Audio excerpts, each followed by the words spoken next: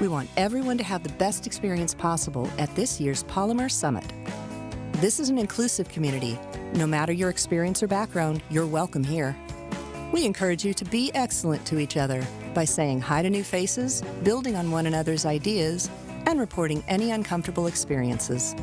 We have a zero-tolerance policy for harassment of any kind. This policy is posted on large signs around the venue, and our full community guidelines are on the event website. Please share your positive and constructive feedback with staff and speakers. Staff and speakers can be identified by their staff or speaker badges or shirts. Let's make this the best developer event ever by creating an excellent experience at this year's Polymer Summit. Thanks!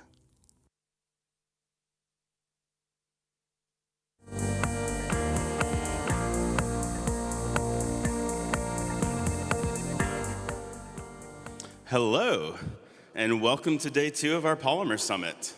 So we've got a bunch of really awesome speakers here for day 2. And to start off is 2 of my oldest friends in this industry. I've worked with Ben and Dion for about 10 years now across 3 different companies, just the latest being Google. And I'm such old friends with them, you saw they let me write their abstract for this talk, which if you notice, they're going to do some interpretive dance. So definitely pay attention near the end when Dion lifts Ben over his head and twirls him around. It's really spectacular. So with that, I'd like to welcome onto the stage Ben and Dion.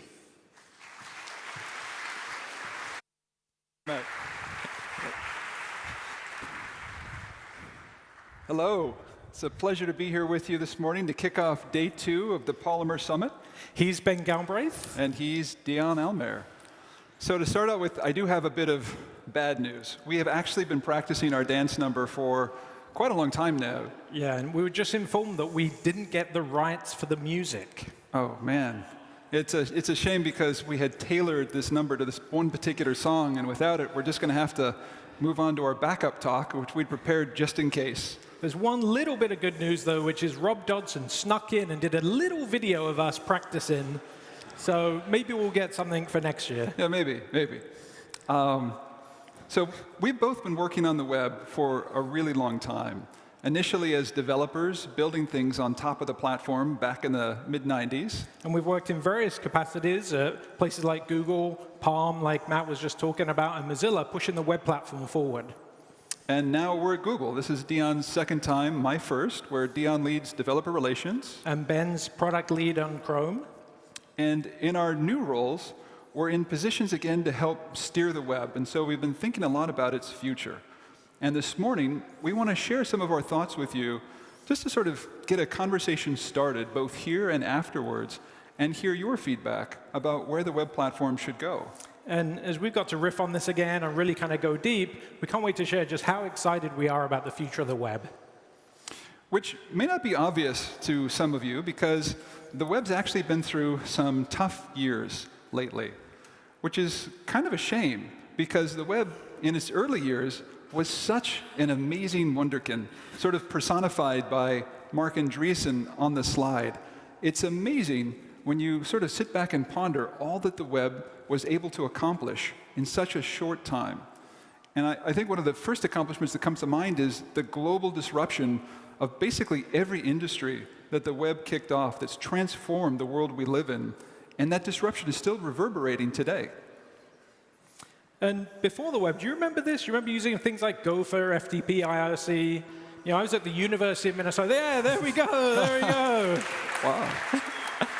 I was at the University of Minnesota where we gave birth to Gopher. And it was really, useful in the computer lab, but not so much for kind of the average Joe. And so really, the web, to me, kind of packaged up the internet and made it the first consumer-friendly and really developer-friendly platform. I got to say, I'm a little upset about all the applause, because I'm going to have to listen to stories about Gopher now for the next 2 weeks. It was amazing. See? You know, the iPhone, we sort of forget about that I in iPhone sometimes, and that goes back to the iMac, where it explicitly stood for the Internet Mac, because back when Steve Jobs came to Apple a second time and sort of figured out how to bring the Mac to market, he felt like he needed to do something different to compete with the Windows app ecosystem. He had to change the game. And so he marketed the iMac as the best way to get to the internet and positioned the internet as really the thing that mattered, not apps. And he kind of had a point back then, because the internet was where all the cool new content was that people wanted to engage with. And so the internet, in addition to its other accomplishments, it also opened up the marketplace again for a platform like the Mac to come in. Yeah, and it wasn't just the Mac. Can you imagine using Linux without being able to use a browser? So at this point in time, the web was a truly unprecedented success. But then what happened? The web had a little younger brother come along, we'll call him mobile. And when your first younger sibling comes along, you got this cute little baby. Who doesn't love a little baby, right? Who doesn't love that? Look how cute it is. And it even had cute little toys that it could play with. These were so fun. You could do some fun, cute little things with them. And like a lot of younger brothers, you try and kind of emulate and act like the older brother. So it tried to do cute little web-like things, back then in mobile. And then before you knew it, that little brother, mobile, grew up and turned into something that was maybe something that someone might think is a little bit stronger, a little bit more capable, a little bit more talented than its older sibling. And people suddenly noticed. And before you knew it, mobile apps became the new thing. And at this point, we started to question, were the web's best days actually behind us? And the web's been through lots of difficult moments before. If you remember, things like Java applets, Flash, and Silverlight all tried to go over the top of the web and replace the web with a different UI layer. And the web's constantly been able to reinvent itself in pivotal moments like Firefox coming to market and restoring browser diversity at a time when people openly questioned whether there was even a need for browser innovation. Or Ajax spurring a reinvention of web apps, resetting what was even possible to build on the web. Or Chrome bringing speed, stability, and security to a whole new level and enabling the landscape we have of really sophisticated high-performance web applications today. So the web has this history of reinventing itself to adapt to the changing landscape and new opportunities. And then mobile suddenly became another one of these opportunities, right? At this point in time, the web as the Wunderkind became maybe a little bit bloated, maybe a little bit out of shape compared to mobile apps, and it was time to kind of get back to the gym to get fit again. And we did that. And that resulted in things like AMP, PWA, all of these capabilities we've been talking about the last few years, making the web truly awesome on mobile. And that continues as we come with new technologies like WebGL, WebAssembly, Houdini, et cetera, the web's working out hard to enable these new class of applications. And so now the web's kind of catching up to that younger brother, but what about the future? As we look forward to what's on the horizon, we actually think the future of the web is set up to be really exciting. And to explain that, we want to talk about 3 trends that are just around the corner and how the web is situated to meet these opportunities. First, the proliferation of even more devices. Then we want to talk about augmented reality for a minute. And finally, we want to talk about assistive interfaces. To start out with, let's consider today's smartphone desktop world. There are so many devices. It's really hard as a native developer to keep up with compatibility across all these different devices in all the worldwide markets. And that explains why things like watches and smartphones, watches and tablets aren't universally supported because of the effort required to extend to these. And then consider smart TVs, which are pretty ubiquitous, and other smart devices that are now hitting the market, and new ones that are just around the corner. How are we going to manage developing for all of these different devices? And it sort of helps you realize that native is really fun when you're targeting a relatively homogeneous device surface, but it can be a nightmare when you're tackling all of this complexity. And so it really makes you appreciate that native makes the most sense when you're creating an experience that's tailored to a particular device or device sort of profile. And that's really why you sort of use the word native, because it sort of indicates that you're targeting something that's really specific. And that also helps explain why one of the world's most popular vertically integrated hardware-software companies has their own native SDK split into different flavors for watches and TVs and tablet smartphones and laptops. It's sort of like us coming to Copenhagen. For the best experience, we'd love to fully understand and learn Danish, but A, that's kind of hard. B, we're only here for a week, and that doesn't really scale. Like, we're going to Poland in a couple of weeks to speak at a Google Developer Day. Fortunately for us, there's a cross-platform language called English that's kind of a fantastic alternative. Thanks very much, by the way. And so the web's always been about this trade-off of sacrificing sort of tight native coupling for the ability to adapt to a wide variety of devices and platforms. And the idea of the web adapting itself to these wildly different device types has been back to the web in the very beginning. Even the original version of CSS contemplated the feature to enable a web page to adapt to text-to-speech devices, for example. And these mechanisms in the web were largely ahead of their time. You could use them for theming, and you can see this in sites like CSS Zen Garden. But now, in the multi-device world we're entering, we're finding new use for these mechanisms. And things like media queries bring them to a new level of maturity and usefulness. So as we enter into this multi-device world, we think the web is actually ideally situated to help us cope with its challenges. And it's ready for this fundamental trade-off that will be required to scale to this world we're entering of new platforms, form factors, and modalities. Let's talk about augmented reality for a second. With AR, we're seeing a lot of these different scenarios pop out that are pretty compelling. We're merging digital and physical objects for shopping, gaming, and much, much more. And seeing it through a phone is neat. It's already useful. It's nice to be able to kind of go zoom in and play around with things. But what's going to happen when this explodes in the future and we get full field of vision through glasses or whatever technology is actually going to bring this to you? We think this is actually going to be pretty fantastic. And when you think to this future, you look at the heart of AR. To us, it looks kind of like a browser. It's about mapping physical addresses to virtual content. And this is what the web does every day through URLs. And what do you want here? You want to link to third-party content to seamlessly browse around and explore different things that are out there in the world. You don't want to install apps for every experience as you go around. So to us, when we look at AR, it seems like a natural extension to the model of the web itself. Last thing we want to talk about are assistive interfaces, because now that computers can understand you when you speak to them, and they can speak to you, it's a fantastic way to get things done. I mean, really, why use the linked list of native app launchers and bespoke app interfaces when you can use the voice hash table to get right to the functionality bucket that you're looking for? I mean, it's pretty fantastic if you can, say, set a timer for 30 minutes instead of having to open up the app and navigate through it. It's really effective. But not always. Does anyone remember calling into phone hotlines, something like a movie phone listing, where you're sitting there on the phone while this voice comes back with, like, there are 10 movies close to you. Anyone First remember movie? this? Does anyone remember calling in? Was that a thing here? There's like a hand in the back. There's one hand. It was like, all right. Painful voice trees. Everyone's gone through that a little bit. It was a very frustrating experience. And it really shows that assistive UIs, to be effective, they have to span all of the screens in our life, because you want to be able to start a session and have that session seamlessly go to whatever screen is around you. In the movie phone example, you want to be able to use your voice to say what movies are playing. Then you want to see the listings on a tablet or a TV that's close by and communicate which one you want to see. And so this means that the assistive ecosystem that we're running into also is coupled to the device problem we mentioned earlier, but it introduces another problem, because now the assistant has to act as an agent for the user, and in order to do that, it has to understand the content of the experience. Where have we heard the term user agent before? So in order for this to work, we have to introduce a semantic layer into our content, which again takes us back to the future of the web.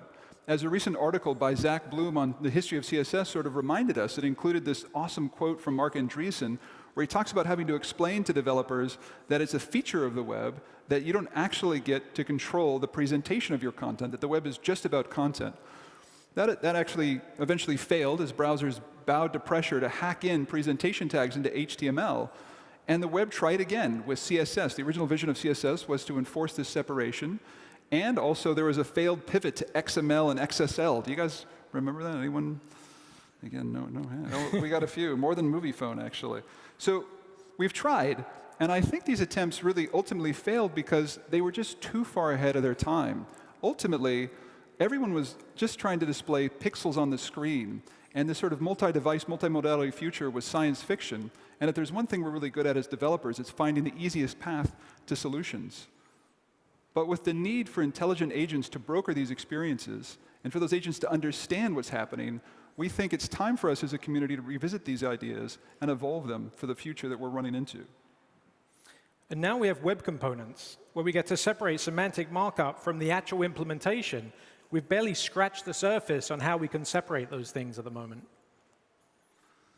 And so in review, when we look at these trends, when we look at the devices that are coming in augmented reality and intelligent agents, we think they actually play to the web's strengths. And it's one of the reasons why we're so bullish and excited about the future of the web. And it also paints for us a potential roadmap of where the web needs to go from here. So coming back to the brothers again, they each had their kind of time in the sun. At this point, they've kind of matured. We've got mature platforms on both native and on the web. And we believe both actually have a long future ahead of them. We've got interesting things to come, unless, of course, another little brother or sister comes along and gets to usurp them. Thank you. Thank you very much.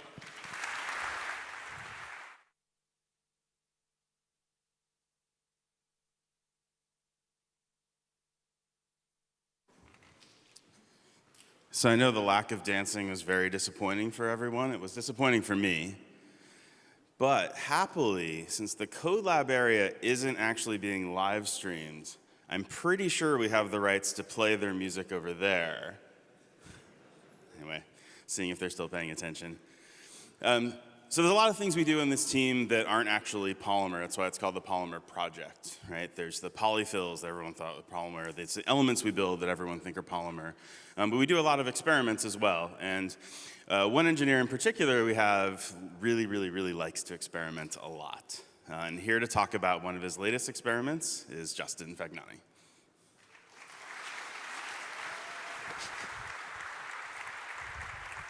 Hello.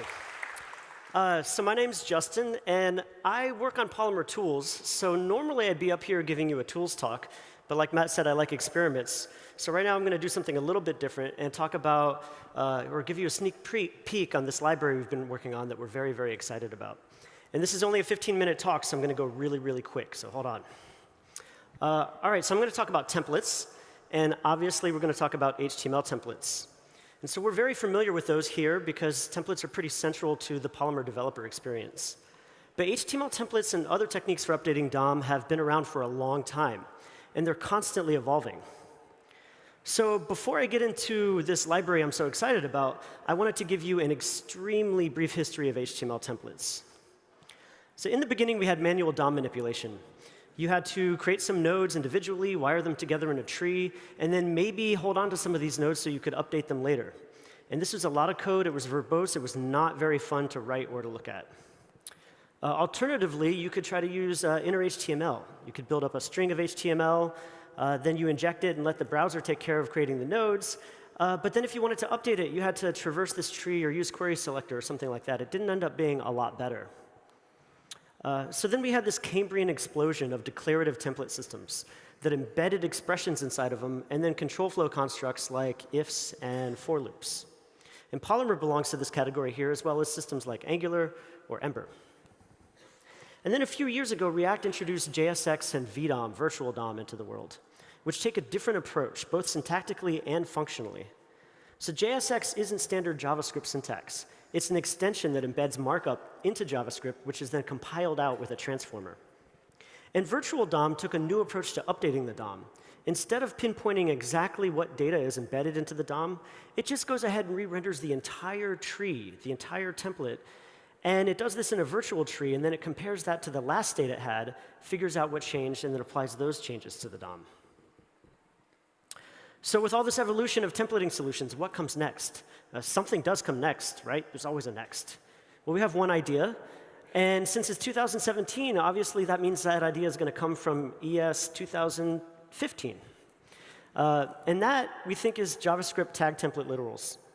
Template literals are one of the most unsung features of ES6 or ES 2015 because they're way more powerful than they appear at first. They're basically strings, but instead of quotes, you use backticks. And they can span multiple lines. And you can also embed JavaScript expressions inside of them, which is great for building up strings from data. And this is where people usually stop with template literals. But interestingly and very powerfully, they can be tagged. And a tag is a special function that processes the template literal, both the literal and the expression parts. And it can return whatever it wants. It doesn't have to return a string. So this is interesting. Template literals were actually designed to allow domain-specific languages to be embedded in JavaScript. And HTML is a domain-specific language. So you can see how these features together let you write something that at least syntactically looks like the HTML templates that we're already familiar with. So this seems like a promising direction to explore, especially because of our move to JavaScript modules that we announced yesterday. Polymer templates inside of modules are just strings. And when we worked with this a little bit, we wanted something a little bit better. And we really wanted to be able to take advantage of the fact that when we're writing templates in JavaScript, we can be right in the JavaScript scope that holds the values that we want to put into the templates in the first place. And we also wanted to take advantage of the fact that we could use real JavaScript expressions, which are going to be as fast as possible. The key, though, was figuring out how to keep updates fast and make minimal updates to the DOM. And we're starting to see a number of other libraries now that use a similar approach, including libraries like HyperHTML, HyperX, Bell, and T7. And now I'd like to introduce you to the library that we're so excited about, which is called lit-HTML. Now, lit-HTML is still very, very experimental and under development, but we wanted to give you an idea of what templating in a module-only world might look like. So we call it lit because, well, it uses literals, and it's very little, and we needed a name, and this name was cool. So what is lit-HTML? Lit-HTML is a combination of JavaScript template literals, the HTML template element, and a render function that lets you efficiently render and re-render these templates to the DOM. Let's see what this looks like. So lit-HTML templates are just JavaScript template literals. They contain embedded JavaScript expressions, and they're tagged with lit-HTML's HTML tag. And then we have a render function which lets you render a template to some place in the document. Now, on the surface, this looks like we could just be building up an HTML string and using inner HTML to set it on the document. But that's not what's happening at all. If we were using inner HTML, we could just replace the expressions with their values, join them together into a string, use inner HTML, and then we'd have our template. But this would be very difficult to update because we've lost the locations of the expressions from our template. So instead, what lit-HTML does is it replaces the expressions with these placeholders, and it creates a string out of that, and then it uses that to create your template. And after it's created the template, it goes through and it finds the placeholders again, and it remembers where they are, and we call these things, these places where these templates, these expressions are, parts. And then we remove the placeholders from the template. And now we have a template that we can use over and over again to create DOM. And because we remembered the locations of these dynamic parts, we can replace them with values after we've created that DOM. And because we have those locations, we can efficiently update them with new values when the values change. Now here, we're probably going to use templates mostly to create shadow DOM for custom elements. So what would it look like to combine lit-HTML with Polymer? Well, here's a Polymer 3.0 element in a pure JavaScript module, and we have an inline template here that's returned from a static method, the template method. If we convert this to lit, you can see that it's very, very similar, except for that instead of a static method, we have an instance method, because we want access to that instance level state. And even though this doesn't appear very different, the developer experience is actually a lot better, because the expressions are real regular JavaScript. So now you get all the syntax highlighting, linting, formatting, type checking if you use TypeScript, all those features that you're used to from your tools because it's just JavaScript. It's also more powerful because it's just JavaScript. You can do arithmetic in expressions, you can call functions, you can build up templates from parts using if statements and for loops, and you don't have to hang everything that you want to access in expressions off the prototype anymore. You can just import it or declare it and use it. Next, I want to talk about the three main goals of lit-HTML. First, we want to make it efficient, because quickly rendering DOM is one of the primary tasks of a template system. Then we want to make it expressive, because you should be able to build very interesting templates with your template system. And then finally, we want to make it extensible, because no template system can build in all the features that you're ever going to need. So first, let's talk about what makes lit-HTML efficient. So one of the things is template literals themselves. They have some really nice properties that we take advantage of. One is separating static and dynamic content. Let's look at why this is really important. So every HTML template system is responsible for creating a tree of DOM nodes. But only some of those nodes are ever updated after they're created. So templates have this structure.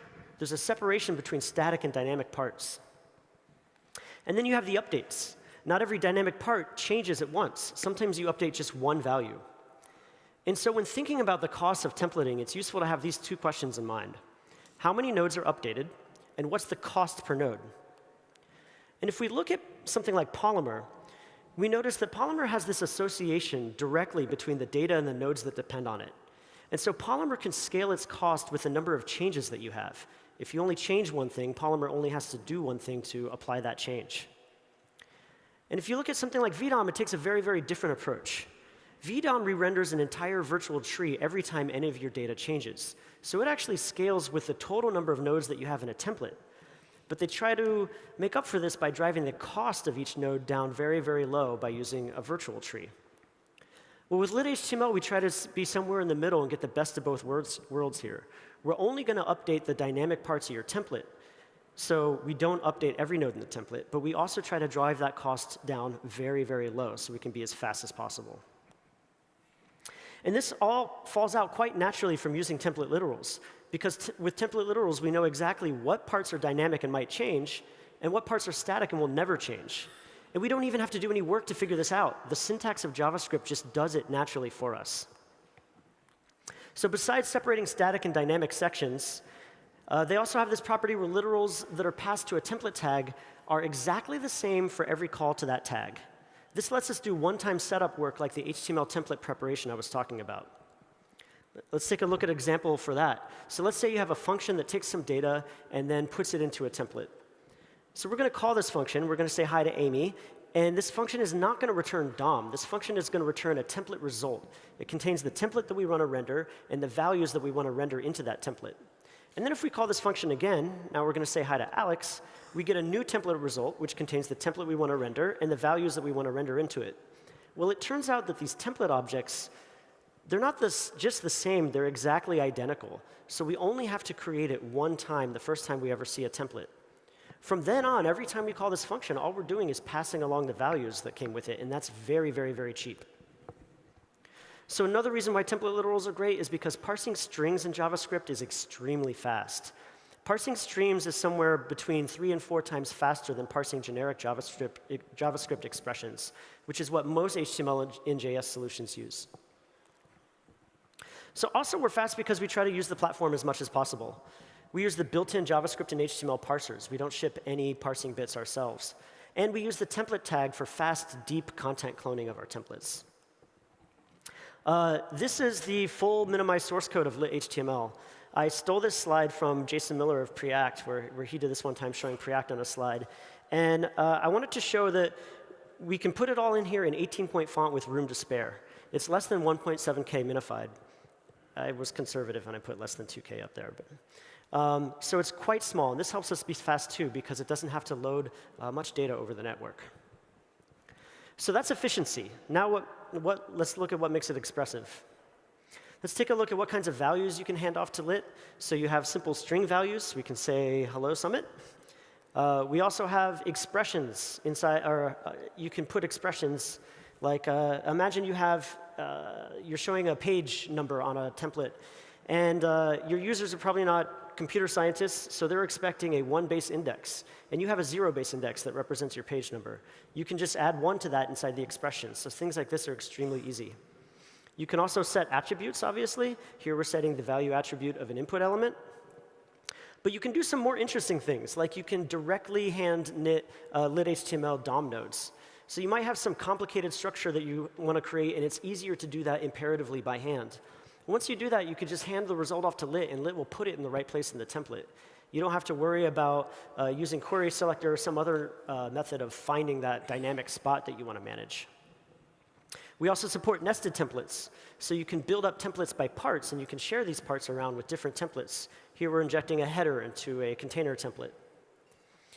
And because we support nested templates, you can build up templates dynamically with logic. So here we're going to show a different message to the users based on whether they're logged in or not.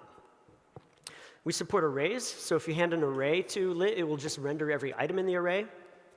And this becomes extremely powerful when you combine arrays with nested templates. So now you can take an array of data, map it over a template, and you get an array of templates. You hand it to lit, and lit will efficiently render that to the DOM.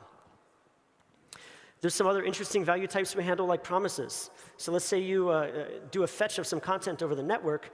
You can just hand that promise to lit, And when that promise resolves, lit will render the result in your template. You don't have to do anything there for it. So if you put all this together, you can see that we can create some really complex and expressive templates.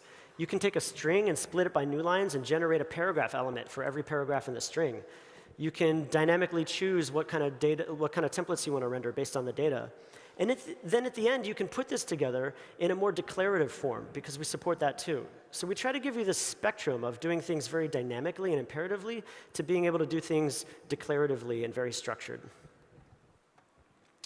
All right, finally, let's look at extensibility. There's two ways that you can extend lit HTML. One is with directives. So a directive is a function that lets you customize how a value is handled by lit HTML. So I told you about promises, where you could give lit a promise, and when it resolved, lit would render that content. Well, a lot of times you want to render some default content, a placeholder that renders until that promise is ready. And so that's what this until directive does. You give it both a promise and a placeholder. It renders the placeholder, then it renders the promise when it's ready. And I wanted to show you how easy this is to implement. So this is the entire implementation of the until directive. And a directive is basically a function that gets a part. And a part has an API. Set value is the method it has. And so you can just call set value. Here we call set value with the default content. And then you can call set value again when the promise resolves. And that's your entire directive right there. So it's very easy to extend and customize. Thanks. Another directive that we bundle is a repeat directive. This is very similar to DOM repeat in Polymer. This lets you do efficient lists where you can reorder the items in the list. So if you change the order of the list and then give it back to lit, it can track what data went to what DOM node and then just rearrange the DOM nodes without having to re-render your entire list. OK, another way to customize lit is by using custom parts. Custom parts let you change how values are handled across an entire template. And we've bundled a couple of these together in a library we called lit extended, which gives you Polymer-style sugar on top of text nodes and attributes. You get property bindings by default, and we have declarative event handlers. So for property bindings, let's say you have a custom element, and it has some property where it's expecting some rich data to be bound into it. You can just go ahead and, with lit extended, use the normal binding syntax, and you get a property binding. But notice something here. Notice that capital P up there. It turns out that because we're storing the attribute names in JavaScript, we can go back and get the case-preserving names of the attributes there. So now we don't have to do this kebab case to camel case mapping anymore. We can just use the real property names. And that should eliminate a lot of errors that people accidentally get into sometimes. We can also fall back to attributes if we need to by using the $ suffix, just like Polymer.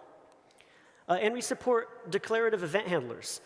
This looks like Polymer because we have the on- prefix, but it's a little bit different because we actually take a function value into the binding expression. And so you can write inline handlers like this, or you can just reference a method on your custom element. OK, and that's what makes it extensible. And that's basically all of lit HTML. The next question is where to now? Like Matt said, this is currently a bit of an experiment, so we have a lot of testing and optimization and benchmarks to do to make it real. But from what we've already done, we know that lit is very fast and that it works great on the modern browsers. And then we want to write a mix-in for Polymer so that you can use this together with your Polymer base classes. And then finally, we want to add tooling support so you can get syntax highlighting, code completion, hover over documentation, all the features that we give you in our Polymer IDE plugins.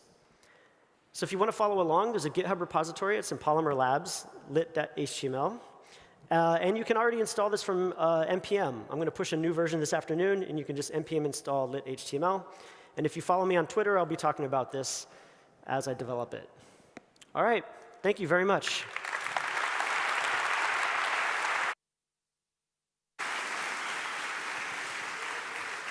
Thank you, Justin. So we've been doing this quite a while. And I wanted to have someone who was there from the very, very beginning come out and talk about what we've been doing all along. He happens to be another really old friend of mine. He can be a little scary on Twitter, but he's not quite as scary in the office, but still a little scary. Please welcome to the stage Alex Russell. Thanks. Thanks, Matt. I didn't hope to scare anyone today. Matt made me promise not to turn this into a half an hour of telling you why your websites are too slow. So I'm going to try to refrain myself. I am a software engineer on the Blink side of the Chrome team, which is to say the engine bit. And I help lead our standards efforts on Chrome. But once upon a time, I also helped start the team that built the project that ended up as web components and ES6 and a bunch of other improvements to DOM and to JavaScript. We put together kind of a dream team, I think, that set out to solve problems that seemed really urgent to us back in the day. And that problem was, why were the web apps that we were making so bloated and slow? We were looking at this from the perspective of Google's own apps, Gmail, Sheets, Slides, Docs, all the rest. And after a couple of years, after we'd released Chrome, and a year after we released Chrome Frame, what we saw was that the front ends that we were making still weren't using the new stuff that we'd finally enabled through Chrome, and hopefully in IE through Chrome Frame. We had this huge, high query per second system that did nothing but generate rounded corner GIFs. I don't know if you used to make rounded corners like this, but this was like one of the highest QPS systems that we had in a bunch of our backends, because there was this 9-grid system that made a table, so every time you wanted a rounded corner to get it to work on IE6 and IE7 and IE8, to all the browsers that mattered, you would put in some JavaScript that would generate a table and all the elements that go along with it, and then make an image request, and then put that around the outside, and then you get the idea, right? It was super inefficient. And that really bugged me, and it bugged some of the other folks on the team. We used to have a lot of code hanging around like this. In fact, this is still, if you go to the Clojure open source repository, don't read this, it's a bit of an eye chart. But what you get in the comment there is a sense for the DOM that's generated to give you a rounded top left-right or left-right for your element. And that actually didn't do real rounded corners. That didn't even use the GIF hack. This is just sort of faking it with 1-pixel offsets. This is how we used to make rounded corners. So perhaps we were lucky to start doing web development after that era. But what we were seeing at Google was that teams that were starting fresh in 2010 still carried around this kind of legacy baggage. Either their frameworks were baking this sort of thing in by default and they just used it off the shelf, or they had these assumptions about which browsers they had to support, which may not have been questioned in a while. And so they always seemed to bring along this least common denominator approach. Even when most of the users came from modern browsers, they still used these slow paths. To this day, Clojure has components like this. This nod at me, obviously. We're kind of performance obsessed at Google, and this doesn't seem great. But we didn't really have hard data about what we were really losing to this sort of inefficiency. How much was this actually costing us? So I did a little project to find out. I stole a couple of weeks from my 80% project. I kind of just didn't answer any email or go to any meetings, or really, I may not have been on the planet as far as anyone was concerned. Basically, slept under my desk and just started hacking up Gmail. I got the servers running. That took half a week. Don't ask. And my goal with this project was just to remove as many elements from Gmail's DOM as possible. I wanted to make sure the app was pixel for pixel the same, keystroke for keystroke the same, that it worked exactly the way that it did, but see what you could do if in 2010 you started fresh. Like, what would it take to iterate to use some of the more modern stuff? So there's a lot of stuff in Gmail. This is a screenshot of a recent Gmail. And a lot of things in the engine are linear in the number of elements. Some of the things are linear or super linear in the number of nodes above you in the tree, the depth of the tree. So fewer nodes, the theory goes, and shallower hierarchies would be faster. So looking at where the elements were going, it seemed that modern platform features could help remove some of the inefficiency, rounded corners, for instance, getting rid of a bunch of the extra elements for layout. But that was all conjecture. Turns out it's really difficult to measure the contributions of small elements in large systems. After about a week and a half of sleepless hacking, my prototype got to a 40% reduction in the total number of elements in the Gmail DOM. That 904 today used to be a lot larger. I was using CSS rounded corners instead of 9-grid tables and GIFs. I was using Flexbox instead of a custom dual-pass layout system written in JavaScript. We were dropping hugely nested layouts in favor of things that were much more modern. And in general, opting for the thing that you do if you could start over circa 2010. So, did it work? And testing locally on a fast machine, my development workstation, which was a 16-core i7 workstation class box, was super inconclusive. It was kind of a bummer. I'd spent a couple of weeks on this, and I'd really hoped to find that something was going to be a lot faster about this. I had thought intuitively, knowing something about how the engine worked and something about how websites work, that this would turn into a faster experience. But for the life of me, I couldn't find a way to say that it was faster. The changes made the soy templates a little bit smaller, but try as I might, I couldn't detect any large performance wins on that really fast device. But that didn't keep my friend Emil Eklund from the Gmail team from productionizing portions of my prototype patches. Those changes wound up dropping the total size of the Gmail DOM by something like 30%. Given the ambiguous data we'd seen locally, both in local testing and in the population control groups at Google, we didn't really have high hopes for anything other than some code cleanups. We thought that this might lead to a nicer way to work on Gmail, but we didn't think that it was actually going to be a big performance improvement. Boy, were we wrong.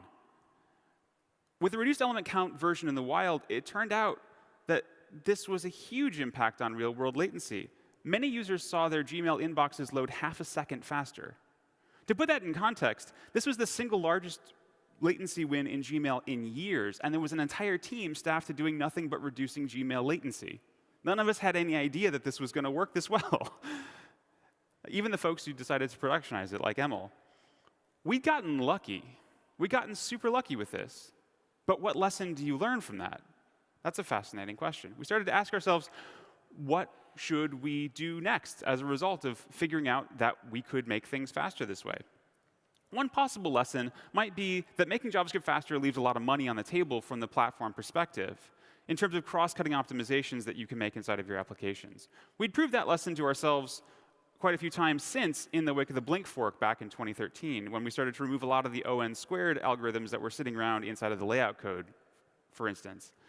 Another possible lesson that we could learn is that moving common stuff from user space into system space, into the platform itself, let us reduce not just the cost of development time or reduce our complexity for developing a particular feature, but it also potentially let us radically improve the user experience too. It turns out that this only works if we can get developers to use those features, though. Compelling new features don't need a lot of help here.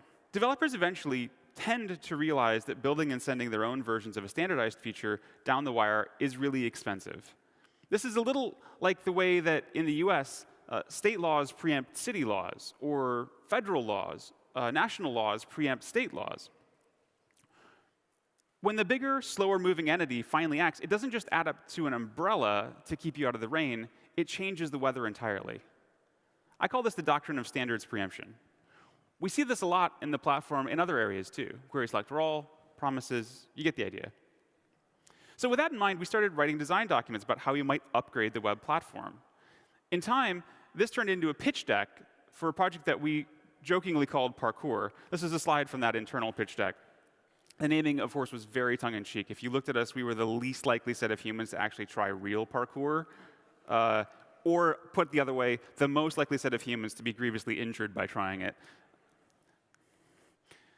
So what did we do? Well, every couple of weeks, we sequestered ourselves every Thursday.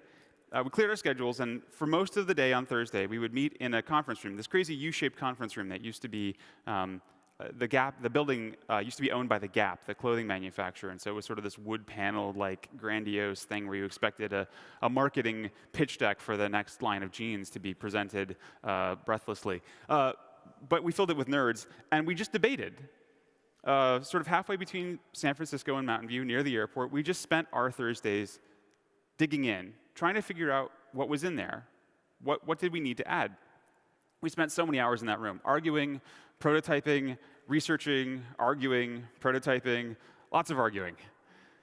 And we recruited from the ends of the earth. This is the Sydney team. And they eventually wound up owning a large portion of Blink's style engine. They still do. As a fun aside, some of these folks were just coming off of the Wave project.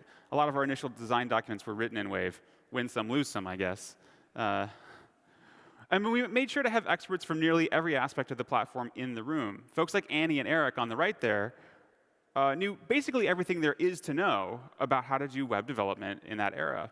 And folks like Tab on the left and Chris Burrows were language and standards experts. And together, we could figure out solutions that work not just in practice, but also in theory. Kind of valuable when you need to actually go write it down as a standard sometime in the future. We pulled in designers and toolkit engineers and folks from all over the company to help us hone our understanding and try to understand aspects of problems that weren't clear yet, both the problems themselves, but also the ambiguous design space around how we might potentially solve them. And did I mention the whiteboards? We had a lot of whiteboards. We spent a lot of time at whiteboards. So many whiteboards. All the whiteboards. And when it wasn't whiteboards, it was video conferencing from all over the world. At one point, we had folks pitching in from Sydney, Tokyo, San Francisco, Mountain View, Seattle, London, Munich, and St. Petersburg all at the same time. We didn't sleep a lot. It was sort of shocking how many designs we worked through in the space of a couple of years. It was exhausting. It was an incredible amount of work and discovery and prototyping. Turns out that inventing new platforms is relatively easy. Iterating on existing ones compatibly is much, much harder. One of the most fruitful veins of exploration for us was digging into the then popular JavaScript frameworks to try to understand how they worked, what was in there, what was common between them. Members of our ad hoc team had built JavaScript frameworks that were, at the time, powering some of the largest products from Google, IBM, and Sun. Remember Sun? And we took it upon ourselves to learn the ones we didn't know already. We looked beyond the JavaScript tools, too, not just jQuery, Clojure, Dojo, and YUI, but we looked at Flex and XAML and Zool and XBL and JavaFX and pretty much anything else we could get our hands on. What we discovered were striking similarities, but wildly different levels of platform support. There was a huge difference between some of these environments in terms of batteries included versus bring your own. The web, it turned out, was very much in the bring your own camp. We tried to boil a lot of what we learned down into these documents, these endless documents that sort of cataloged the ways that people were trying to plaster over what the platform did or level it up through common idioms and interfaces. Just to give you a sense, this was what we did. Please don't read this. This is one of the investigations we did just to try to compare and contrast the event systems. This is copied directly out of a document I wrote. And it gives you a flavor for some of this research. We wanted to know what toolkits and frameworks needed to provide because the platform wasn't either nice enough to use or expressive enough to get the job done. And we tried to identify areas that were common. Something that really jumped out at us was how much infrastructure each library was bringing around to support creating widgets or components. This is jQuery UI's idea of something like a menu. Behind that $.widget is a huge world of infrastructure being created to support stamping out instances of this thing. Here's something very similar from Clojure, the JavaScript library that traditionally had powered almost all of Google's largest front-end products. That Goog.inherits line at the bottom shows that this class really is trying to be a widget. It's trying to inherit from a control class. This is the Dojo version. It's very similar. That declare method at the top, that's the thing that does all the magic. It sets up functions, it wires up the prototypes, it mixes in all the interfaces. It does all that stuff for you. But under the covers, it's the same thing. There's a function, it's got its prototype wired up. It's a class, basically, that you can instantiate, and it creates some DOM from a template and manages its internals in a componentized way. jQuery's approach hung all those custom details and tried to stuff them inside of the element itself, whereas almost all the other libraries that we investigated did the opposite. They created a parallel tree of components which happened to have elements hanging off of them. Dojo, Clojure, YUI created this parallel hierarchy that just wrapped the DOM. Here's YUI's version, for instance. It basically takes the same approach as Dojo and Clojure. Studying this landscape for a while, it became clear that what everyone was really trying to do was to create a logical hierarchy of components that didn't have all the implementation gunk in the way. Frameworks are spending tons of time and bytes on the wire to make this possible. A major challenge for companies as big as Google was that even when these tools were open source, they were also incompatible. You couldn't take a YUI widget and use it inside of a Clojure application without pulling in the entire library that came with it. There was a huge sunk cost to importing any other thing into your system. You couldn't compose Clojure widgets into GWT. As Google, that sucked. A lot of us were ex-framework authors, and at some point in the distant past, we'd all basically had this question at the top of our minds. Why in the heck can't we subclass the HTML element? But when you're working on a framework, this isn't really a meaningful question. You can't do anything about it. It's not actionable. Browsers are browsers, them's the breaks. You just take what you're given and you move on. But now we worked on the browser. What if we could fix it? What if we could make subclassing HTML element possible?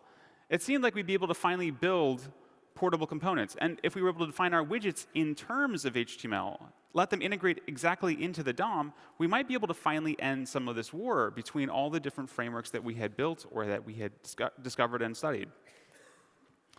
So to validate our assumptions, we started building prototypes. We built entire applications. And we threw away all the libraries that we had used before. We got rid of them, and we built as little infrastructure as we needed to use tip-of-tree, WebKit, and V8, circa mid-2010, to see what was still missing. If we could use the tip of what the web platform had, was it all just sitting there and we didn't know it? We just hadn't used our CSS rounded corners in this case? It was fascinating to see what fell away and which parts we had to rebuild. To define menus in our apps, we still needed to contort the word function to mean class in some cases and do some nasty underbar proto-wiring to convince Chrome that our instances were actually elements and that you could call methods on them. It kind of worked. It was definitely less messy than the other way, but it still didn't let you say what you meant. We built entire apps, including a cross between an RSS reader and Google Maps. You could see the current news if you zoomed in and search for things all across history. But if you zoomed out and scrolled down, we backfilled with Wikipedia data. It was pretty cool, but I can't get a screenshot of it because I tried to get it working. And unfortunately, we built it on the RSS APIs from Reader. I spent a couple hours trying to get it revived. And Mihai, one of the engineers who worked on Reader, was on the team. And he plumbed a bunch of this cool stuff in. And I'd like to just take a moment and pour one out for Reader. Can we do that? Just a moment of silence for Reader. All right. I'm still sad. As we built these apps, we took note of every single time that we had to build a little bit of library to support ourselves. It turned out that this was a great to-do list for things that we might go and add to the platform. And over the next few years, we attacked those gaps. And I'm proud to say that we were relatively ambitious. We were not shy. Between 2010 and 2012, we developed an attempt to advance work in HTML and DOM, JavaScript, and CSS. We'd seen what happened to other efforts which tried to solve all known problems in web development using a single tool. For example, unbounded extensions to the input element, or dozens of one-off CSS properties. Because when all you have is one hammer, everything looks like a nail. So we took out some wrenches, we got some saws, we built an entire workbench. We decided that we would try to target our improvements at the places in the platform where they made the most sense. And so we built a team that was broad enough to let us start to attack each of the problems where they lay, not necessarily where we could most easily turn the wrench. By taking a broad view, we were able to target minimal interventions in many areas of the system, each of which I hope are valuable, but together kind of add up to Voltron. Web components aren't one addition. They're a bunch of different things that eventually end you up with something like Polymer. So Peter Hallam, the chap on the right here, helped us design classes, traits, and modules, async and await syntax, for instance, and prototype it all in the first JavaScript Next to JavaScript Now compiler called Traceur. Taking them to TC39 turned out to be pretty slow going, though. But eventually, we got a lot of the things that we really needed to make this better future possible done through standards. Working through standards is sort of the grinding terror of business travel combined with the high-stakes whiteboarding. It's just as much fun as it sounds. We persisted, though. And occasionally, we even won a few. Incidentally, this is Dmitry Glazkov, my engineering partner in crime in all of this, and now the Uber tech lead for all of the Blink project. When I originally posted this photo to Flickr back in 2011, I initially captured it, "He's never going to live this down." So I feel like adding it to this presentation is just sort of keeping a promise to myself. Anyhow, it wasn't all smooth sailing. After we opened up the design process and started making public proposals in 2011, we got a lot of mixed signals from other browser vendors. The standards process isn't necessarily something that you can game. We need to actually forge agreement. But most of what we got was indifference. Browser engineers tend not to viscerally feel the problems that we feel as web developers. The grounding explorations that we were doing to understand the state of the art and where the problems lay were actually not the norm. Most browser engine projects don't do this. A lot of people were surprised to hear that browser engineers don't understand web development very well, but having worked on both sides of this line, it makes sense to me. It's not like you beat the boss at the end of the web development level and suddenly get handed a Chromium checkout, an MSDN subscription, and a copy of effective C++. Web development and web engine development are separate skills. and we hire separately for them. The problems we were trying to solve in 2010 and 2011 were partially about speed, but also about expressivity. The problems that front-end community today is trying to solve are very much have the same flavor, except that many of us now are so up to our necks in frameworks and CLIs and tools that we can't really even see how changing something in our apps would actually affect that eventual outcome for our users, especially in the context of the existential threat that we face in terms of mobile performance. Back in 2011, when we put a slide like this up, developers understood that this code didn't feel right. It was div, div, div, div, div, div, div. It was not saying what you meant. So the expressivity argument tended to work. But the performance argument has kind of always fallen flat. Desktop computers were getting faster, Wi-Fi was everywhere. Was this really a problem that we needed to solve, a problem we needed to solve right now? We tried to sketch out a simpler future, one where you didn't have to have heavyweight frameworks and build steps to enable the edit refresh cycle that we had grown up on, the one that we were so addicted to and really enjoy. All this code came from a snippet in a slide deck we put together nearly 7 years ago.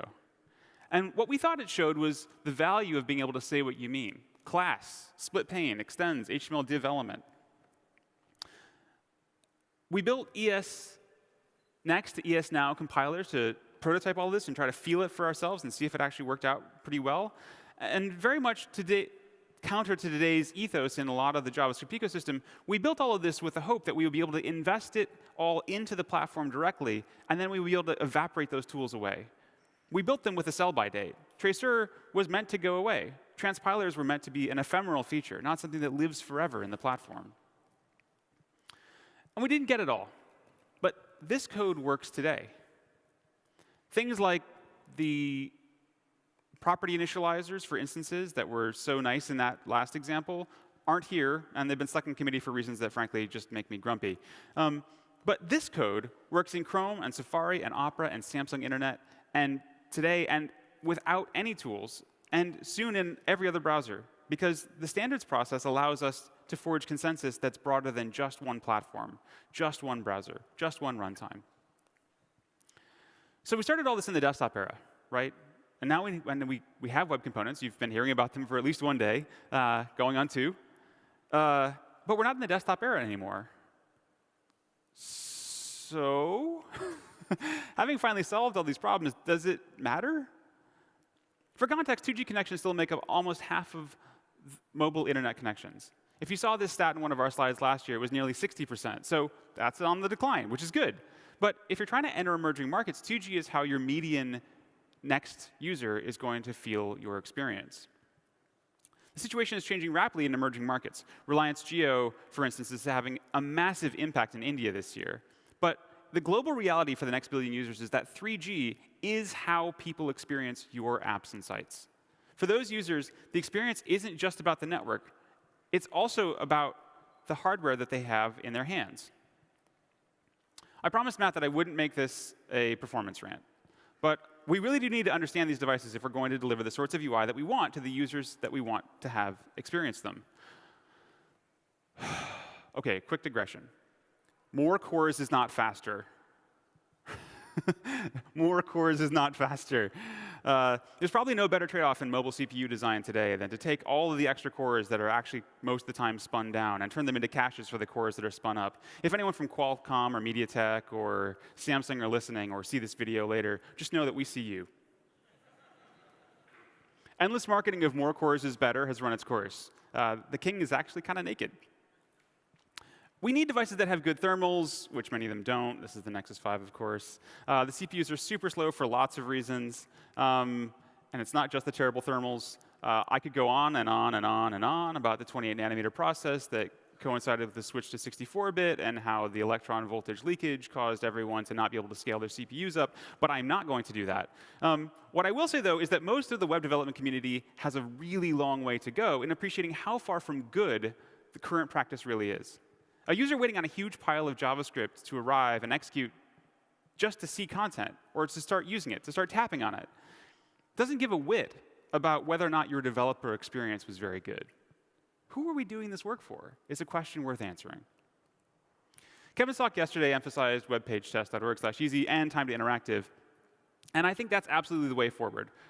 Accurate network simulation plus real hardware gets you actually pretty close to ground truth of the experiences that we're building today and shipping to users over unreliable networks. Perhaps the most important thing for us to understand collectively, though, is that when hardware gets cheaper, it has a different effect here than it does in an emerging market. For wealthy users, more transistors every year, Moore's law, right? Every 18 months, double the transistor count. Here, that turns into basically constant dollar spend or euro spend. If I spend the same number of euros next year on a phone, it's a faster phone. In an emerging market where most people in the world or in those countries don't have devices, that turns into a broader market for a cheaper version of what you already have.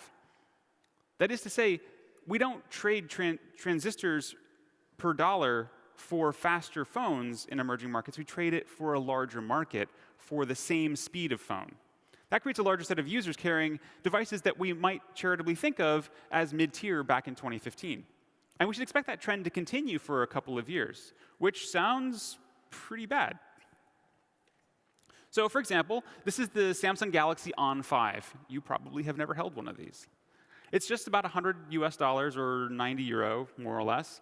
It's a gig and a half of RAM and about 8 gigs of storage. It's pretty popular these days in India. It's, I think, the third most popular phone in Flipkart.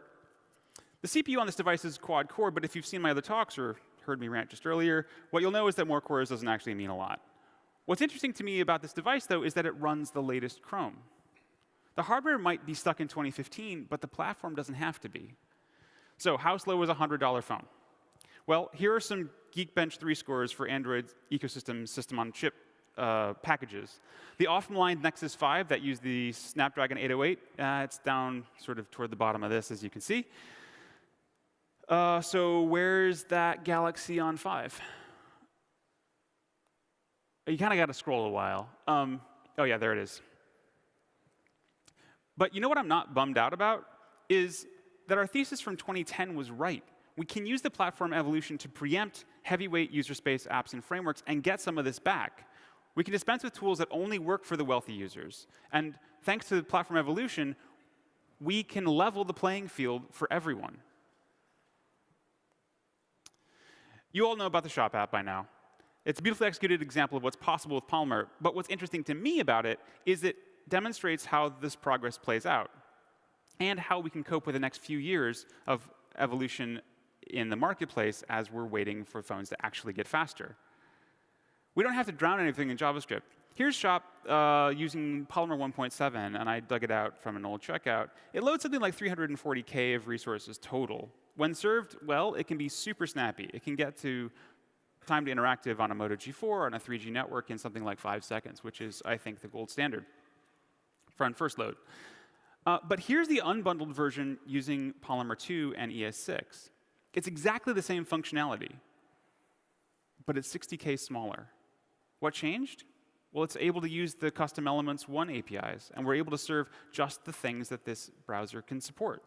For users on slow connections and flaky networks, this is huge. Shop was fast already, but every kilobyte we lean on the platform for instead of sending down the wire really pays us back. And it pays us back in terms of reach over the next few years. Polymer is converting on the promise of we believed in back when we started the Parkour project, but in a context that we just didn't see coming. Web components, it turned out, were the answer to a problem we didn't know to ask. When Darren and Alex and Matt and the rest of us all bet on this effort back in 2010 and 2011, ES6 and web components were sort of something we just were going to figure out, something that we kind of knew were going to be important, but we didn't understand why. But we got lucky again. When we started ripping elements out of Gmail, we didn't know that it was going to make anything faster. Turned out it did. When we started upgrading the platform, we knew it would make it nicer to use, but we didn't know how much faster it could make things. But now we know.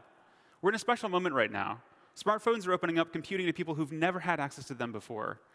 And the web, I believe, can be the single best way to deliver experiences to those users if we don't drown it in JavaScript. The web's evolution is freeing us up to attack new and harder problems further up the stack. That's great news for us as developers, but it's mostly great news for our users if we use the platform. Thanks for having me, and thanks for making your sites fast and small.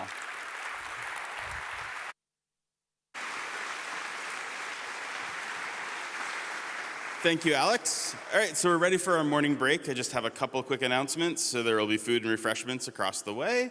Just a reminder, there's the Ask Polymer Lounge where you can get your questions answered. That is staffed right now.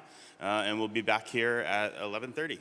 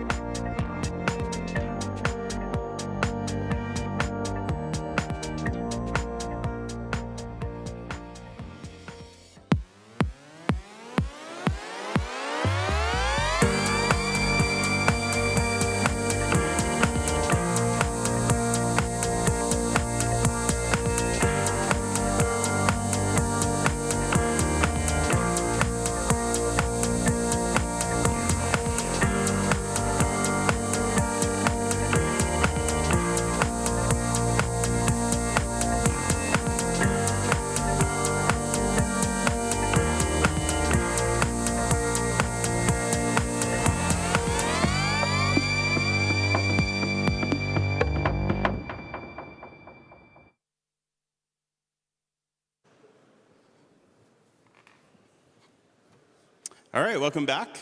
Just have one quick announcement. We're going to be doing a panel later on. This is everyone's favorite chance to put us on the spot.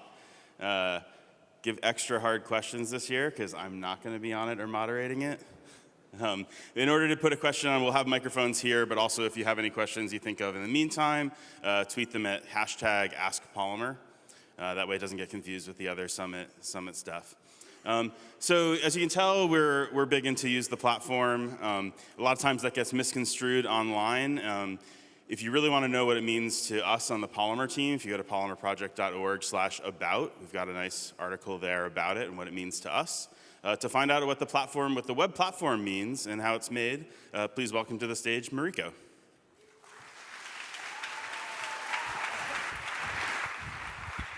Thank you, Matt. Hi, Mariko. This is my Twitter handle and GitHub and pretty much everybody on the internet.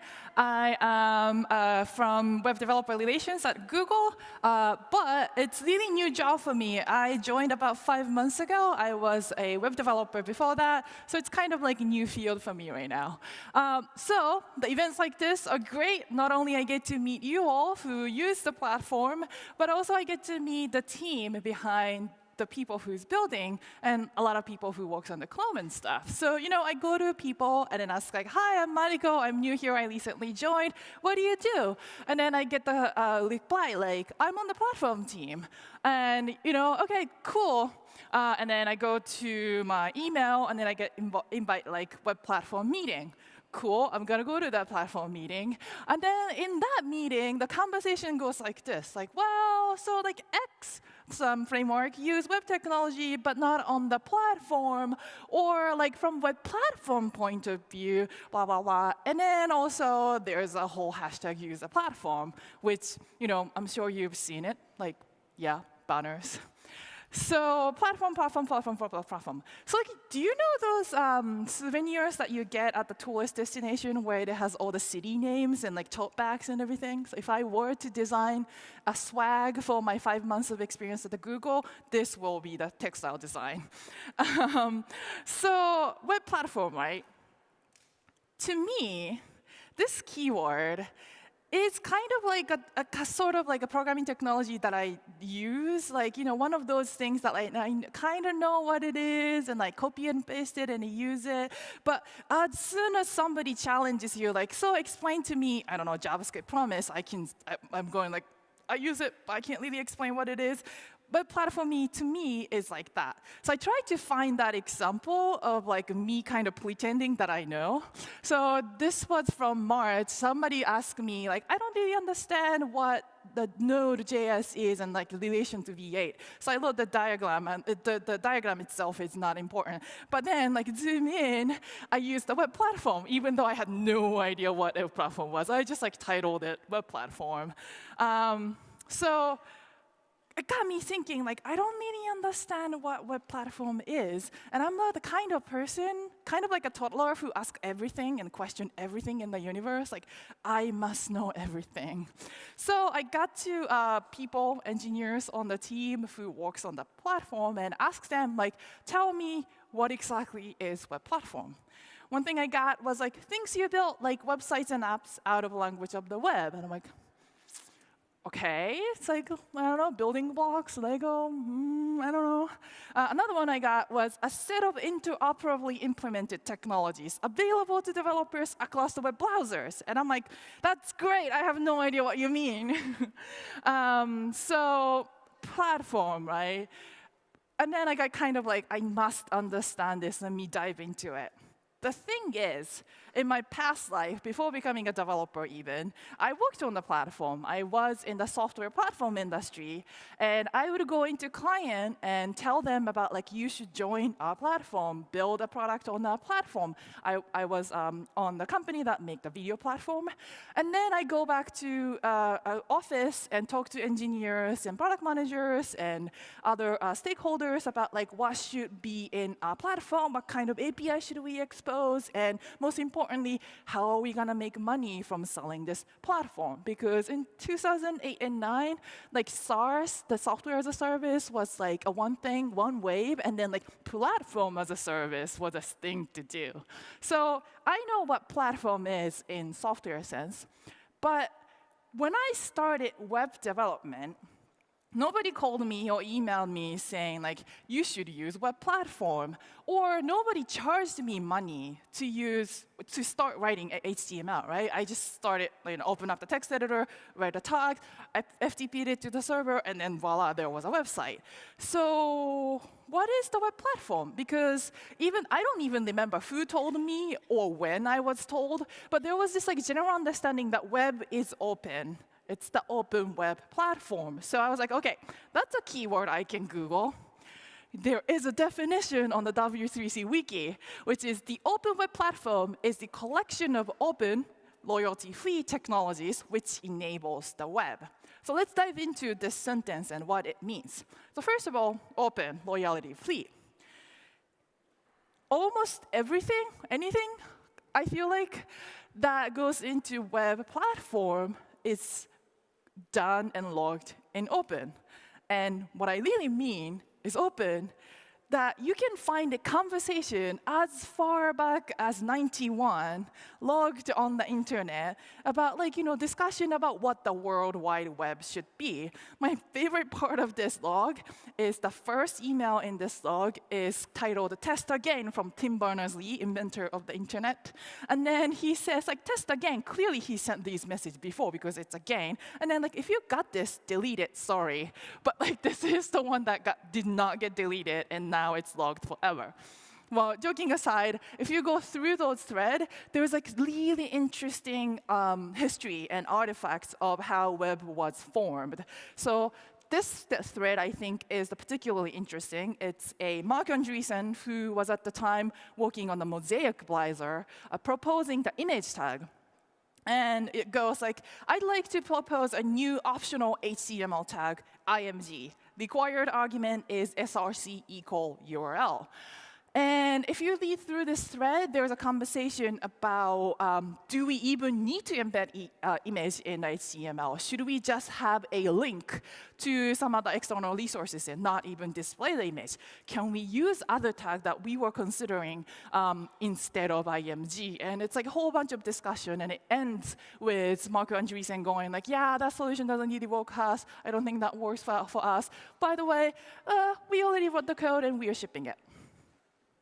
So that's the open part. The discussion is done in open. Nobody is trying to say whoa, my HTML is gonna have embeddable image and I'm gonna charge money for it. No, the ideas and technologies and how it should be, the API should be, is discussed in open. Another part is that it is a collection of technologies that enables the web. And we looked at the image tag example, but it's not only just defining the HTML tags. So what kind of technologies do we have on the web platform? Well, the web is evolving ecosystem. So one example is the pointer event. So we used to browse websites with keyboard and mouse, but then now we browse on those devices, and we use our fingers and two fingers. So we needed a way to address those interactions in our web, and we added pointer events. Another one, the web used to be just a document that we shared across the internet, but now we make applications, and which internet application needs to get access to local file system maybe, so that you can upload an image and make something like Instagram. So File Reader API was added. This is the API that is near and dear to my heart. This is the API I use for the first application I wrote on my job, not the side as a hobby, but the first application I wrote on the job, I used this File Reader API because I had 2 weeks of off time. I wasn't a web developer yet, but I was on the business side.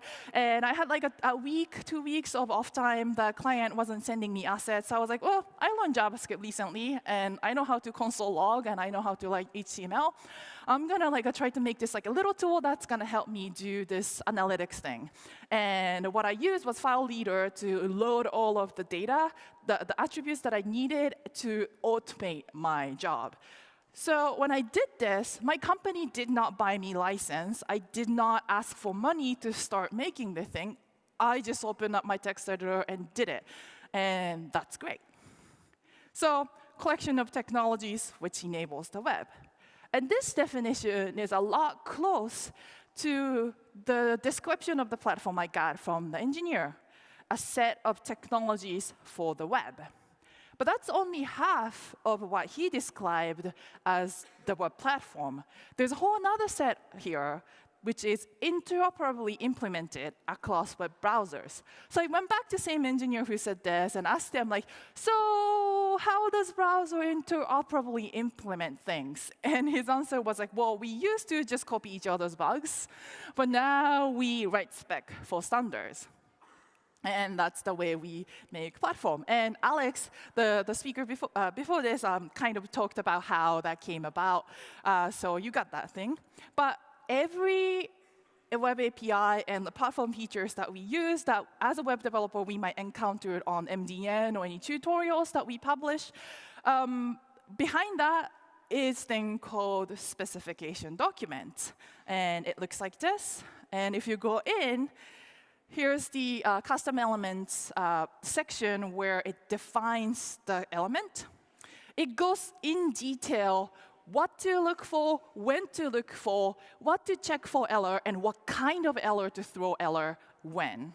It goes in step-by-step detail also how this API and how this feature should work. And you might have ended up this in page when you were trying to search for some tutorials, and then you might look away, because I did. I certainly remember this like a design of a blue bar, sidebar thing, but like I don't ever remember just like getting any information that I can use on a web development job to finish this PR from this document. I was just like, that's not for me, I'm just gonna look away. While I was just having this conversation, another colleague of mine asked me interesting question. So he works on standards effort at Google. And he asked me like, so I have a question, why don't you just contribute to standards? And my answer was like, that's an interesting question. I have never thought that's possible.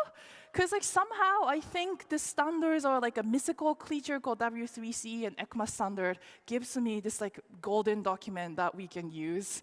And I've never thought that there was somebody or some human close to me writing these things. So I told him that like I just never considered as things that I can do. And he was like, oh, that's interesting feedback. Glad to know, because we never thought that was like you thought that way.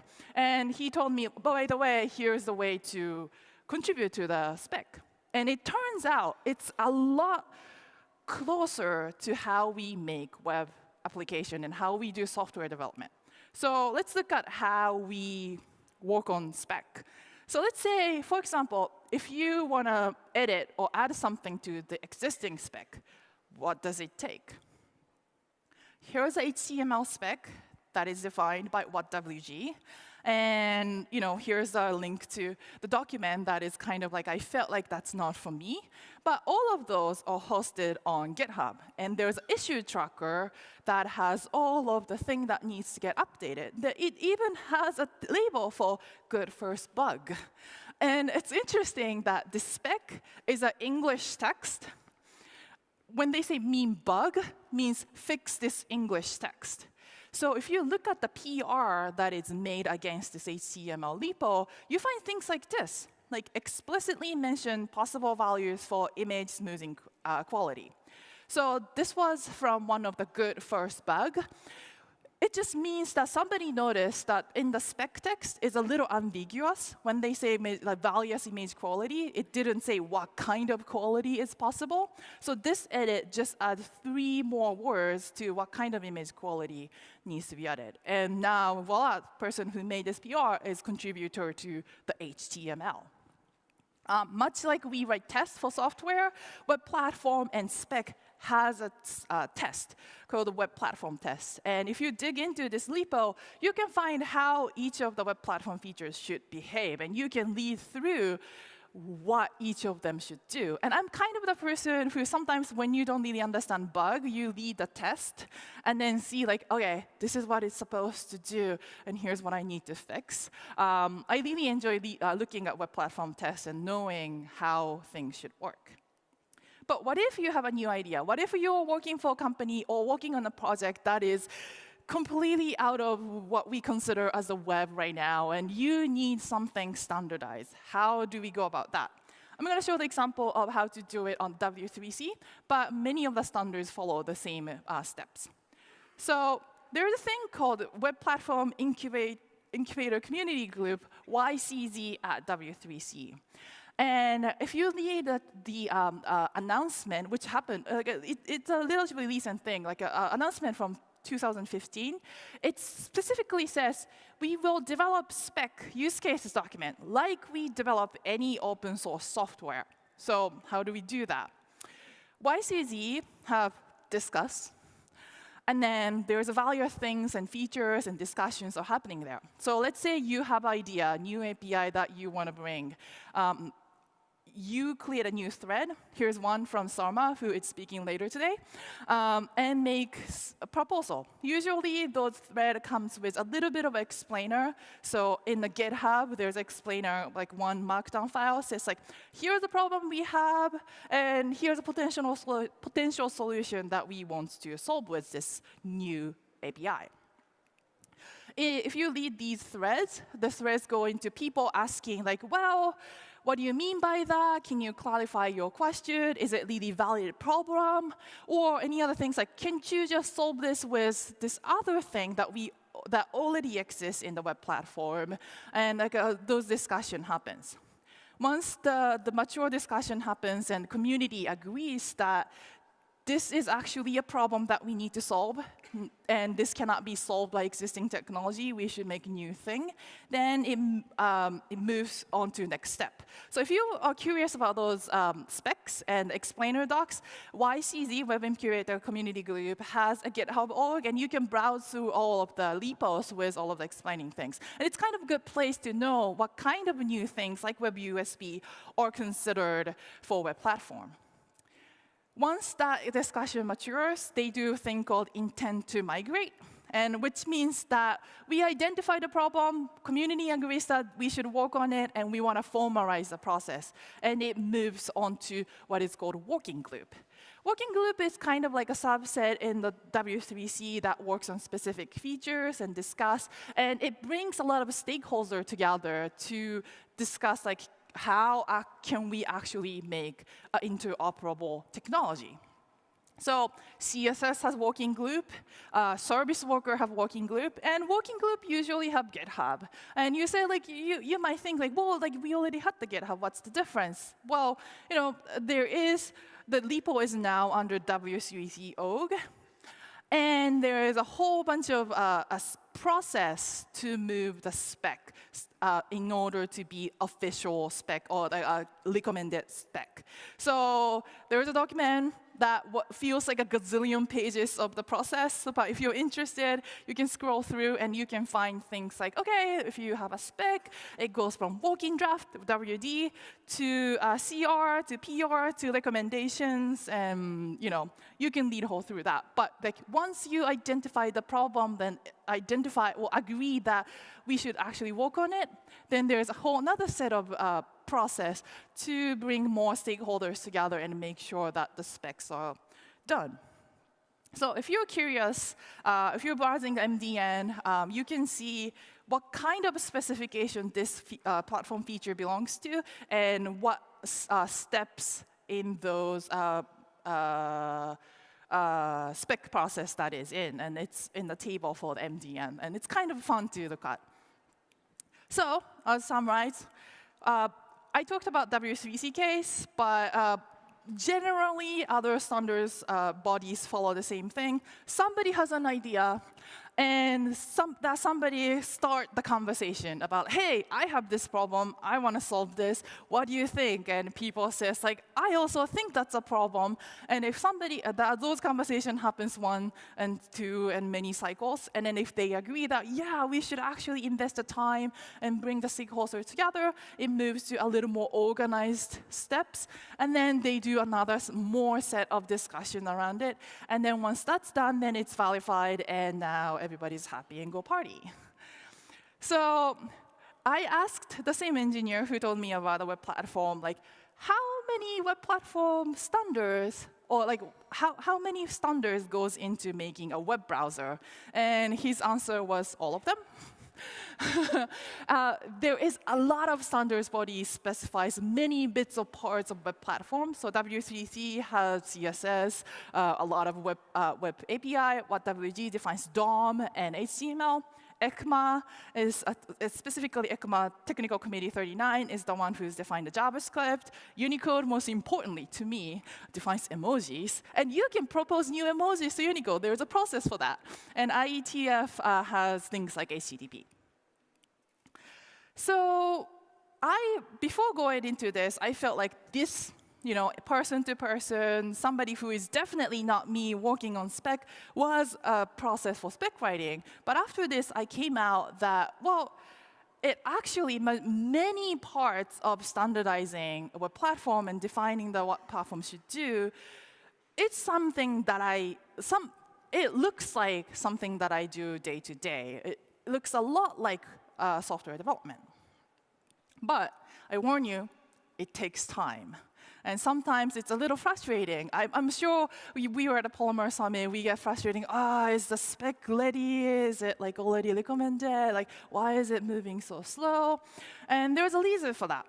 Web platform is platform built on many different environments. Since joining Google, I got an opportunity to attend one of those standards meetings, and I witnessed interesting conversation. So there was a conversation about internationalization API. And one browser was saying that, well, our browser is built on top of specific architecture, specific OS that does not use this internationalization library, which other browser uses. 2 other browsers share the same library. So their point was that, like, well, you two might think this is easy to implement because it's in your library, but it doesn't work for architecture, it doesn't work for our OS, and it's really hard for us to implement. And those discussions, making sure that it is interoperable, takes time. Another one is that web is really unique ecosystem. You have to support HTML from 20 years ago, and you have to think about supporting HTML from 100 years from now. We can't just say, like, oh, excuse me, sorry, in order to use Polymer 3, you need to install Web 2017. That's not how it works. It has to work backwards compatibly, and then also has to work in future. So a little story time. When they're considering those backwards compatible and future-proofing, what kind of conversation happens at the standards? So 2014, one of the engineers who was sitting next to me, I think saw Rob's talk from Google I/O, and he was really excited and told me that you need to write this thing called Polymer and use web component. This is the new and shiny thing, you should do it. And I was like, okay, great, I can write my own HTML tag. I want my HTML to look like this. I was in business, so I was kind of like thinking about data dashboard, and like, this looks pretty, right? Like, I can define my elements and like make my thing. Well, my first prototype didn't work, because I didn't hyphenate the tag's name, and that's one of the spec, and so Polymer doesn't work that way. I have to make it like my dashboard and bar chart and hyphenate the name, and I was like, oh, like, why? Like, I had this like a specific markup in mind that I want to write. Like, I was kind of frustrated that Polymer didn't let me do it. And at the time, I was like, Polymer didn't let me do it. I didn't know anything about web platform. So that was my frustration. 2 weeks ago, I was in the conversation with the engineer who was in the meeting when they decided that the custom elements should be hyphenated. It was just an enlightening experience to me. So when they were discussing, OK, let's have this thing called custom elements, and let web developers define their own tag, basically, how should the syntax be? And this engineer who was at the meeting told me that they were like, OK, well, we need to define the way that doesn't conflict with existing HTML and the HTML tag that might come in future. So we need to namespace it. Well, what about namespacing it with colon? Turns out XML used this syntax, and SVG used XML syntax. So let's no go, because it conflicts with what XVG. So colon, no. Another one was like, what if we just like prefix it everything? So like X dash custom element or something. But like marking up these kind of like looks like ridiculous. So like they were like, oh, we really don't want to do that. So at the end, they ended with just simply hyphenating the word custom element. And everybody's happy, and that's how we code now. But this is so much more than just having a neat-looking markup. When the specification decided that this is going to be a custom element is going to be hyphenated, that means that they decided in future, when they were to be considered new HTML native element, then they will not use a hyphenated name. It will always be non-hyphenated name, because the future HTML element, if they have a hyphen, then it conflicts with custom element. So that is kind of scary things to discuss, and like, you have to be careful about it, because HTML, I think, will way overlive my life, and you have to take care of what would happen in the future. So it takes time. So hopefully, you kind of got the idea of what the platform is and what kind of discussion that goes into. And I admit, as a web developer myself, sometimes it's frustrating. I'm like, why is this doesn't work this way? And I go into Twitter and just like, I hate this thing, why? But I hope you got the idea that where you should go, if you have those frustration, there is a community discussion forum that you can send to. Many of the engineers who are at this, engineers and people who work on the standards at this conference are more than happy to talk about why certain things that you're unhappy about happen that way. And I specifically want to thank the people who answered to my most random and endless question about, like, I don't understand the platform, I don't understand what the web platform is. So thank you very much. And thank you very much for Polymer team for letting me share what I discovered, and thank you very much for listening to me.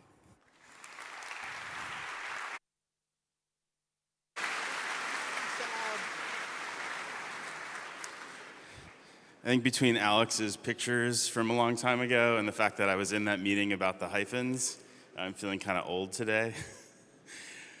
So when we were putting together the schedule for this summit, one of the things we really wanted to do is make sure that we had a lot more members of the community that were speaking themselves. That's why we did an open call for topics. And we didn't just want people from the Polymer community. We wanted people from other frameworks and other libraries that are using web components now as they get more and more popular.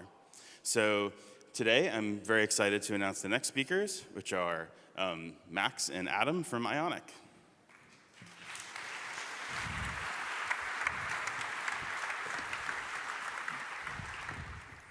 Thank you. So today we're going to be talking about Ionic moving to web components. We're super excited to be here, especially kind of a late edition. So if you don't know what Ionic is, we'll talk about that first. But before we do that, a little quick intro about ourselves. I am Max Lynch. I'm the co-founder and CEO of Ionic. I'm also one of the co-creators of Ionic Framework, the open source project. And I'm Adam Bradley, lead developer of Ionic and also a co-creator of Ionic. So really quickly, if you're not familiar with Ionic, Ionic is basically a cross-platform UI component kit. Initially kind of focused on building native-style apps for the App Store. So people used to call this, they still do call it sometimes, like Bootstrap for mobile. And if it's helpful to think about it like that, that's really what it is. It's open source, MIT licensed, cross-platform UI kit. So you can build iOS and Android apps. That's really kind of our bread and butter. You can build universal Windows platform apps. But increasingly, people are building progressive web apps, responsive web apps, and Electron apps, all with the same code base. So the write once, run anywhere thing that's always been kind of elusive and people still laugh at, a lot of our developers are actually doing that today because it's just based on the web, and the web runs pretty much everywhere. So we're 100% based on web technology, HTML5, JavaScript, CSS. And if you're used to building mobile apps, one thing people really like about a web approach is it's just really easy to customize. CSS and HTML is one of the easiest things to style, and so we're proud that we're based 100% on web technology. Ionic's one of the top open source projects on GitHub, and we've had millions of apps created. Some you might use, like Dow Jones Market Watch, and Untapped, which is a social network for people who like to drink beer. And then one thing we're seeing a lot more of that I'm really, really excited about, these big enterprise companies are starting to build a lot of apps internally, and Ionic is powering a lot of these. So we're really, really excited about that. They're starting to do their own mobile development, and it's really great. Finally, it's a real business behind Ionic. We build services and tools for app development. If you want to learn more about that, check us out at ionicframework.com. So real quick, we want to go over a brief history of kind of how we got here today and why Ionic and the decisions that we made, why it is the way it is. So this was our original goal. It goes way back to when we first started, that we really kind of wanted to focus on letting developers focus on building their applications and not so much the details. So in this case, we want to be able to enable developers to just add a toggle, not worry about how does a toggle work, how to add gestures, what happens when it gets all the way to 50 pixels to the right or left. Rather, we just want the developer to worry about, I want to add a toggle there because I'm focused on my own app. So if you look back, we started this in 2013. And Alex had a great talk earlier, kind of talking about the details of how difficult this was to do. And I'll freely admit that in 2013, I had never heard of a thing called Web Component. But what we were at was we were largely using jQuery. And jQuery kind of was great, but it also had required a lot of kind of manual setup and things like that. And Alex's talk did a really great job of showing that. So it really wasn't the ideal solution. So then we came across Angular and Angular directives. And personally, I was blown away by it. Kind of was exactly what we were looking for. So with Angular directives, we were able to make components and provide a large UI library to all of our users so that they could have this cool UI library, pick and choose which components they want to use, and build large applications with it. But again, meeting our first goal of letting developers build large applications. And so we fell in love with AngularJS from the start. But then also, if you look at our very first commits, we had a bindings directory. And in that bindings directory, we had AngularJS, Backbone, Ember, and jQuery, and a few others were in there. So we were kind of naive and kind of ambitious to think that, well, we'll just make a binding for all of them, because it's got to be that easy, right? Within a week, we quickly realized that's not going to happen. So we decided to stick with AngularJS, but it was kind of eye-opening for us of like how difficult it is to build components for just one framework, let alone many of them.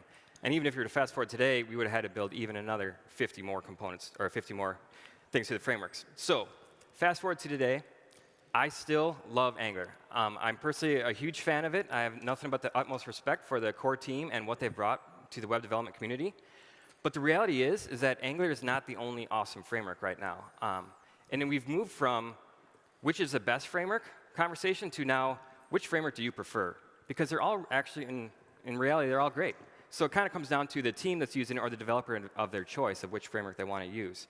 So I think you can see where I'm going with this, is that as web components emerged, as we realized it's actually a viable solution, we started questioning it. It's like, maybe this is trying to meet our original goal of what we wanted to do, of kind of writing one component and having it work everywhere. So this is what we're here to talk about today.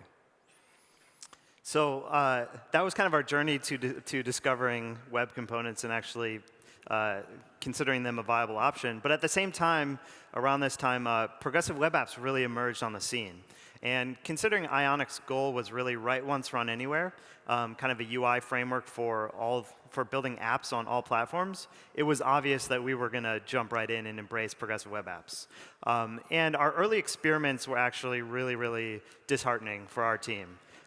We initially were, and still to this day, like we focus on Cordova apps in the App Store. And on a Cordova app, all your code is bundled next to your app in the same local domain. So there's no network latency. There's no 3G to worry about. And when we took that approach of building with a framework like Angular and bundling all our components together, we were seeing really, really bad results when it came to going to progressive web apps. We're talking like 73 scores on Lighthouse, on 3G emerging market test, 13 seconds time to interactive.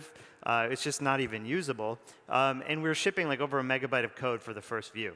And the worst part about this, that Alex has mentioned a lot, and it's totally true, we couldn't solve it. We hit an engineering wall. Our approach of bundling all these components up and then trying to pull them apart and do code splitting once everything was already bundled together was just not working. We spent a lot of time, we spent a lot of effort, and frankly spent a lot of money trying to figure it out, and we couldn't. And so we kind of took a step back, and at the same time, we had bet the farm on Angular, and what had happened in the front-end space is that frameworks really proliferated. Angular had a lot of usage, but so did React, and so did Vue, and so did Ember. You know, I'm sure if you asked individual developers of these frameworks, they would pretend like it's the only game in town, but if you look at the data, it's not at all true. And so Ionic was looking at this fragmentation happening and saying, well, we're having issues with framework performance in general, but if we want to support these other frameworks, now we have to go and build bindings for each individual framework. It just wasn't really going to happen, and so we felt like we were kind of stuck. But then we started experimenting with web components. We started taking our Angular components and pulling them out and porting them to vanilla web components, and it was actually really, really promising. And it actually ported over really well from Angular 2, and I give the Angular API a lot of credit for kind of being similar to web components. And our first results were really, really encouraging. Our 3G time to interactives were 4 to 6 times faster, 2.78 seconds compared to 11 and 13 seconds before. We were shipping 10 times less code, especially for the first view. We're talking 39 kilobytes compared to 422. Like that's a really big difference, and that was a highly optimized Angular Ionic 2 app. And then we had a build step because we used TypeScript, and it was considerably faster. We're talking like 3.87 seconds for production builds compared to 50 seconds. So not only was it faster loading components, but the developer experience was better. But we still felt like something was missing from these vanilla web components. We really, really love traditional frameworks, and we think they've given developers some really great tools. Things like reactive data binding, virtual DOM, support and kind of embrace of TypeScript. And also some key innovations that we saw, like React Fiber, where the approach for performance was moving from, you know, how quickly can I synchronously render 10,000 items to how can I help the browser not lock up its UI thread and do less work. And we felt like those were key innovations that web components really needed to stay competitive. And finally, we wanted to use JSX. We're excited about some of the template literal stuff as well.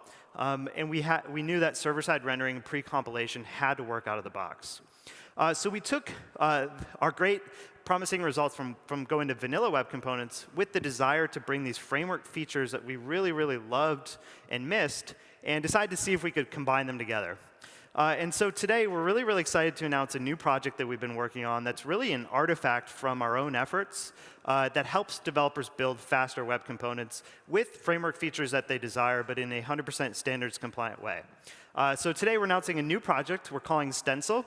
And Stencil is a compiler for web components that Adam will talk about in a bit. It's still super alpha, but we are using it for a lot of stuff internally. So we created it for ourselves. We're using it for ourselves. It's going to power the next version of Ionic. So we're really excited about it, but keep in mind it's still alpha, and we'll have links at the end. So, and this is really Adam's brainchild, so I should let him talk about it. All right, thanks, Mac. So Stencil is largely a compiler for web components. And so what it builds is optimized custom elements. So the big thing I want to get across is that this is not yet another framework. It's not a Stencil framework. It's not window.stencil that adds a bunch of stuff and a Stencil API. Rather, it's using the build time compiler to build just vanilla custom elements that work in all browsers. And that was key that we really wanted to focus on. And so with that compiler, we're also able to enable virtual DOM, server-side rendering, pre-compilation, asynchronous rendering, and reactive data binding. And it's absolutely been inspired by the best parts of Angular, React, Vue, and Polymer.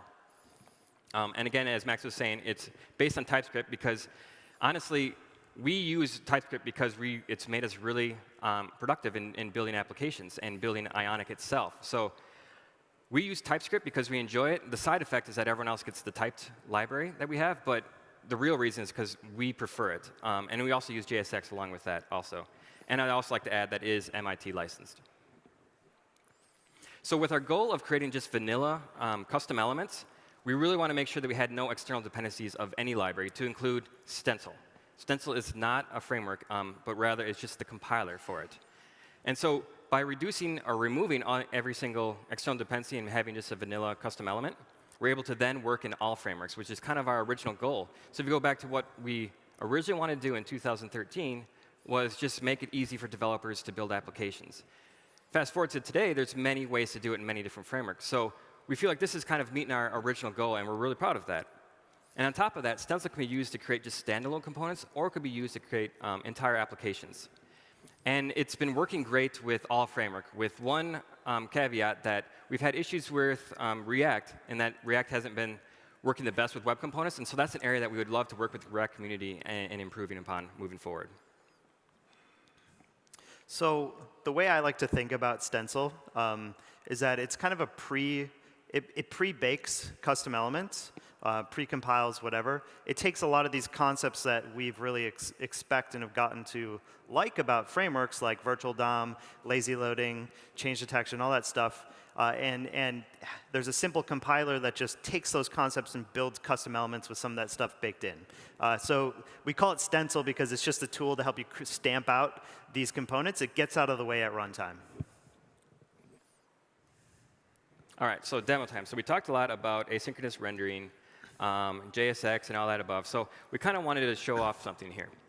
So a few months ago at a React conference, they had an amazing demo where they showed this. This is React version 15.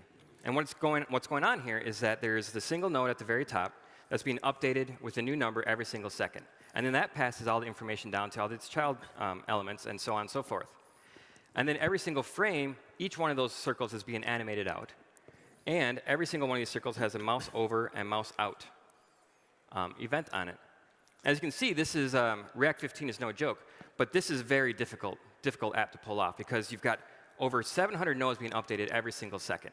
So what's happening here is why you see it kind of jank a little bit is because the browser is kind of freezing, trying to get sure that all those 700 nodes are updated. So this is why it's kind of janking like that. And so if you've heard, React Fiber is kind of solving this problem. So React Fiber is the next version of React. It's in beta right now.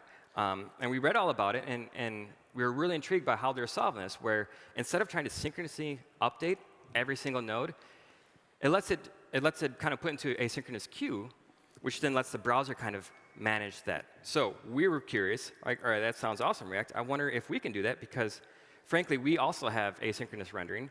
Can we do that with Stencil?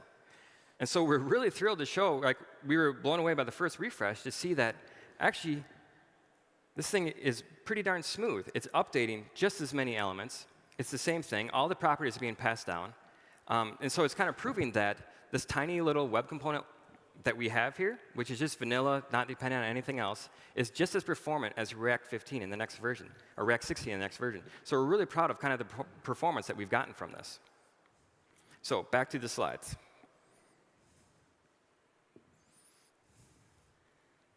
So yeah, so that's a quick kind of demo of some of the performance with the asynchronous rendering engine. But we've kind of talked a lot and haven't really gotten any code, which is the best part, right? So I want to talk through kind of what a simple Stencil component looks like. And the cool thing about Stencil is this is pretty much the entire API. It's very small. It doesn't have a lot of surface area to the API. If you know ES6, if you know TypeScript, it's pretty easy to understand. So this is an example of a Stencil component. It's a simple ES6 TypeScript class. We are using decorators to indicate that this is a component.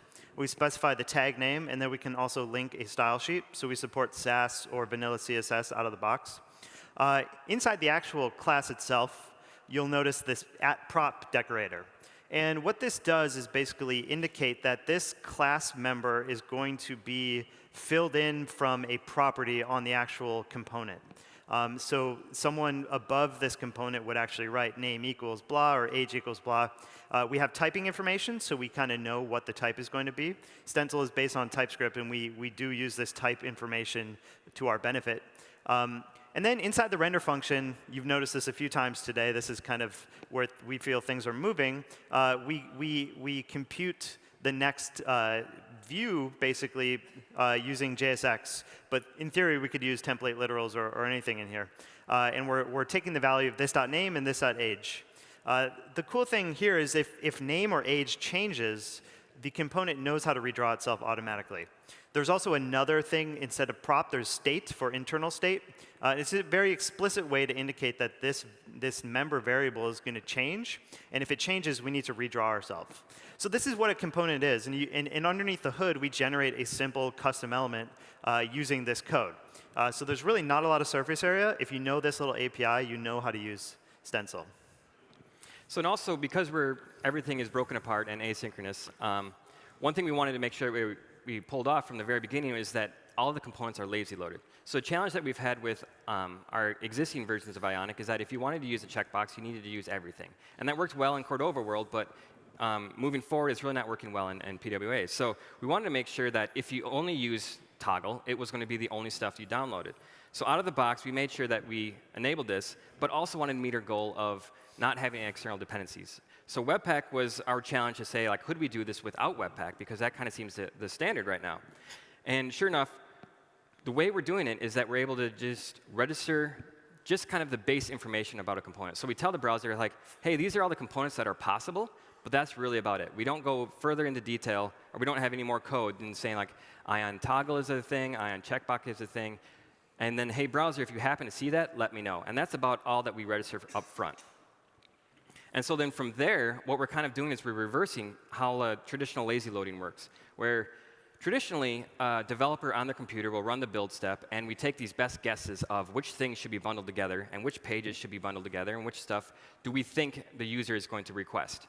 And then we ship that as one big final package. But with this, we're letting the browser decide exactly what it needs. We don't even get involved. We just say, hey, browser, let me know when this thing happens. And when you need ion checkbox, then we'll send it to you at that time.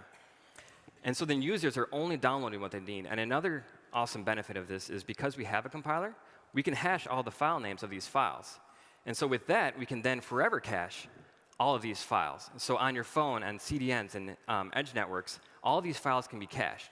So if you have the slightest update to your app, let's say you had a misspelling and you want to update the app, you don't need to rebuild the entire application and reship it to all your millions of users for them to download the large bundle anymore. Now you can just say, I have this one file update. Let's update that file. And users are only updating the changed file, and everything else is still static on their phone, or as fast as it can possibly be. So we're really proud of this being able to enable this with kind of how we're using a compiler to pull that off. And on top of that, we want to make sure that all of this stuff was easy to share. So with large organizations, and any company really, or any organization, it's often a challenge of which framework. Different teams have different frameworks, so different developers use different frameworks. And so this has been talked a lot during this conference. And so we want to make sure that it's just as possible for people to put together a collection of their components that they can then easily share with all the teams in their company. And we want to do this also through NPM, which is awesome to hear that Polymer is doing the same thing too. But another challenge that we've had has been with sharing our SVGs of like our Ionicons. So Ionicons is a project of ours where we have over 900 SVG icons which people can choose from. Again, that has the problem of like, well, I don't want to download 900 icons for this to work. So we were able to solve that with kind of the same concepts here. But at the same time, it's easy for a developer to build this and have their 900 icons in their application. But as a UI library that wants to share these 900 files, it becomes a challenge. Because now it's in node modules, which needs to get copied to the correct folder in your application. And then at the same time, it needs to get requested from the same location from the browser. So there's kind of two steps there. That's always been a challenge that we've had a lot of workarounds. But with Stencil, we make sure that this was seamless, where you just import or you just require you require the collection of Ionicons, and it's all handled for you, so you don't have to worry about that. And additionally, we also are able to group certain components together, because in reality, there are certain components that will come together. For example, we have Ion Card. Ion Card has Ion Header and Ion Content inside of it. So chances are, if you use Ion Card, you're going to use those other two also. So we want to make sure that we can reduce as many requests as possible, or separate requests as possible, so we're able to easily bundle them together. And again, the biggest thing I want to get across from this is that the final output is not a stencil thing. It is purely vanilla custom elements. And Ionic Core is really just another collection. So again, it can be reused in any framework to include Ionic Angular. So, and that's another thing I want to make sure that I get across is that the next versions of Ionic Angular will continue to work the exact same. Everything you're using about Ionic Angular is just like how version 3 works, except now under the hood, we're using this to pull it off. And then we have the added benefits as the developers that we can then enable it for React developers and Vue developers and so on, and whatever comes out next month. Additionally, we want to make sure that server-side rendering was enabled. Traditionally, that's been kind of difficult to do with web components, but because we're using our own asynchronous rendering engine, we're actually easily able to add this to our components. So what that means is your first paint can be just HTML and CSS, so that perception is lightning fast and as fast as it could possibly be, because you're only rendering the bare minimum of what that first paint has to be. But then on top of that, another thing that keeps coming up is TTI, time to interactive. That was our core focus, to make sure that the actual time to interactive was really just as fast as it possibly could be. So what we're doing is making sure that all of the existing nodes that came back in that first request for that first paint are the same ones that we just enhanced with listeners. So we're not repainting the whole thing like you see in other frameworks. And also, just like how we want to make sure that you develop on desktop and you develop on mobile, you kind of have a single experience of what you're creating. We feel it's the same thing of like if you're developing for client-side, a browser, or you're developing on the server. So we want to make sure that the experience of developing Stencil components is the same whether you're doing server-side rendering, pre-rendering, or it's for the browser. So to do that, we're able to have window and document and everything that you're used to, so you don't have to kind of change your mind or do a mind shift of like between the different versions. So just some FAQs here. Who is Stencil for? Well, first and foremost, it's for us. We built it because we needed faster apps. Like we mentioned, we wanted to be, and we do want to be, a major UI framework and solution for progressive web apps. And frankly, we're kind of dead in the water without coming up with a different approach. So we need faster apps with components that run in all frameworks, because we can't possibly support all the frameworks out there with our components and the ones that will come out in the future.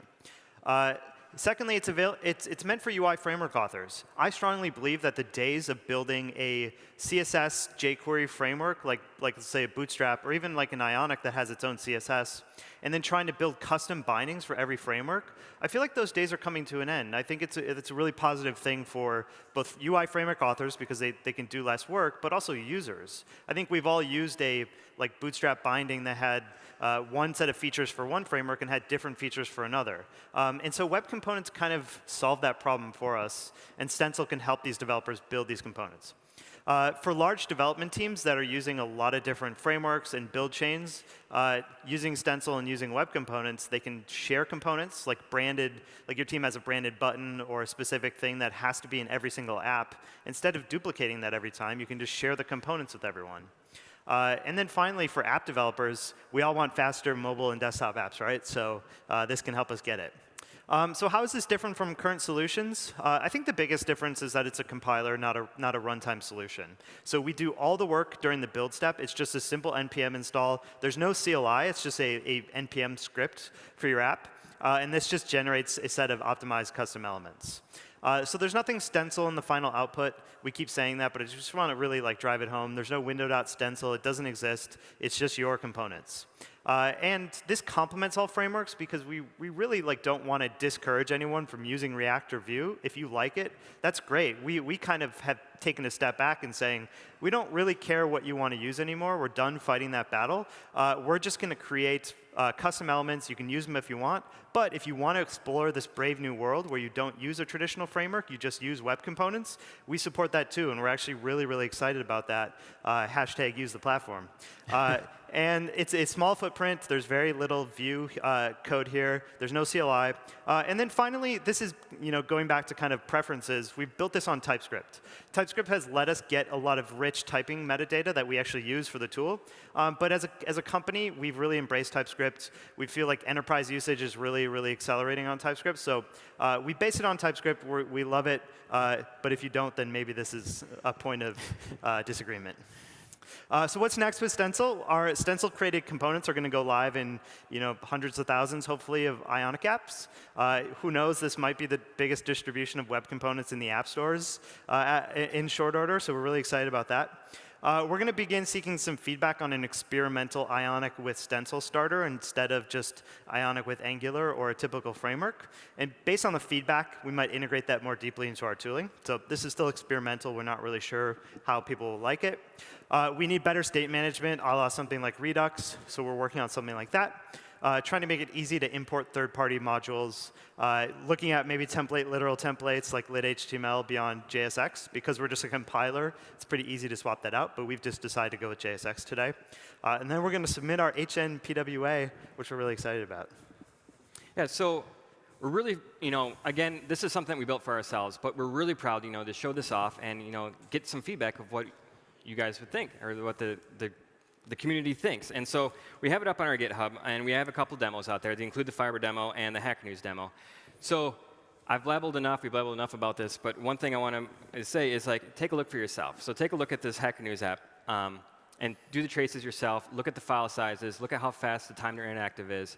And just take a look, and you'll see that it rivals the best PWAs out there right now. And so we're really, really proud of it.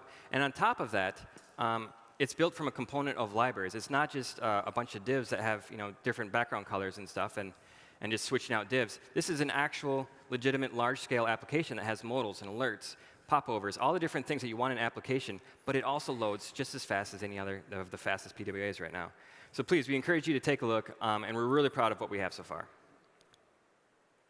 Thank you very much. Thank you.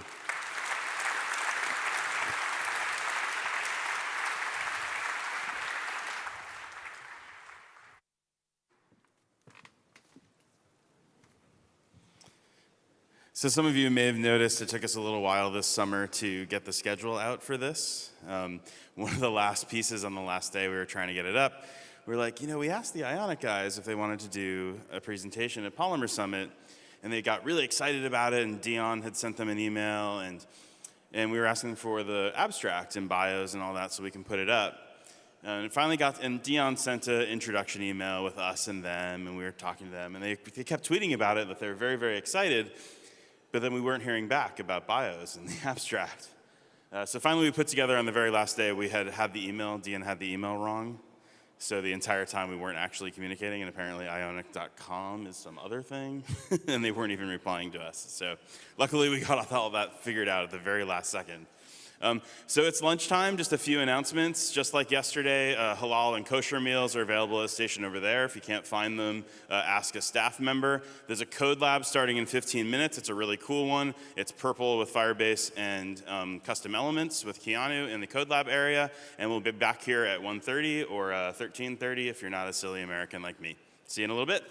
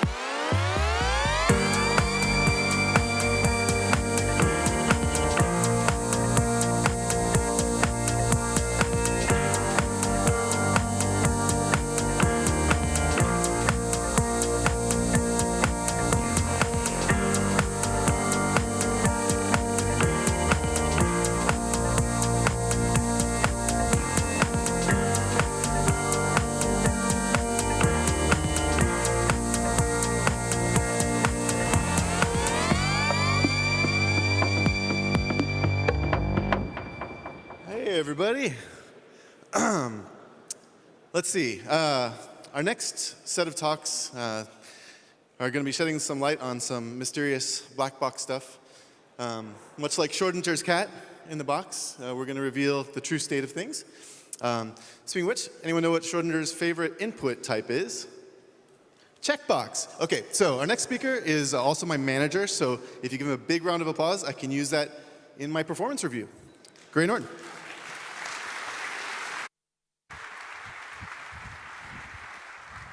Thank you, Brendan. That was excellent. Welcome, everybody. My name is Gray Norton. I'm an engineering manager on the Polymer team. And today, I'm here to kick off an hour worth of content on server-side rendering, or SSR for short. I'll get the ball rolling with a brief introduction, and then Sam Lee and Trey Shugart will follow me with a couple of different approaches to server-side rendering web components. Sound good? All right, let's dive in. So over the next 10 minutes, we'll ask and answer a series of key questions about SSR. The first one being, why are we even talking about server-side rendering here at the Polymer Summit? In short, because you guys asked us to. SSR is a hot topic in web dev, and frankly, we've seen there's quite a bit of confusion about what exactly SSR is, why it's important, and how it relates to web components specifically. So our goal is to answer that call for information, clear up some of the confusion, and let you know about some recent developments specifically related to web components. To start, let's establish what we even mean by SSR. So for the moment, I'd like to define it very broadly.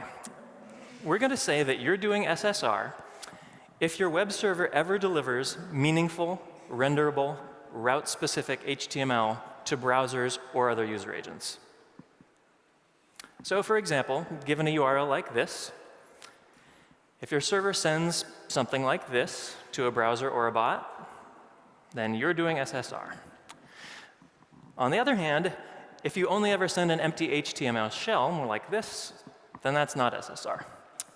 So this may seem overly broad, but stick with me. We'll get more specific soon. With that definition in mind, the next question is, why would you want to use SSR? Turns out there are two major reasons.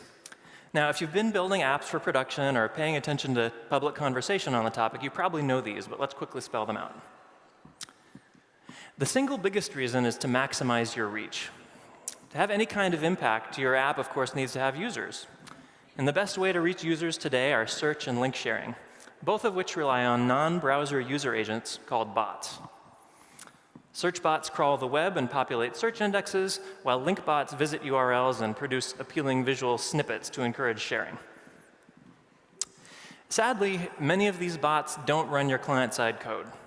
If you don't serve them any meaningful HTML, your site might as well be invisible. OK, I need to pause here for a second before we move on to reason number 2. Because I'd just like us to recognize how messed up it is that here in the year 2017, we're depending on services to help us find and share information that basically see the web like their browsers from 1997. Now, for anyone who embraces the idea of the web as a dynamic and capable platform, and I'm guessing there are probably a few of you in the room, I think this is an existential issue. So let's fix it, all right? OK, with that off my chest, back to our regularly scheduled talk. So the second reason you might use SSR is to maximize loading performance. Now, we all know that performance is a critical component of user experience. And in the mobile era, loading is almost certainly the most important aspect of performance. The performance-based argument for SSR is pretty simple. Serving renderable HTML is generally the fastest way to get something on screen, since the browser can paint right away before loading, parsing, or executing any of your JavaScript. Makes sense, right? So now we've reviewed the two key benefits of SSR, but I'd like to look critically at each one. First, do you really need SSR for search and sharing? Honestly, this is a question you need to answer for yourself, based on the nature of your site and your business. But that answer feels a bit like a cop-out. So we're just going to say, most likely, yes. Let's note the exception first, though. If you don't rely heavily on sharing, and if you're satisfied with the reach that Google Search gives you, you may not need SSR. That's because Googlebot uses a rendering service based on Chrome, and therefore sees your site very much like your users do. There is a caveat. Googlebot's version of Chrome isn't entirely up to date, and it has a few features disabled. So its rendering may differ from your users in subtle or sometimes not so subtle ways. The details are out of scope for this talk, but I encourage you to check out these resources on developer.google.com for more information. In general, though, you'll be happy to know that Googlebot runs your client-side code, fetches your data, and renders your app very much like a real browser. The problem is that Googlebot is not at all typical. As we've already mentioned, many bots don't attempt to run your code at all, and many that do so in very limited ways. So if you care about non-Google search engines, or you depend on link sharing for much of your traffic, you'll probably want to use some form of SSR. We'll see how you might do that in a minute, but first let's ask the same question about performance that we just did about search and sharing. The answer to this one is even more nuanced and frankly starts creeping into some political territory. But what the heck, I'll just say it. No. You don't need SSR to achieve excellent loading performance. Using patterns like purple, you can deliver a great loading experience without SSR. We've shown this with our own example apps, and developers of real-world Polymer apps have done the same.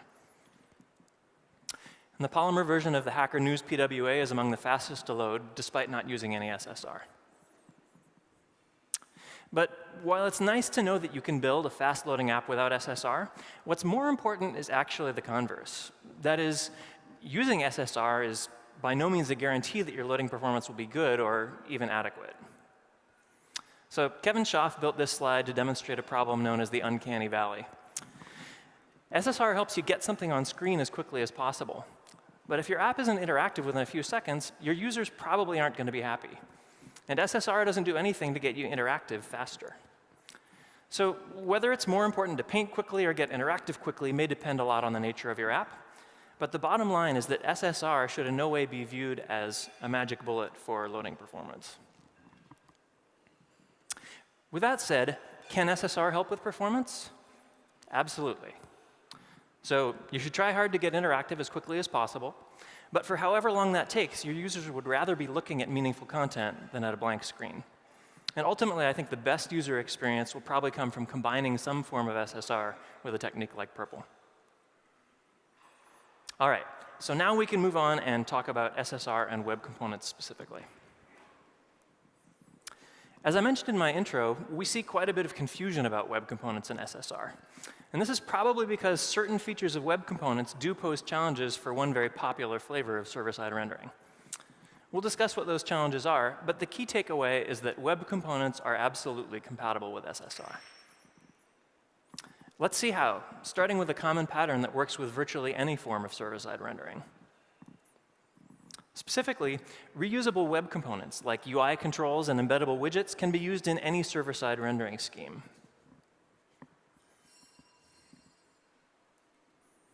The same goes for a class of elements we'll call presentation components.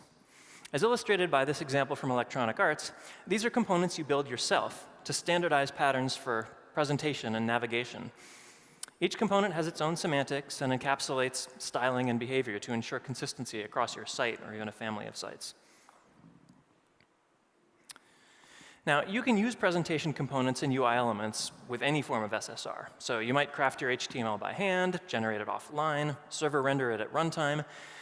Whatever, you just include custom elements in your markup, being sure to place meaningful content like links, text, and images in the light DOM where bots can see it.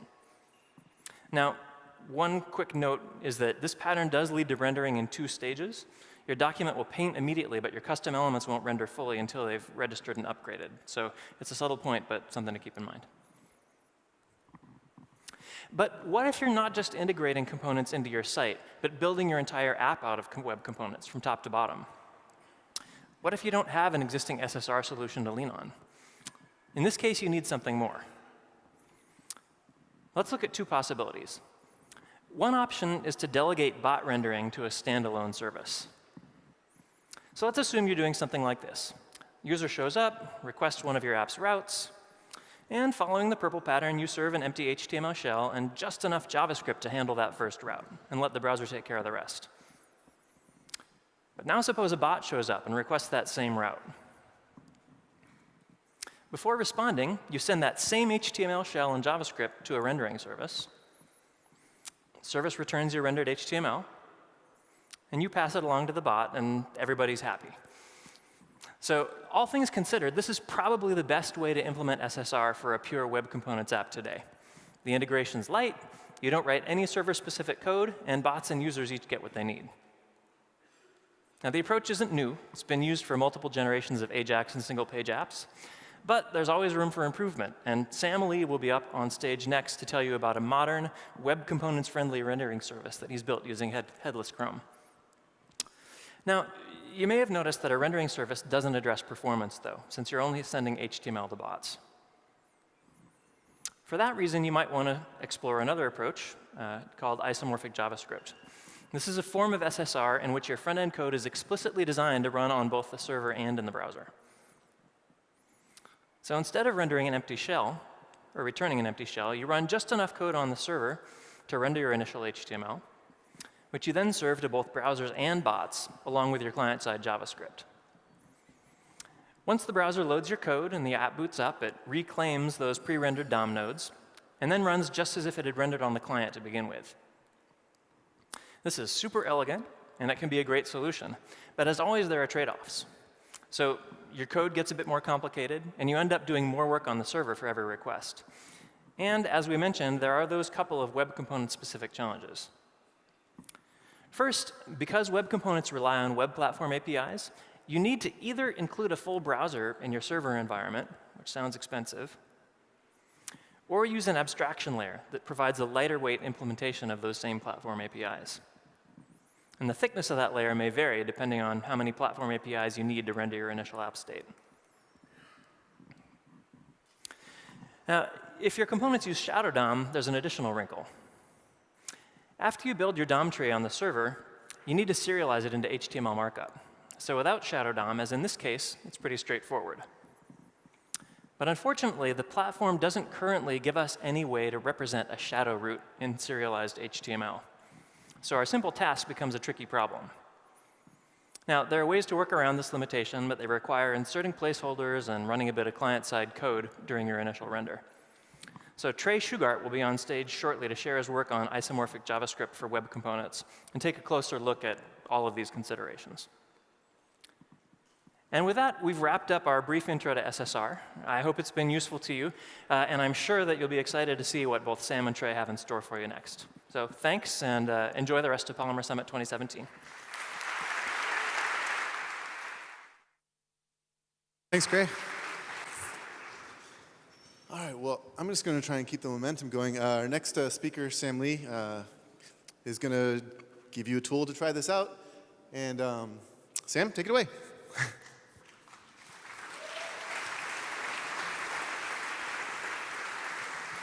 Hi, everyone.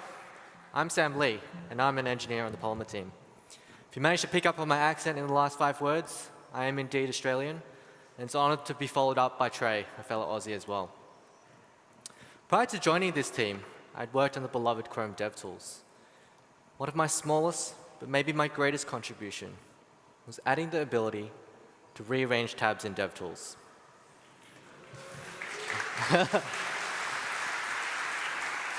It's probably the greatest 5 lines I've ever written. I did work on 5 other features, so if you find me afterwards, feel free to ask me about them, and I might share a DevTools trick or two. More recently, I've had the humbling experience of building webcomponents.org and witnessing all the incredible components that all of you have built and published. For example, the one and only Pokemon selector. And if you're the person who says, but there's only 151 Pokemon in the original set, well, there's even an option that lets you set that too. So all kudos to Sammy for this. It was, however, in the process of building webcomponents.org, which brings us to what we're here to talk about today. So first, I'm going to cover my story of how I came to encounter this SEO problem while building webcomponents.org. We'll then look at how I used headless Chrome to solve this before diving into all the details of how that actually works and how you can use it. So I'm going to take a step back for a moment and talk about what I learned in the process of building webcomponents.org. The first thing I learned was how the platform supports encapsulation through the use of web components. With this encapsulation comes with inherent code reuse, which leads to a specific architecture. I also learned about progressive web apps and how they can provide us with fast, engaging experiences. I learned how the platform provides APIs, such as service workers, to help enable those experiences. I also learned how to compose web components to build a progressive web app. And we've heard from Kevin yesterday about the purple pattern: push, render, pre-cache, lazy load, as a method of optimizing delivery of this application to the user. And one of the architectures which enables us to utilize the purple pattern is the app shell model. It provides us with instant, reliable performance by using an aggressively cached app shell. You can see that for all the requests which hit our server, we serve the entry point file, which we serve regardless of the route. The client then requests the app shell, which is similar, but because it's the same URL across the application, we can combine that with the service worker to achieve near instant loading on repeated visits.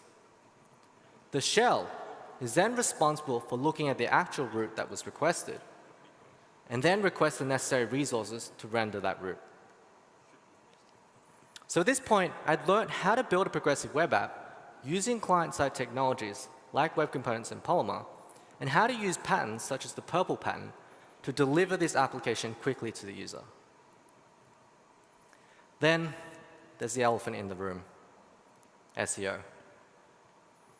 For some of these bots, they're basically just running curl with that URL and stop right there.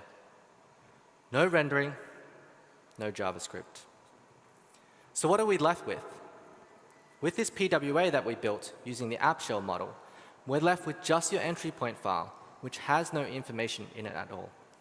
And in fact, it's the same generic entry point file that you serve across your entire application. So this is particularly problematic for web components, which require JavaScript to be executed for them to be useful. This issue applies to all search engine indexes that don't render JavaScript. But it also applies to the plethora of link rendering bots out there.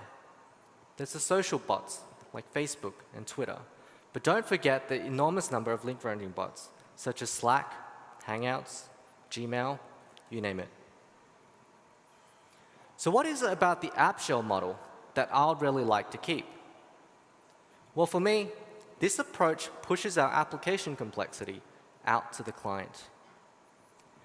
You can see that the server has no understanding of routes. It just serves the entry point file, and it has no real understanding of what the user is actually trying to achieve.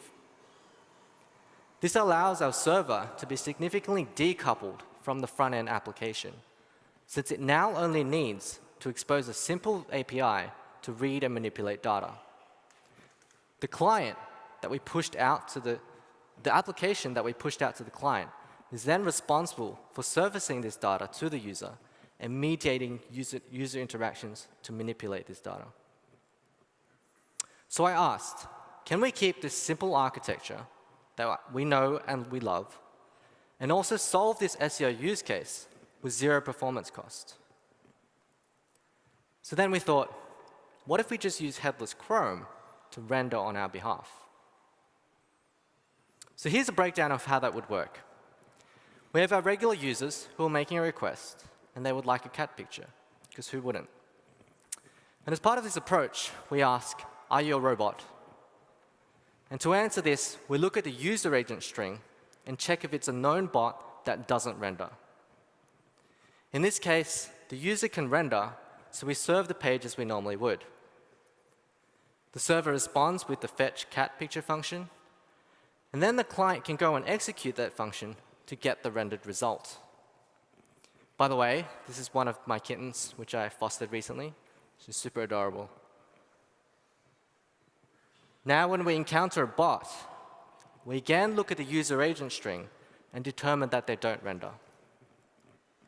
And instead of serving that fetch cat picture function, we fire off a request to headless Chrome to render this page on our behalf.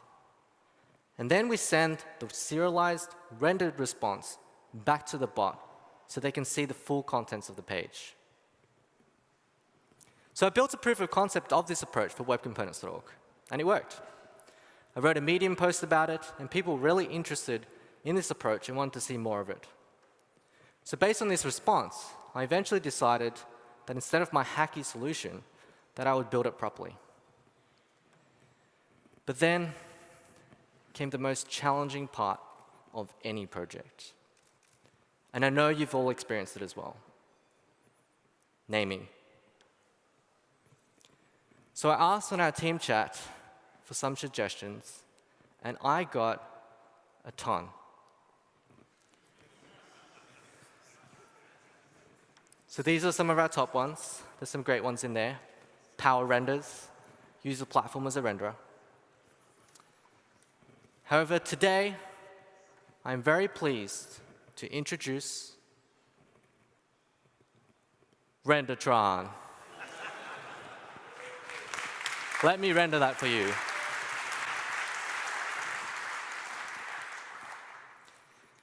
Rendertron is a Dockerized headless Chrome rendering solution. So that's a mouthful, so let's break it down. First off, what is Docker and why did I use it?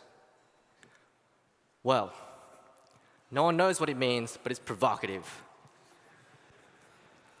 In all seriousness, Docker containers allow you to create lightweight images as standalone executable packages which isolate software from its surrounding environment. In Rendertron, we have headless Chrome packaged up in this container so that you can easily clone and deploy this to wherever you like. So what about headless Chrome? It was introduced in Chrome 59 for Linux and Mac, Chrome 60 for Windows, and it allows Chrome to be run in environments which don't have a UI interface, such as a server. This means that you can now use Chrome as part of any part of your toolchain. You can use it for automated testing, you can use it for measuring the performance of your application, generating PDFs, amongst many other things. Headless Chrome itself exposes a really basic JSON API for managing tabs, with most of the power coming from the DevTools protocol. All of DevTools is built on top of this protocol, so it's a pretty powerful API. And one of the key reasons that headless Chrome is great is that now we're bringing the latest and greatest from Chrome to ensure that all the latest web platform features are supported. With Rendertron, this means that your SEO can now be a first-class environment which is no different from the rest of your users. So just a quick shout out, if this all sounds really interesting to you and you would like to include headless Chrome in some other way in your toolchain, there's a brand new library, Node library, that was published just last week that exposes a high-level API to control Chrome, while also bundling all of Chrome inside that Node package.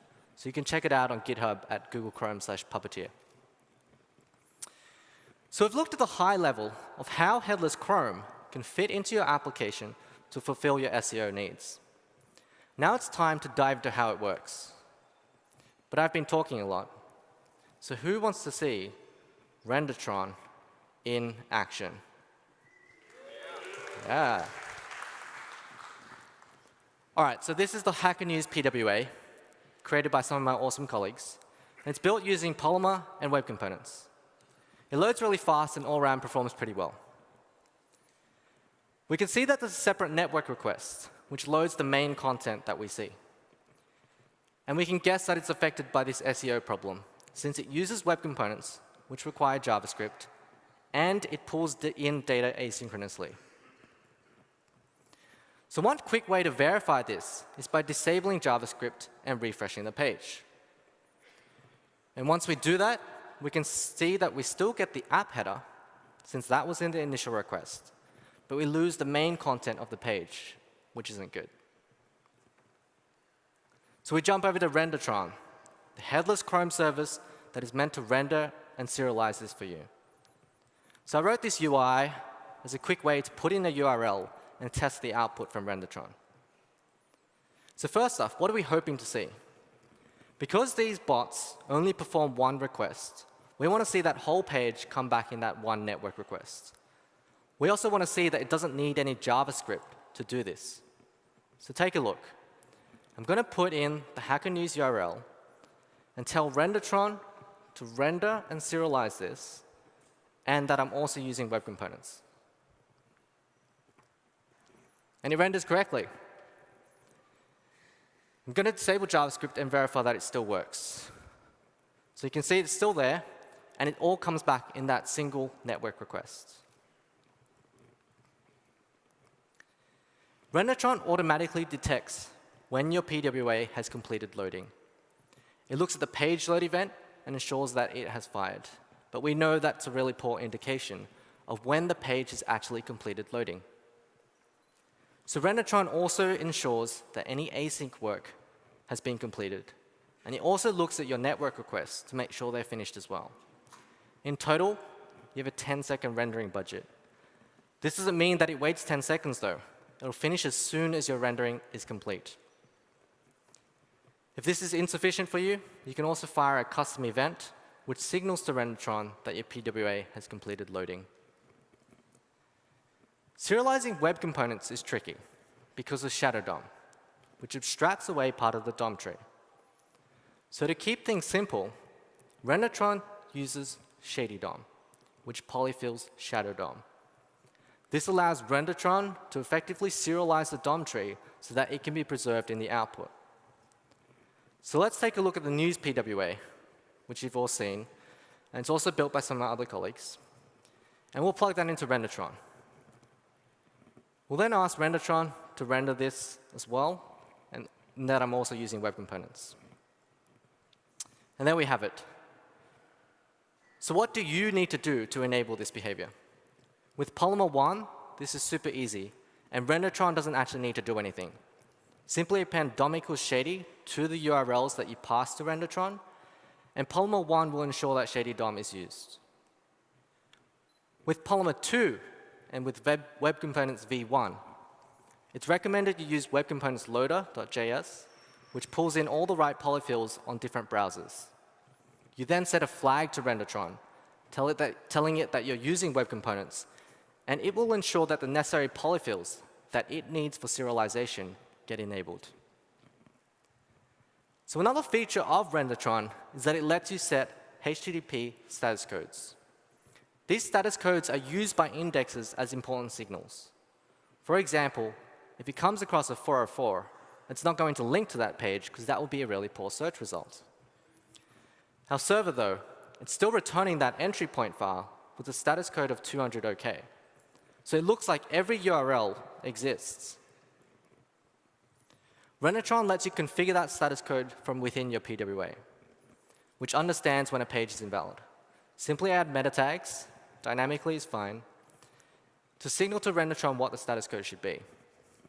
Rendertron will then pick these up and return that status code to the bot. So this approach isn't specific to Polymer or even web components. Let's plug in fonts.google.com and see what happens when we serialize it. So that looks pretty good. Who can guess what JavaScript library was used to build Google Fonts? Angular. Rendertron works with any and all client-side technologies that work in Chrome and whose DOM tree can be serialized. The Rendertron endpoint also features screenshot capabilities so that you can check that headless Chrome and the load detecting function are performing as you expect. Unfortunately, this service is not fast. For each URL that we render, we spin up headless Chrome to render that entire page. So performance is strictly tied to the performance of your PWA. Rendertron does, however, implement a perfect cache. This means that if we have rendered the same page within a certain cache freshness threshold, we'll serve the cached response instead of re-rendering it again. So how can you get your hands on this today, and how do you use it? Well, first, you'll need to deploy the Rendertron service to an endpoint. You'll need to clone the GitHub repo at Google Chrome/Rendertron. And it's built primarily for Google Cloud, so it's easiest to deploy there. But if you remember, this is a Docker container. So you can deploy this to anywhere which supports a Docker image. So to make things simple for you to test out, we have the demo server's endpoint, which you can hit at render-tron.appspot.com. And that's the one with the UI that we saw earlier. It is not intended to be used as a production endpoint. However, you are welcome to use it, but we make no guarantees on uptime. Having this as a ready-to-use service is something we might consider based on the interest received. So just in case you're wondering, my boss's Twitter handle is at Matt S. McNulty, just in case you want to tell him how awesome I am. So once we have that endpoint up, you're going to need to install some middleware in your application to do the user agent splitting that I was talking about earlier. So this middleware needs to look at the user agent, figure out whether or not they can render, and if not, proxy the request through the RenderTron endpoint.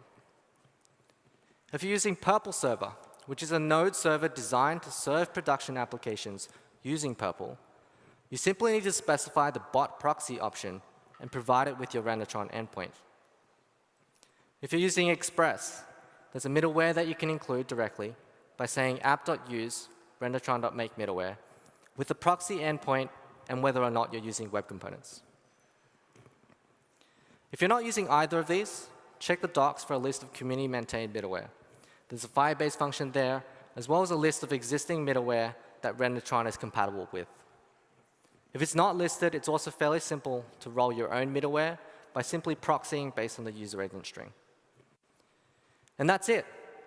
That's all the changes you need to make to use RenderTron today, and all these bots can now be happy.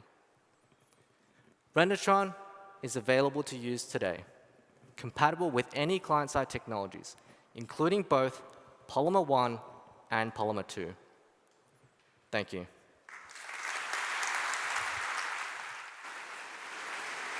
That is so awesome, Sam. I was so excited for him to reveal that I had to run off the stage, and I forgot to tell you something important. Your brains are working, you're hearing new stuff, and you probably have questions. If you have any questions, go ahead and tweet them with hashtag AskPolymer. The panel that's going to be later today will see those and hopefully answer them. Our next guest is kind of skating to the SSR SEO puck from a different angle. Trey Shugart.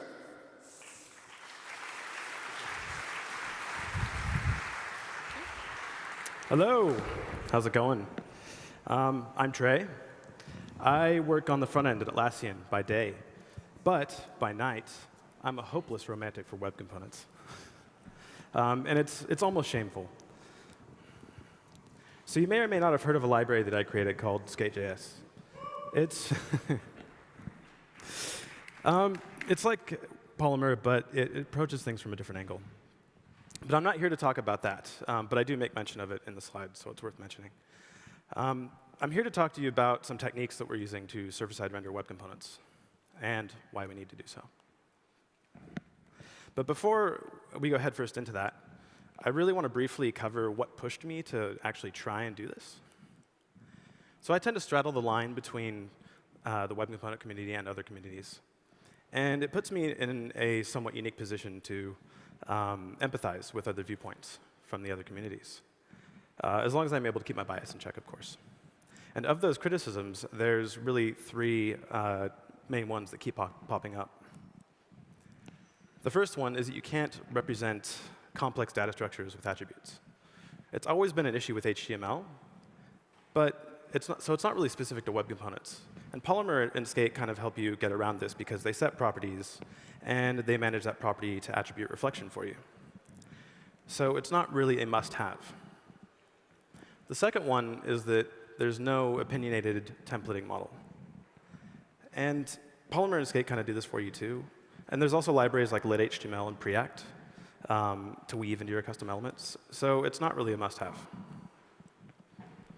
And lastly, the one that I hear the most, really, though, is that you can't server-side render Shadow DOM. And it's proven to be something that we do need in order to solve a couple of problems. But why can't we do this out of the box? So rendering Shadow DOM on the server is not possible because there's no way to attach a shadow root and represent its content without executing imperative JavaScript on the client. And while you can render your element without its shadow root declaratively there with some light DOM, you must then imperatively create the shadow root and then attach the shadow root and then put some content inside of it. There's no way to express this within the bounds of HTML. So the two main reasons compelling us to do server-side rendering, first one is SEO and bots. And the other one is to help with user experience. And this can be kind of contentious, and I'll explain why shortly. Server-side rendering isn't a solution that's looking for a problem. There's prior art here. Many JavaScript communities, such as Ember, React, Vue, Svelte, they're all turning to server-side rendering to help solve these problems. Search engines and other bots need to be able to read, scrape, and index content, and then do something with it. These bots may or may not execute JavaScript. And on the ones that do, they're going to do so to different extents. If we wanted to do something like render an app shell with a single custom element, not all search engines and bots are going to be able to read the content of that.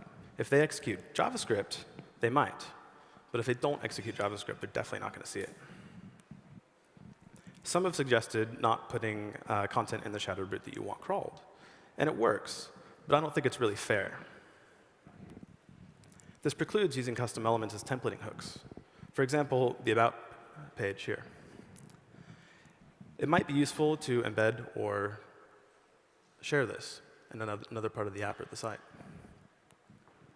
Twitter is a great example of an app that would probably use an app shell and possibly use a router to then render a custom element for the page, and it needs crawlability.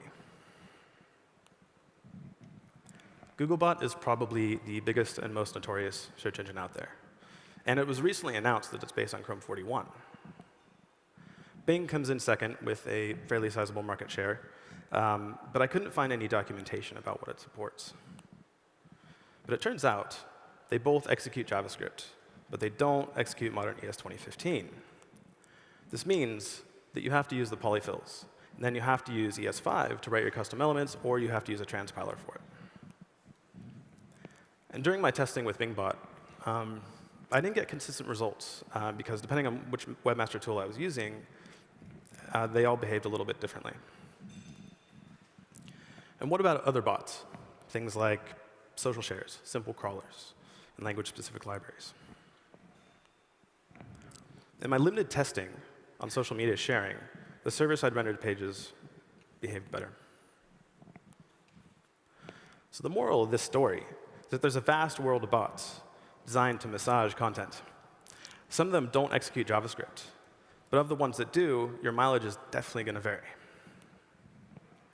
Testing SEO has proven to be tedious and time-consuming, and the results also sound a little hand-wavy, and it decreases my confidence that what I've tested is actually going to work.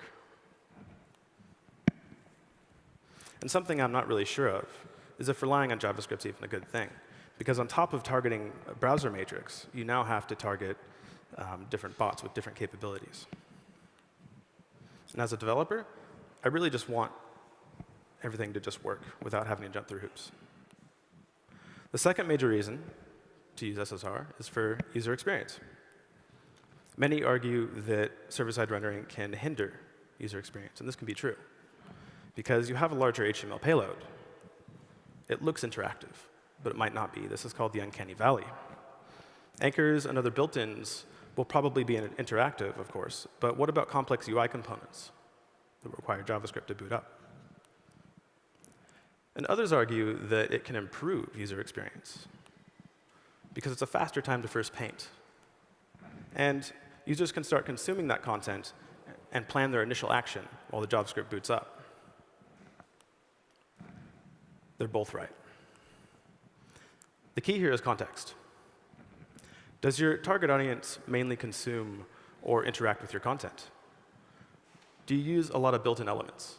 Or do you have a lot of custom components that require JavaScript? And how long does it take for your JavaScript to download, parse, and execute? So the moral of this story is actually very similar to the last one in that your mileage is going to vary. Server-side rendering is a tool that can help you improve your user experience. Use it if you need it, but you need to measure and you need to care. And this is something that we should be doing regardless in our jobs every day. Using server-side rendering to solve your problems depends a lot on context.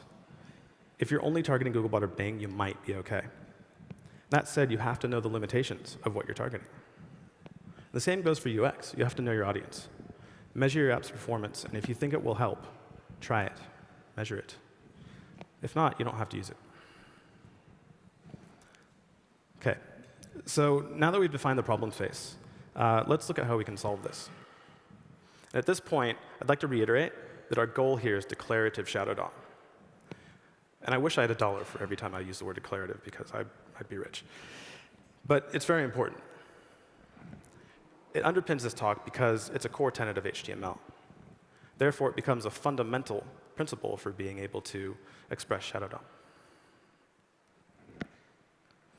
I'd like to start off by defining some terms real quickly. The first one is web components, right? This is just custom elements in shadow DOM. That's all I'm talking about here, not HTML imports or templates or anything. The compose DOM is the state of the DOM when the light DOM is distributed through the slots in the shadow root. And serialization is when you transform a DOM tree into the composed HTML. Rehydration is reverse engineering that string and taking the composed tree and turning it back into light and shadow DOM. At a high level, we plan this into a 3-step process. First, we wanted to be able to run web components in Node, because we really wanted the simplicity of universal JavaScript and being able to co-locate client and server code. Next, we wanted to take a DOM tree consisting of both shadow and light DOM, and then serialize that down and transform it into a string. And finally, we needed to then run JavaScript on the client to rehydrate that. There's a couple of different approaches we could have taken here. The first approach is running in something like Headless Chrome or Electron. And I haven't tested Headless Chrome, but my first foray into all of this was trying Electron to do this. The DOM API support is top-notch. But there's a bit of friction, because you can't co-locate your client and server code. Everything has to be proxied through a separate tool. And because of that, performance is questionable. So the other method of doing this is running your code in something like JSDOM or Domino or undom. Depending on the implementation, this can actually be very fast. The API ends up being a lot simpler because there's no context shift between tools. And it opens up a lot of doors within Node. And I'll talk about this a bit more in a little bit. Unfortunately, none of them support web components yet. There is work happening to fix that. JSDOM has an ongoing PR for custom elements and shadow DOM.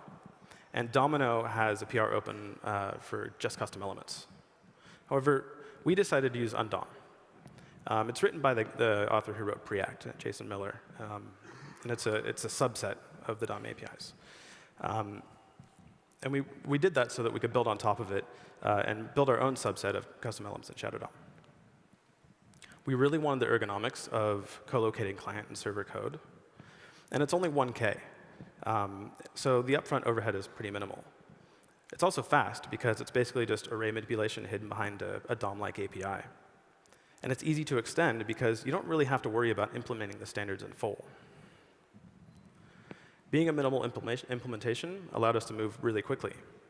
We needed that because there was a lot more work to do in order to concept this idea. The first pass of all this work is a new library under the skate.js org, excitingly titled SSR. The only thing you have to do to start writing web components in Node is to make sure that DOM APIs exist in your execution context. To do this, you simply require the module that registers the APIs. Once this has been done, it's as if the server and the client have joined forces. So now you can write your code as if you were running on the client. And here we've defined a simple hello world component that we're going to be using in the next example. So now that we can run our DOM code in Node, the next step is taking a DOM tree and turning it into a string. Our requirements for the string are pretty stringent. First, it must represent the composed tree, because it must be legible to bots without executing JavaScript. And the content must appear in order and retain semantic meaning. Second, it must contain all the information required to transform it back into the state before it was serialized, so the state that was on the server. And third, it should be reminiscent of what a standards-based approach might look like, because we do want to take this to the W3C as a future proposal. So assuming we've already defined the hello component in the previous example, we don't need to do that much to serialize it. The library's default export is a render function. So we load it up to serialize the hello element. And then we create an instance of the hello element that we're going to serialize. And we want to project some content in the light DOM. So we set the text content property. And when we call render on our element, it returns a promise that resolves with the serialized result. Using a promise helps account for components that might render asynchronously. For example, Skate does this to batch property updates into a single render, and then it happens on the next microtask. You can also pass a custom resolver. For example, if you have like a fetch request somewhere in your code that you need to account for. So the previous example would output something like this. And this is the composed tree with a few extra bits. So now that we've serialized our component, let's look at the rehydration process. This is the previous result that we had. Without built-in declarative primitives, we have to execute JavaScript in order to rehydrate this. So we dedupe the rehydration code into a single function. That way, we can call that function whenever we need to rehydrate a shadow root. And it's called rehydrate here, but the library is going to make sure that's not going to have any collisions in the global namespace. This is just for the example. So upon rehydration, that script tag that invoked rehydrate gets removed. The placeholder shadow root element is also then removed. And the real shadow root is then attached to the host in its place. And the content from the particular shadow root, the placeholder shadow root, is then transferred to the real one. Now, we have to take all the top-level slots and then take its assigned nodes or direct children and then move that back to light DOM on the host. We have to be careful, though, so that we don't move any default slotted content. The best way we've come up with so far is by flagging the slot with an attribute called default. But for the sake of simplicity, I'm not going to do that here. And this is what the full rehydration ends up looking like. This is something similar to what you'd see in DevTools. It's also a really, really great example of why we need to serialize out the composed tree. Looking at the order in which the text appears here, so you have world appearing before hello. Even if world came after hello, it's still appearing after that exclamation point. And if you had anything placed around the slot, for example, to place emphasis on the text inside the slot, you're going to lose that semantic meaning. Using a shadow root custom element, though, does have its drawbacks. It's not perfect. It's really good because we can deliver a custom element in the future instead of using script tags. However, we didn't do this initially because delivering custom element opens up questions around requiring polyfills and shims. And we wanted the usage of this to be as simple as possible. The possible alternative to custom element would be using something like a composed attribute or a shadow root attribute on the host. Doing this means that there's less DOM elements that need to be thrashed or mutations happening. And it seems to match the imperative API a little bit closer. Either way, declarative shadow roots are currently only designed to work for the initial parsing of an HTML page. Using other declarative abstractions like React and JSX and other ones hasn't really been prototyped yet, but we hope to be doing that soon. Between the time that I wrote this talk and now, we actually implemented experimental encapsulation for CSS class names. This means that you potentially don't have to execute any JavaScript at all to server-side render, service bots, and actually have scoped content on the page. I got about halfway getting all this stuff prototyped, and it kind of just hit me. Do you realize what doors this opens up? And all of a sudden, I got pretty excited. Behind door number 1 is the ability to run your tests in Jest. It's a testing framework by Facebook. Jest runs in Node and normally uses JSDOM as its default environment. So we wrote a custom environment that uses our own DOM one plus the extensions that we put on top of it. All you have to do to configure Jest is to specify the environment in the package JSON. And then you can start writing tests as if you're in the browser. Skate's entire test suite is now run through Jest using this. Similarly to Jest, you could use Mocha to run your tests directly in Node. It looks a bit different, though, because Mocha doesn't have a concept of environments. You're just running it directly in Node. So instead of configuring it to use an environment, you would do as you normally would and just require the APIs at the top. And then you can just write your tests as normal. If you find yourself rendering your content on the server statically to a single file with these APIs, you can actually quite easily generate an entire site statically. So we built a little CLI tool that will take a glob of JavaScript files that have custom elements, constructors, those are default exports, and it will render each one to a static HTML file. It also accepts a props argument, so you can do pseudo-dynamic renders with it. And this can be useful for anything that doesn't have much dynamic content or isn't very interactive, like documentation sites. However, if you want to pre-render your pages and deliver your JavaScript separately that upgrades some or even all of those rendered elements, then you can do that too. So dynamic SSR is a lot like static SSR. You're just running it in a Node server, like Happy.js or Express. You can make your components render dynamically via props by assigning the request parameters to the component. Doing this allows your component to then dynamically re-render according to those props, and then the output is serialized and sent to the client. Writing libraries can be fun, and it can be really useful to the community. It can also be kind of glamorous. However, the definition of success here is if this library can be made mostly, if not completely, redundant. We've built all this stuff out on top of undom, and undom supports plugins, so it would be pretty logical for us to then just extract this stuff out into a plugin, into a separate repository. And once JSDOM has support, then developers can choose, depending on which one meets their needs. Since serialization and rehydration are pretty tightly coupled, it would be really great to get a standardized way to represent this compose tree as a string. Maybe something like element.composed HTML. I don't know. That way, we can be confident that what we send to the client is going to be properly rehydrated. And finally, to the main point of this talk. We absolutely need a standardized, declarative way to represent Shadow DOM so that we can service bots, present scope content to users quickly without requiring JavaScript, and so that we can use the power of Shadow DOM declaratively in other libraries and frameworks.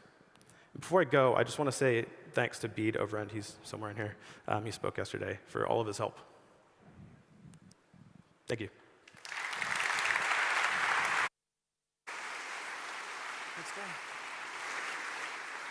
Awesome.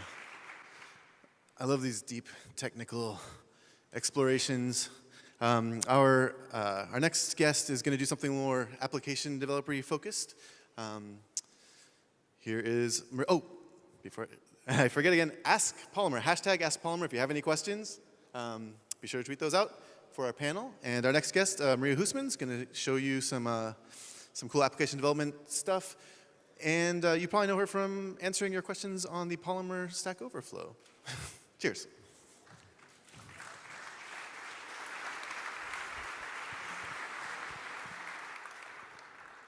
Hello, everyone. I'm Maria, and I'm working towards my PhD at ETH Zurich in Switzerland. And so for my research, I'm experimenting with UIs that are distributed across multiple devices. And in this talk, I'm going to tell you how I use Polymer for that. So we have more and more devices, including phones, tablets, watches, and TVs. And I saw many people around here that have brought their laptops, and I assume that most or maybe even all of you also have brought a smartphone. So you already have at least 2 devices with you. However, we still mostly use these devices in isolation, except maybe for some cloud-based synchronization for things like files and email. However, there could be benefits if we could use multiple devices in combination, for example, to have more screen real estate. And I took this photo here of someone who's shopping for wine on a train. And they're using their phone to access the shop, and at the same time, they're using the tablet to get reviews on a specific wine, so for the same wine that they're looking at in the shop. However, in this case, there is no coordination between the 2 devices.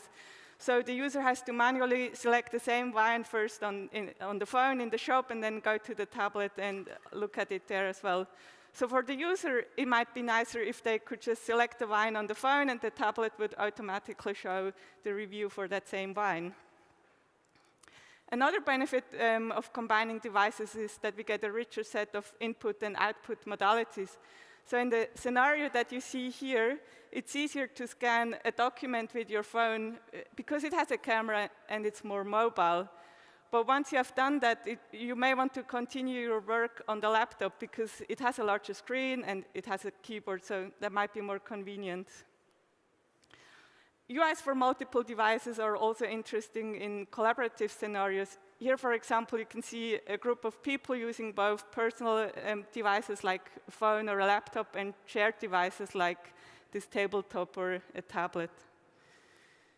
So researchers call applications that make use of multiple devices at the same time cross-device applications. And as part of my research, I'm trying to make it easier for developers to build such applications. And for that, we have created a library that uses Polymer.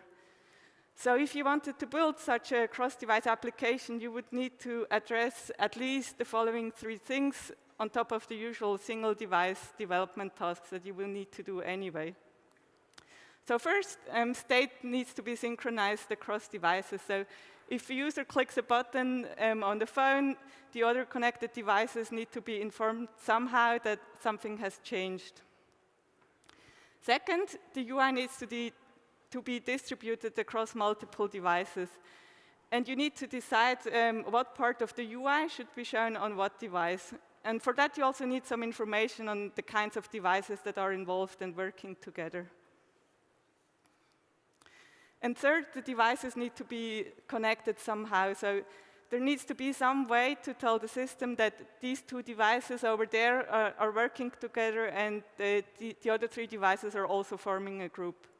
And so our library offers support for all these tasks using web components. And we are going to look at how you can use the library to build cross-device applications by looking at this sample application of a webcam viewer. So it's a pretty simple application that shows a large image of a webcam on a large screen, and the user can pair a phone and then use the phone to control the camera angle and select the camera to show. The application was built using less than 300 lines of code in client and server combined, so also mostly in the client. And you can find the code if you want to have a look. There's a link to the GitHub down there. So here's a screencast of the application. To pair the phone, I could just scan the QR code that you can see there, or I can just copy it onto this emulated phone. Then I can use the buttons to control the camera angle. I can go back and forward in time. And then when I flip the phone, I can choose a different location to display.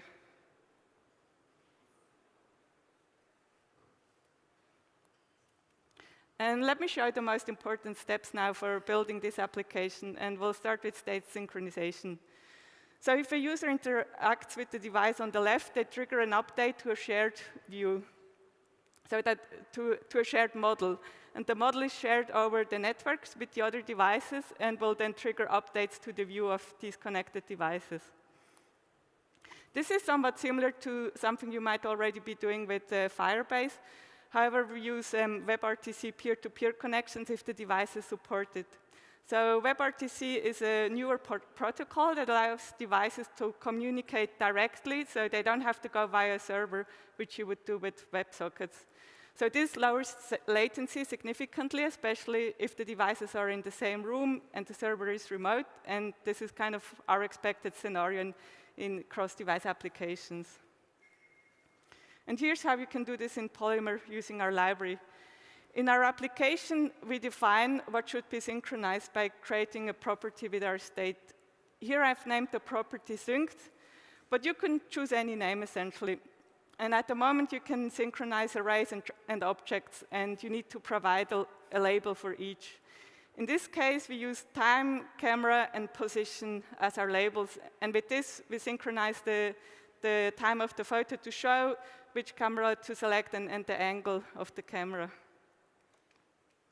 Then you can use this XDMVC synchronized web component and use two-way data binding to specify that the synced property should be synchronized.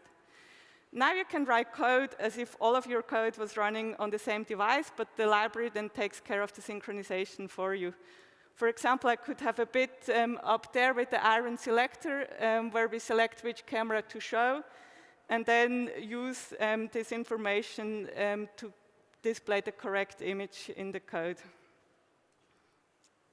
As I said, you can write code as if it was all running on a single device, but you still might want to specify what part of the UI should be shown on what device. And for that, we provide a couple of templates for what we consider common distribution patterns. And one of these is the remote control patterns, where we use phones to control a larger screen. And we call the phones controllers, and the large screen we call the viewer. And again, here's the code. So you add this controller layout component to your application, and then inside this layout component, you need to add a controller class to everything that should go to the controller devices, and a viewer class to everything that should be shown on the viewer devices. And that's it. Finally, the devices should be associated somehow, and we chose an approach with identifiers in the URLs. So when you load the application on the large screen, it will modify the URL and add this connect parameter with a random ID. When another device loads the new URL, the devices will be paired. And the URL can be encoded into a QR code and scanned by a device. Or in another scenario, you could also send it over instant messaging or transmit it using NFC. And we call the device that displays the code the connectee device, and the device that scans the code the connector device. And again, this is how you add the functionality in your application. There's again a custom element for that, so you add this URL pairing component, and the component will take care of modifying the URL for you, and it will handle the pairing. For the webcam application, we specify that the connector device should be assigned a controller role, and the connectee device should have the viewer role. We then use this information for the UI distribution that I showed you in the previous step. But if you don't have any use in your application for this information, you don't have to use it. So I've shown you how to build the application, and next I'm going to speak about why we chose to work with Polymer. I think custom elements are great. Declarative code is very readable. I can get a quick overview of an application by just looking at the HTML. And for us, it was also important to have code that works across platforms and on all kinds of devices. So if you look again at this picture that I've shown you in the beginning, you can see there are a lot of different devices. And we want a code that we could just write once and run everywhere, and Polymer meets that requirement. Then the Polymer concept just seemed to be a good fit for what we are trying to do. So two-way data binding integrates well with our idea of state synchronization. You just hook everything up, and it works. And under the hood, we use conditional templates for the UI distribution. So we wrap things in a DOM if and decide whether it should be rendered or not. Modularity is also important. As a developer, you can choose the level of support you need. Maybe you want your own way of distributing the UI. Fine, then you just don't use the pattern templates. The same goes for pairing. You don't have to use the QR codes.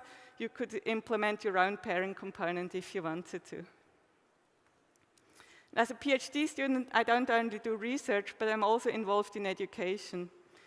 We have used our library and Polymer in various lab projects, as well as bachelor and master theses. And students had varying levels of experience with web technologies, and some had even no experience at all. And none of the students had any experience using Polymer. But the students usually become productive quite quickly, and I think the declarative style is helpful for that. And I have to admit that the documentation of our library is not in a perfect state, but the students learn how to use it quite quickly by looking at sample applications. They can use the dev tools and click on a component and inspect the application. And for this, it's important that Polymer uses the platform, and the component is a custom element that they can inspect, and it's not just a bunch of diffs. Now, I'd like to give you a quick tour of an application that was built with our library and Polymer. It was built by 3 computer science master students at ETH, and they did it in 1 semester, which is around 14 weeks.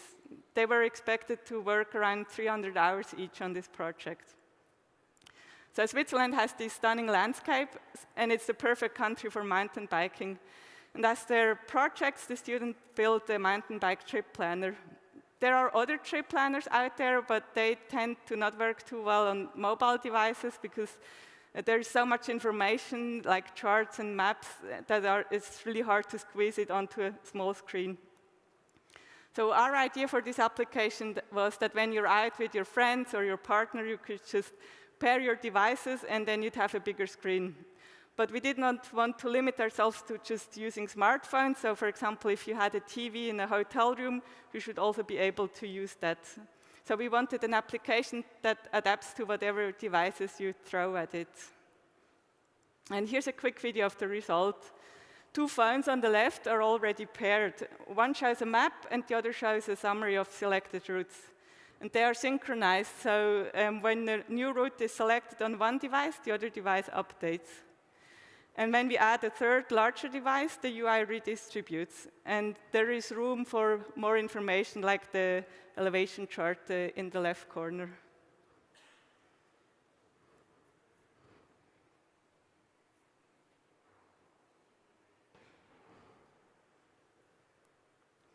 So what were our experiences in this project?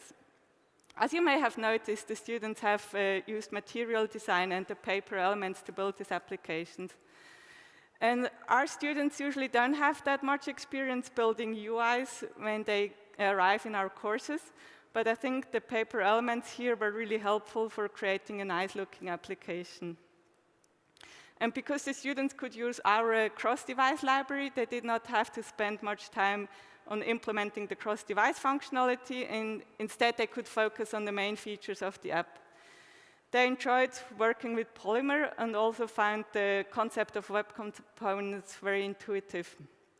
And one student told me, this is how we should build web applications.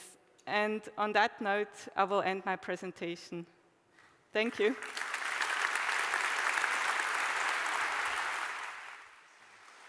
Thanks, Maria.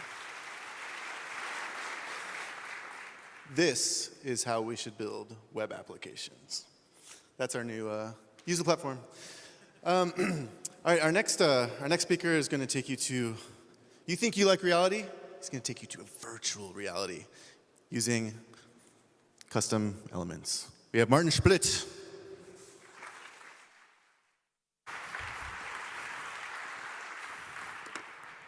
All right. Hey, y'all, how are you doing? All good? Can you get that louder? Heck yes, awesome. Right, I have 15 minutes to talk to you about a topic that usually takes university students half a year to grasp, and that's computer graphics basics. But hey, virtual reality is cool, so let's talk about it real quick. And the clicker's not clicking. That's not a problem, I have a keyboard. You said you're not going to be on stage with me. Ha ha! Anyway, so yes, let's talk about web components. Let's talk about AV setups. You see, I have a live demo that I'm not very chill about because it's going to blow up big time. And so I have to present from my laptop, and that makes everything complicated. And here we are. Anyway, web components with VR and blah and all that kind of stuff. And the clicker's still not doing the thing. Now it's doing the thing? Awesome. Oh, you're my clicker now. Awesome. So when it comes to creating web content in 3D, the thing is that you have to deal with very different things that you're usually dealing with. You have a bit of DOM, a bit of JavaScript, a bit of CSS. Hurrah, there's your web application. However, in 3D and graphics, things are slightly different. So one of the biggest problems of getting started with that is there's a lot of lingo, a lot of terminology that you have to get behind. And this is an excerpt from an actual tutorial for beginners. And it reads, obviously it's not the start of it, but still it reads, this is passed to the shader and used to calculate lighting for the object. OK, I think I get what's possibly, I would have to research what a shader is, but OK, lighting for the object, I get lighting, OK, I understand. It is the transpose of the inverse of the upper left 3x3 submatrix of this object's model view matrix, right? Obviously. So I'd rather not click. Man, you're doing a good job. Don't worry. Don't worry. I'll just do it. The thing is in Noworky. So I'm saying we don't do that. Thank you very much. Instead, we are doing the following thing. Click. It's good that it paces me. Should I? Yeah, click. Yeah, do. Oh, right, OK, you're watching the, now I understand it. We're basically doing Morse code, because if I click here, it blinks there. Future! Anyway, so, so instead, we don't have time for that. Serious stuff. OK, so if we want to do graphics, we have to start with points. And because mathematicians are very pedantic people, they're like, no, those are not generic points. They are vertices, because that's where two line segments meet. And so we call them vertices, but they are points of our shape. But points really don't make shapes until we connect them. So we connect them up to triangles. Why triangles? Well, I don't really want to teach a computer every single shape there is. So it turns out that triangles are kind of like the brute force method of graphics. If you use enough triangles, you can approximate pretty much every shape. So the convenience would be, I only teach a computer to draw a triangle, and then I can make every shape appear. And then some clever people build hardware that actually figures out what kind of pixels we have to color in to make that shape look more than like a 90s like laser show kind of thing. So now we have a shape that we can color in. It's ready to color in. And we write a program that's called a shader that actually determines the colors for each of these points. And how it does that is absolutely up to us, writing that program. We can use like a normal color. We can make everything like green, for instance, or we can say make it a gradient, or we can use, like we can read pixels and colors from an image and put that onto the triangle. We can do that, and then we get a triangle that looks like something like this, for instance. Great, so that's 3D graphics. But if I look at that abstraction level, I'm like, I don't really know how to build applications with that, right? So I'd like to introduce a little higher, a higher level application or abstraction, a higher level abstraction to work with. And so, for instance, think about making a movie. One thing that you need to make a movie, or a theater play for that matter, is you need a stage. You need a scene where things happen. OK, sure. Then you need some props and actors to actually go onto that stage and make something happen, because an empty stage is not very fun to watch, right? So here we are putting some meshes. That's the lingo that the 3D people use. We are putting some meshes, which are 3D objects made from triangles connected to faces and then shaded. We put those onto the scene, and then we have something that we can possibly film using a camera. The camera is only a conceptual thing, like from where am I looking onto the scene, and like because different, like I see the scene differently than you guys see the scene, because we have different angles from which we are coming. So the camera basically encapsulates that. And once we have the camera would film onto a film or an SD card or something. We're not doing that. We are putting it in the web. And the web means there's a canvas element that is really good for pixel access, and it gives us access to a technology called WebGL. So there's a WebGL API that is really good at putting pixels onto a rectangular area into your website. And that's the renderer. We could theoretically render with something else. We could use SVG or CSS or something, but we are using WebGL because it's really fast and really optimized for 3D graphics. And then we have our content on every device that has a browser that supports it, and that's pretty much every browser out there, because this technology is around since 2011, works on IE11, works on Edge, works on Samsung Internet, works on, what's the thing with the Doga, Servo. So yeah, all these things basically supported. iOS, all good, nice. Sweet. This is the code that you would have to write to do that in vanilla WebGL. Don't read that code. We don't have time for that. It's terrible. Don't do it. Luckily, there's libraries like 3JS that abstract this away into the application or abstraction layer that I've just been talking about. It's like making a movie. And here we have like a scene, we have a camera, we have a renderer, and we have a box, which is a mesh. We put the box onto the scene, and then we have a render loop that runs all over again and basically just films the scene via the camera and puts it onto the canvas using the renderer. OK, that's better, I think. But if you look into it, we're not only putting one thing on screen most of the time. So let's do a little thought experiment here. So what if I have a ship that has a captain, and I want to move around the ship? Then I have to move around the captain as well. That's a bit tedious. So how about we make that captain 3D model a child of the ship model? And if I move around the ship, the captain kind of moves with it. And then maybe there's something else on the ship as well. Maybe there's a table, and on the table there is a coffee mug and maybe some binoculars and a map. And if I move the table on the ship doesn't move, the captain doesn't move, but the table moves, and with it, hopefully, the coffee mug and the binoculars and the map and all that kind of stuff. So we have to build a tree. But that's cool, because we as web people are like really good at building trees. So we're like, yeah, this is some stuff that I know. Who here knows the DOM tree, huh? And I now know who's like, what is he talking about? I just checked my emails. That's perfectly fine. It's going to be more visual in a second.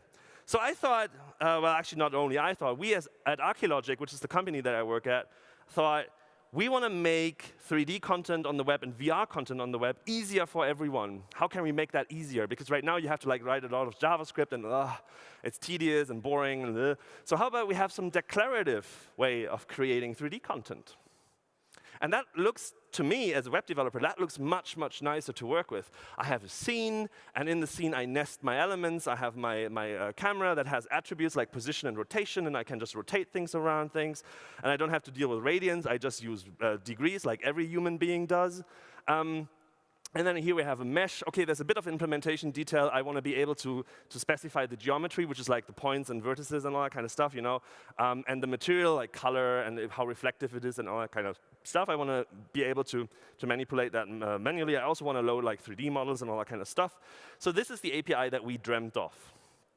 And when that came up in our work, I said, Polymer is the thing. So I built it with Polymer, and now comes a live demo, and I hope that you're all with me and have all your fingers and toes and all that kind of stuff crossed, because it's going to blow up big time. Right, here we go. So here we have a scene that hopefully is large enough to read. If not, tough luck. So here we are seeing, like, we have a 3D scene, and in the scene we have a camera and a mesh, and in the mesh we have the geometry and material.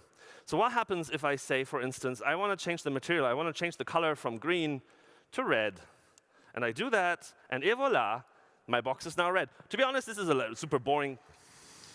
Thank you. Shh. We don't have time for that. That's cool and nice and fine and all, and I can make, like, I'm a kid of the 90s, so I go like, ooh, wireframes. And I make that green again, because green is awesome for wireframes. So yay, green box. And what about I can change this to, let's say, a sphere? Oh, that doesn't look like a sphere. That's a shit sphere. Well, that is because of the parameters here are saying how many triangles it uses. The first one is the radius, so I can make that larger, for instance. But then I use one triangle for each of the sides, and it's not very good. So how about we use like 16 triangles, and hey, a sphere appears. So shh, we're not there yet. Jesus, you are easy to impress. And I'll just remove that. I'll just remove that and pull out the most dangerous thing ever. I load shit from the network. Yeah, that's going to go well. So there's a 3D format called GLTF. It's like GL transfer format, but I'm like, it's called WebGL. It should be WTF, right? Anyway, so now it's like GLTF. That's what we got. I have a few really cool people that I work with. And one of them is Madeleine Kalender, who's probably watching the live stream right now. And she made me a 3D model because on Twitter 2 days ago, someone was like, could you, I showed a GIF of that demo, and he's like, could you do it with a like Polymer logo? I'm like, yeah. And I'm like, hi, Madeleine, I know that you can do Blender and 3D modeling, and I can't, so please? And she said, yes. So we have a 3D model. And I'm gonna give it an ID as well, just so that I can access it later on. And I position it into the screen so that we see it -5 meters into the screen. And that should pretty much be it. And there we go, a 3D model of that. And because, we don't have time for that. So because this is a DOM API, I can totally go and say, hey, 3Scene, can you give me an update whenever you are rendering something? So whenever you rendered a frame, please call this function and do something. And I'll take I know var is out and boring, but screw you all. No, not logo. I want an angle. And what I can then do is I can say logo rotation equals template strings. Hurrah, because template strings are awesome.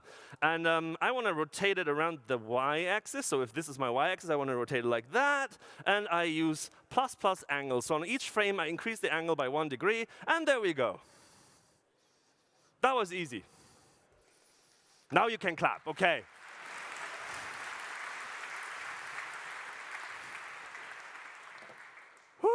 OK. Ta-da! This is kind of like my two-sided slide. If it would have failed, I would go, sorry, I didn't know. That was a picture where I was young and pretty, and now I'm just old and the opposite of pretty. Anyway, so moving swiftly on, let's talk about VR. All right, so the native VR experience, if you want to call it an experience, is you start by like Googling for something, and then you download it, and then probably Windows has to make an update or something, and then you install it, and then it probably crashes your computer or reboots your computer because it's Windows. No, I'm just kidding. So basically, you have to download it, you have to install it, and then you go into VR. And I find that bizarre because that feels like back in the 90s. I'm like, yeah, I remember that, like sitting in front of my computer, waiting until like ACD-ROM has basically vomited everything onto my hard disk, and then I could finally install it and then run it and have fun. But this is 2017, so I would like an experience where I open my browser and type in a URL, and then I put on my headset, and then we're done, right? Because it makes so much sense, and we are living in this future thanks to a standard called WebVR. And WebVR basically gives us 3 things. First things first, it detects if there is VR hardware available. And that might as well be if you're on a phone and you have a Daydream or Cardboard device, then it goes like, yeah, this thing can possibly be put in a Cardboard device, for instance. And it also gives you a bunch of parameters, like how do you have to distort everything and all that kind of stuff. So it gives you this kind of information. And then it gives you information that you really need, because we're putting the user front and center into our application. Whenever the user's turning around their head, we have to take that into action for like our camera. Our camera has to move. The same if I move around in the room, I have to kind of like update my camera to move around in the room. So it gives us this kind of information as well, called the pose. Also, we have like hardware that is additional controllers, like the Daydream controller, the Samsung Gear VR controller, HTC Vive has them, Oculus Rift has them. So you have controllers in VR space, and you want to have access to them as well. So the WebVR standard augments the Gamepad API to actually provide you access to this information as well. And when you have all that, then you write a bunch of code. So here, for instance, we are asking for the displays. It resolves with a promise because it's a modern API, and it gives you a list of displays.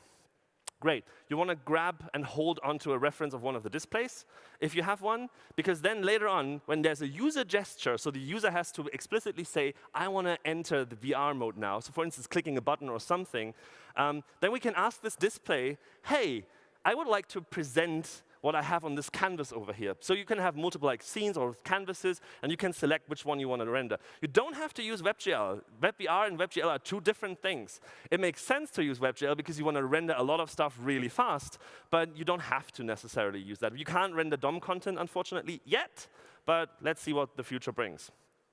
Once we have that in our render loop, what we do is we are basically asking for frame data, which means we're getting back like the position and orientation and all that kind of stuff. Then we are rendering 2 times, once for the left eye, once for the right eye. And when we have done that, we submit that information onto the on the device that you have in front of your eyes. So we are sending this information over so that the user actually sees it there. Once we have done that, we are using the VR display request animation frame. Because for VR, we want at least, if we're like doing proper VR, then we want at least 100 frames per second. Now you know that the request animation frame loop is usually like locked at 60 frames per second at best, even though your hardware might do better.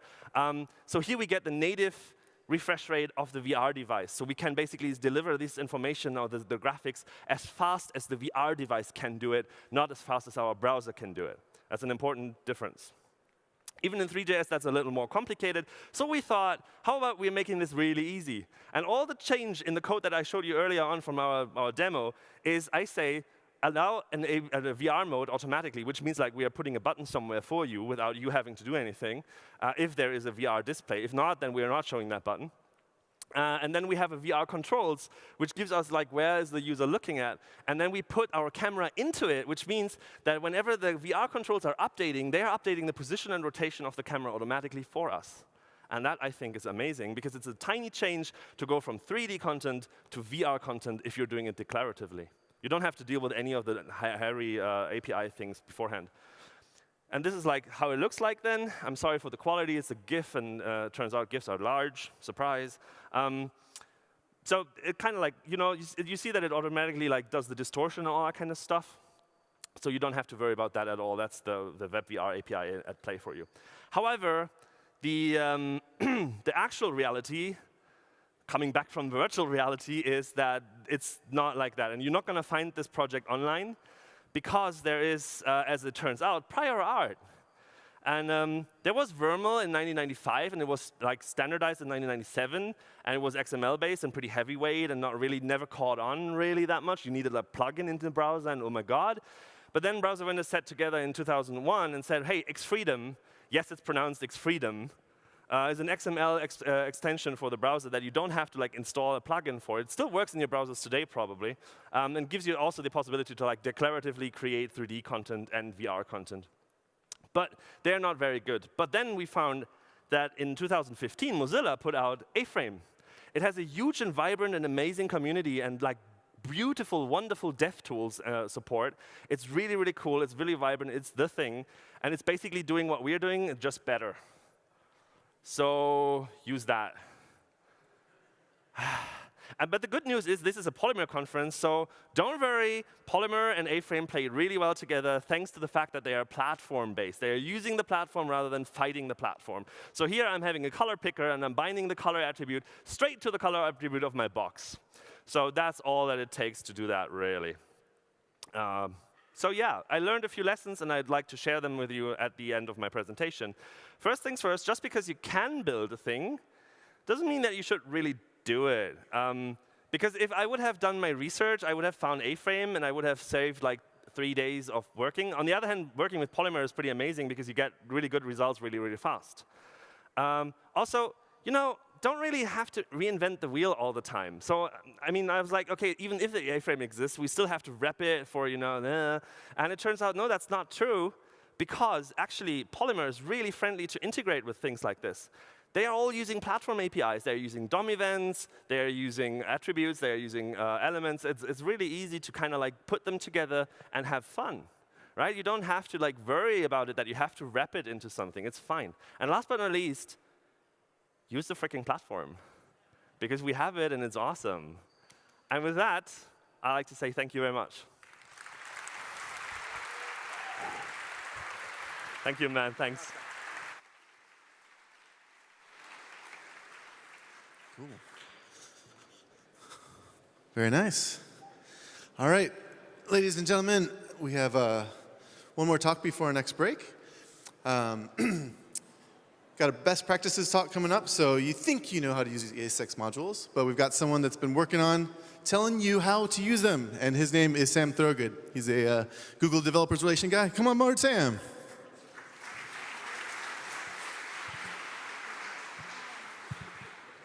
Hello. Ooh, that's quite loud. So confusingly, I'm the second Australian Sam you're seeing today, so we do look a bit different, so you'll be able to tell us apart later on. Today I'm here to talk to you about ES6 modules, how they work, what are the ups and downsides, and how they integrate with existing code. And this talk is definitely a technical deep dive, which is basically code for there'll be a lot of stuff on the slides, so pay attention.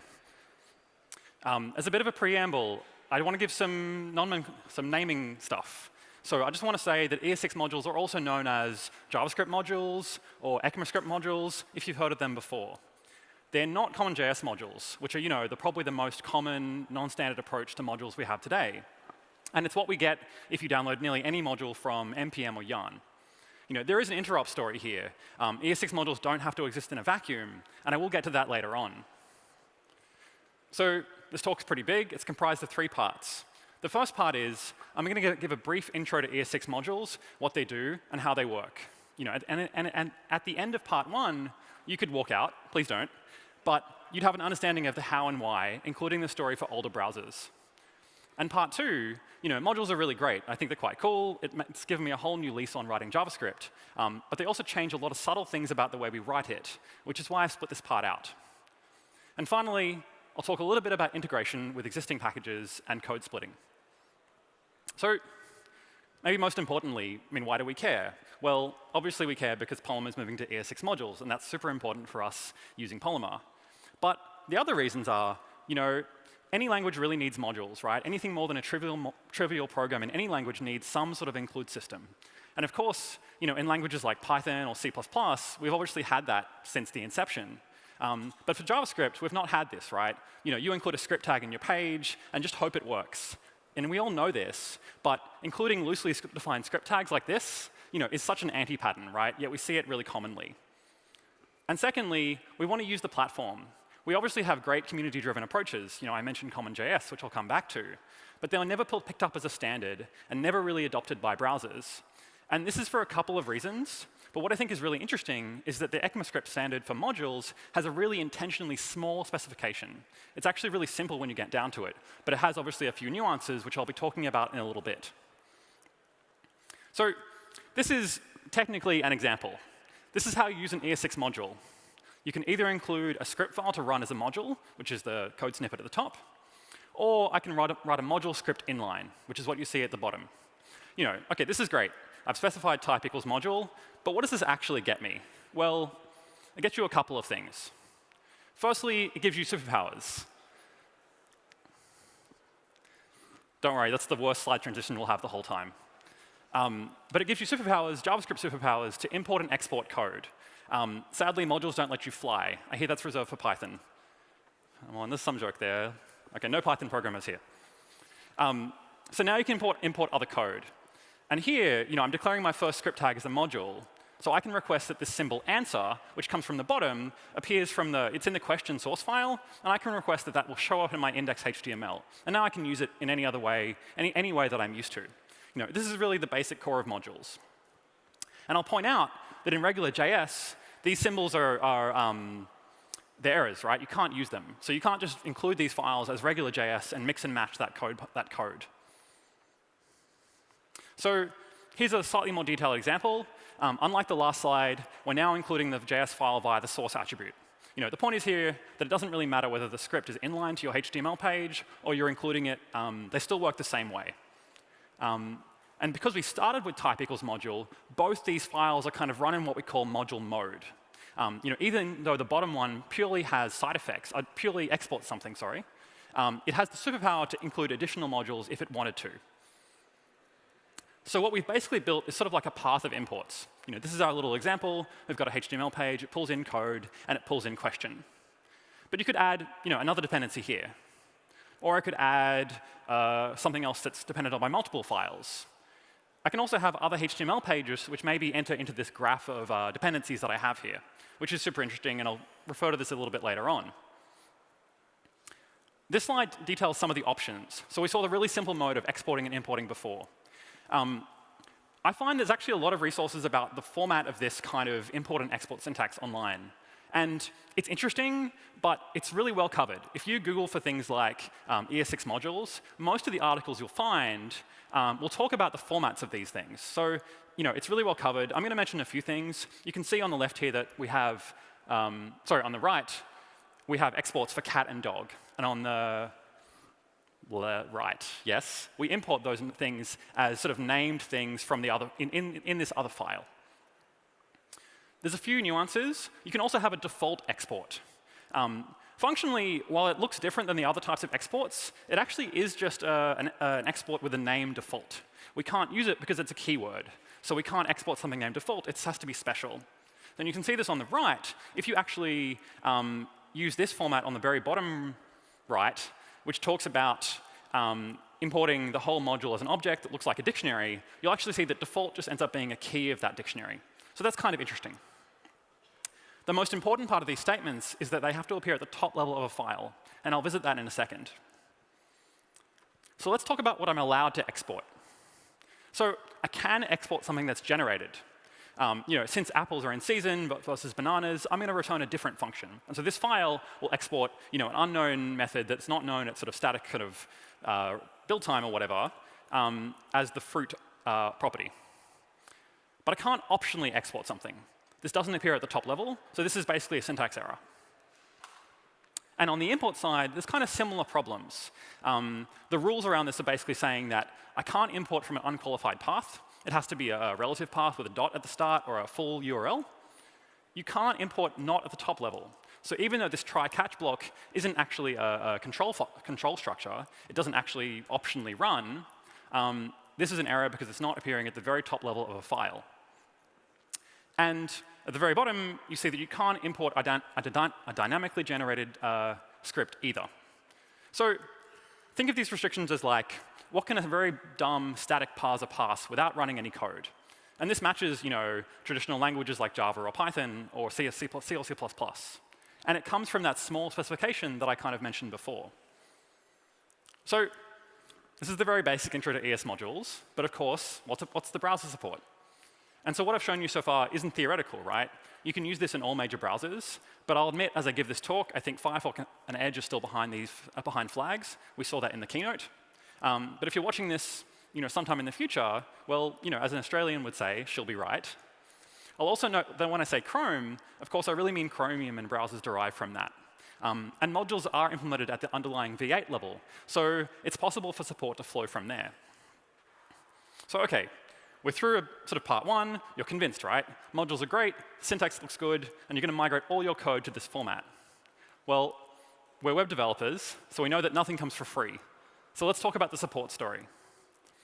And I'll start with our favorite thing, old browsers.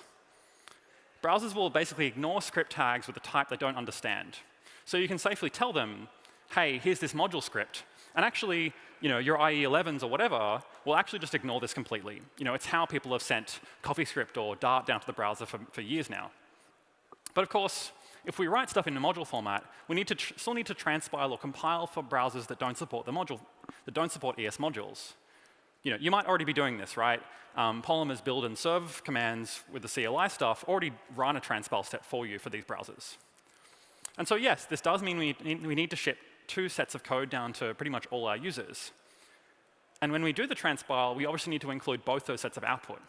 So the way we do this is we basically do what's called a no-module tag. So we add this script tag that browsers that support ES6 modules will actually ignore, with a small caveat. So putting it together, you'll basically, on your eventual HTML page, you'll have 2 script tags, one for module browsers and one without. And this is great, right? Because you don't have to run script to generate the right imports. New browsers get new, and old browsers will get old. But that star from before, actually Safari 10.1, actually shipped without no module. So there's a small bug you need to work around. We've actually got a solution. There's a small JS snippet you can include that will stop Safari from loading this no module code. This issue is fixed in future versions, and everyone else is shipping with this feature. It will eventually go away, right? Old browser versions will eventually disappear like tears in the rain. And the biggest cost maybe in the very long term is that users on this very specific version might end up downloading both your bundles of code. So I've mentioned a bunch of stuff. I said, well, you need to transpile, you need to ship 2 code paths, and you need to deal with a fun bug. So why should I even bother with ES6 modules at all? And there's basically 2 really huge compelling reasons. The first is this immediate dev cycle. When you're building modular code and you have a native browser that supports it, you can, if you don't have native browser support, you've got to build or run or whatever to actually see your output.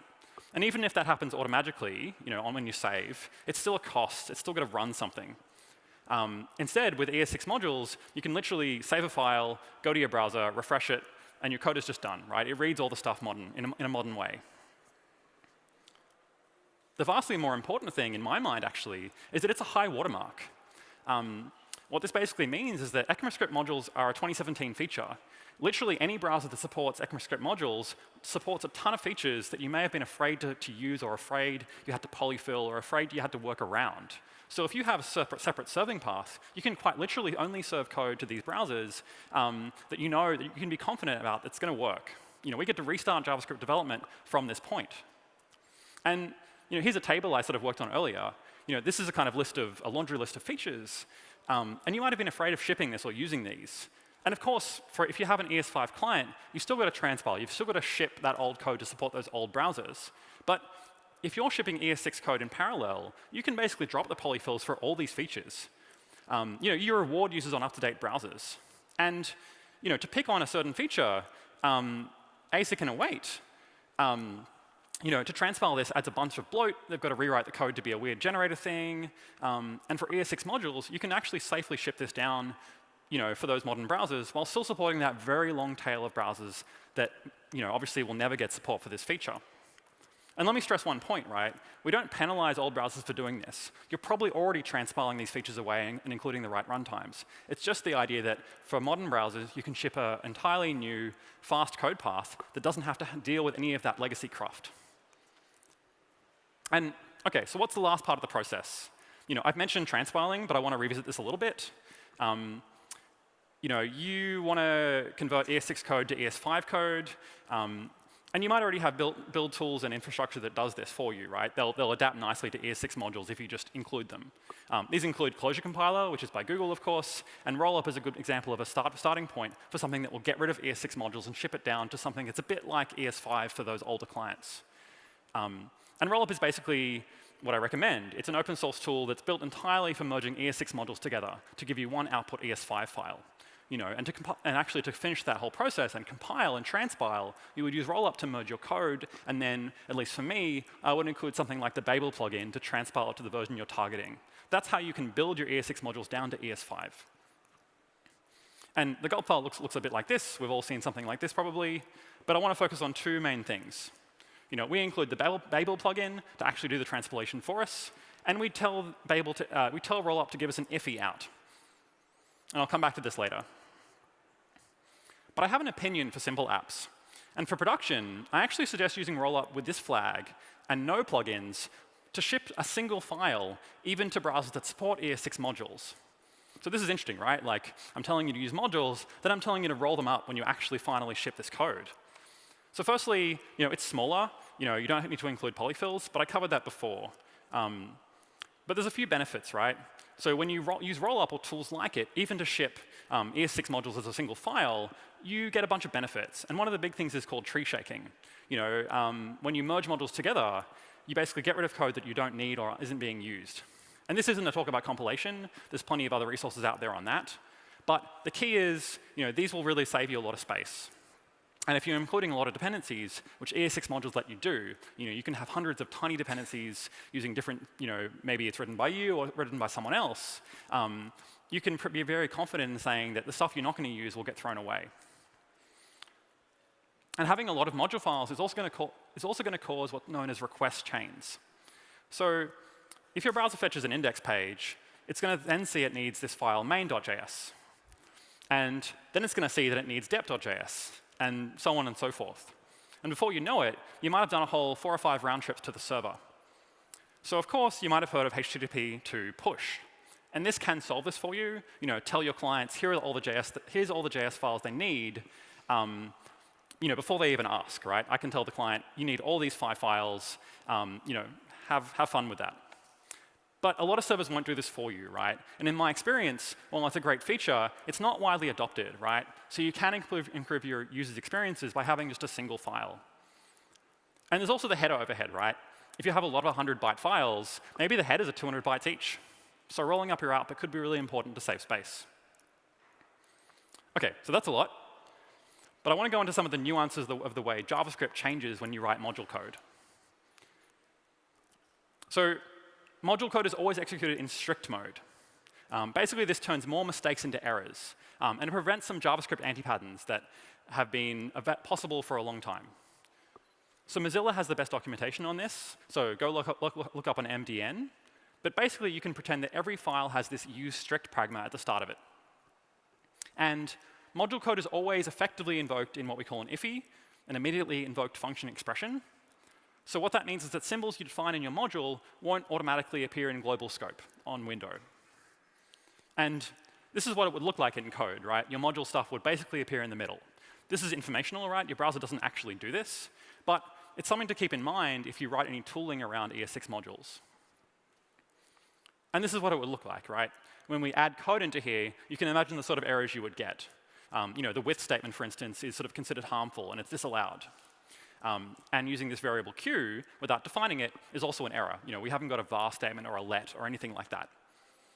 On the other side, you get some benefits, right? This variable x won't pollute the global scope. It won't implicitly create a property on window, which is kind of not usually what you want. But we can still access things like, let's say we had this HTML element.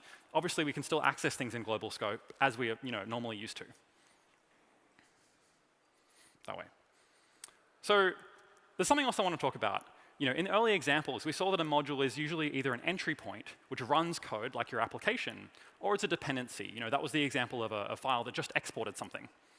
But we can kind of have a mix of both. I can import a file just for its side effects, just to run it.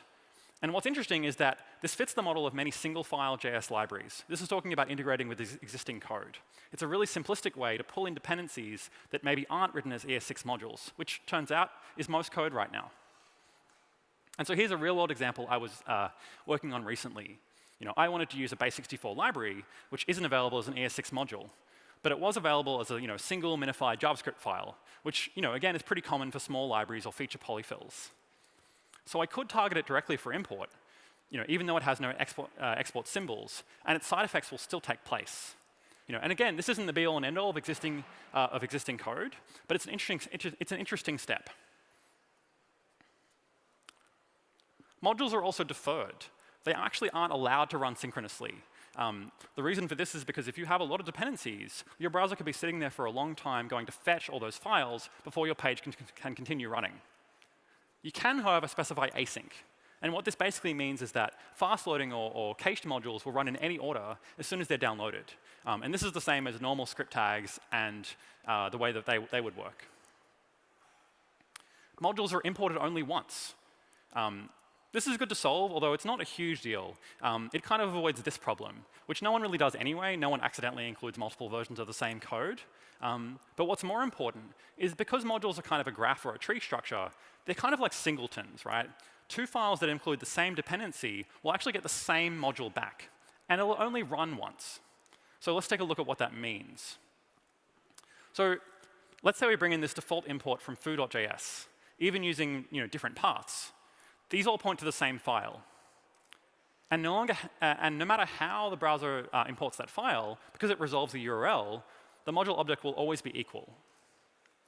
In this last case, this is where it would differ. This is a bit of a red herring, but it might be something to watch out for. We know these files are the same, right? We know the query string doesn't matter. But to the browser, it's a different file, right? There's a different URL. So this is going to be a different file. And this is kind of almost a hack to make a module run twice if you want to. Module imports are like functions in that they're hoisted. So this code here, which you see on the right, will actually run fine, right? Exciting method is brought to the top of the file just like this. That one. And so we have another example, which has an interesting trade-off with that, right? So let's say we have a new emoji polyfill. We need this for our emoji library to run properly. What we've learned, though, is since the import is hoisted, this actually won't work, right? The polyfill won't be available for the emoji library. We can basically solve this, if you have code like this, by moving our inline.js into an import. Because now, these import statements will still run in order. They'll just run at the top of the file. So we can use the side effect benefit to make sure that this window thing is going to be available for our next file that runs. And lastly, which is kind of cool, circular dependencies are actually allowed in JS modules. And this is kind of interesting because it's something that we haven't had in other module systems. They work mostly because of some of the properties I've talked about on the last few slides. The basic rule of thumb for modules that have circular dependencies is to not do any work at the top level. Don't cause side effects, just import and export things. So let's see an example. So I'm going to give you a classical CS exercise. I have a superclass. Let's say it's a vehicle. We want to subclass this, and we want to give each vehicle an ID. Makes sense so far, right? I have a new file, which has a class car. It has an engine, a driver, whatever. It doesn't really matter. But because it inherits from vehicle, it's also going to get an ID. So let's say we want to have a static method on a vehicle that returns a car.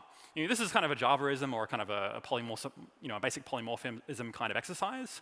But you have a builder on a superclass that returns a subclass. And maybe as a user, I treat that as a vehicle. I don't care that it's a car. So we now have a circular dependency, right? Car descends from vehicle, and vehicle itself can return us a new instance of car. And this is actually more or less fine. If I import either of these files, this will work as intended. So this is kind of a good example of where circular references will really help you. But there's one case that would break it. So you might have noticed this static kind of ID property. This is kind of a property of the vehicle singleton, if you can think of it that way. So if we end up using that property inside the car code to maybe say create a test or a default car, well, this is actually going to fail. And you might be able to see why, but let's look at it why. Let's look at it anyway. Because vehicle is effectively hoisted while we're in this kind of crazy scope, and because it's exported inline, ID is not really available yet. So what ends up happening is that this constructor will fail with a reference error. ID effectively is not available to this class yet. There are a few crazy hacks around this, right? And what may actually work out to be possible is maybe there's some interesting patterns that people will work out or realize that will kind of leverage circular dependencies in a very interesting way to do some cool stuff. But for now, doing this sort of thing, actually using the code inline in this file, is the sort of thing that will bite you. OK, so I've talked about a lot of nuances. Let's talk a little bit about integration. And as I mentioned before, ES6 modules don't have to live in a vacuum. So let's talk about the elephant in the room. This is a bit forced, but using the existing ecosystem of Node code. Firstly, there is a simple solution. We've talked about building modules using rollup and how modules obviously are very different. And while modules can help you get rid of the massive script tags, there's some cases when you can just include them anyway, right? And a really good example here is when we just want to include some dependencies for tests. Here I include Mocha and Chai just for things to run my tests. And these just have side effects. And remember that modules are always deferred, right? So I can also defer my script tags because I know that they don't need to run until my module is ready either. But I want to talk about a more concrete solution, what you can actually take away and use in your own projects. What is the story for code you've installed? This code that's inside Node modules. This is stuff, yet again, that's likely in common JS format. It uses require, it uses module.exports. So firstly, I want to focus on this sort of stuff. What's the solution, right? It's actually really simple. We want to build a special ES6 module that actually uses the require keyword and then re-exports those symbols again in ES6. This is obviously magic, right? Because we know the require isn't supported by browsers. So how do we actually do this? And just to go through it a little bit more, I want to make this very clear. We have our app on the right here. This is our ES6 module thing. All our modules are in pink.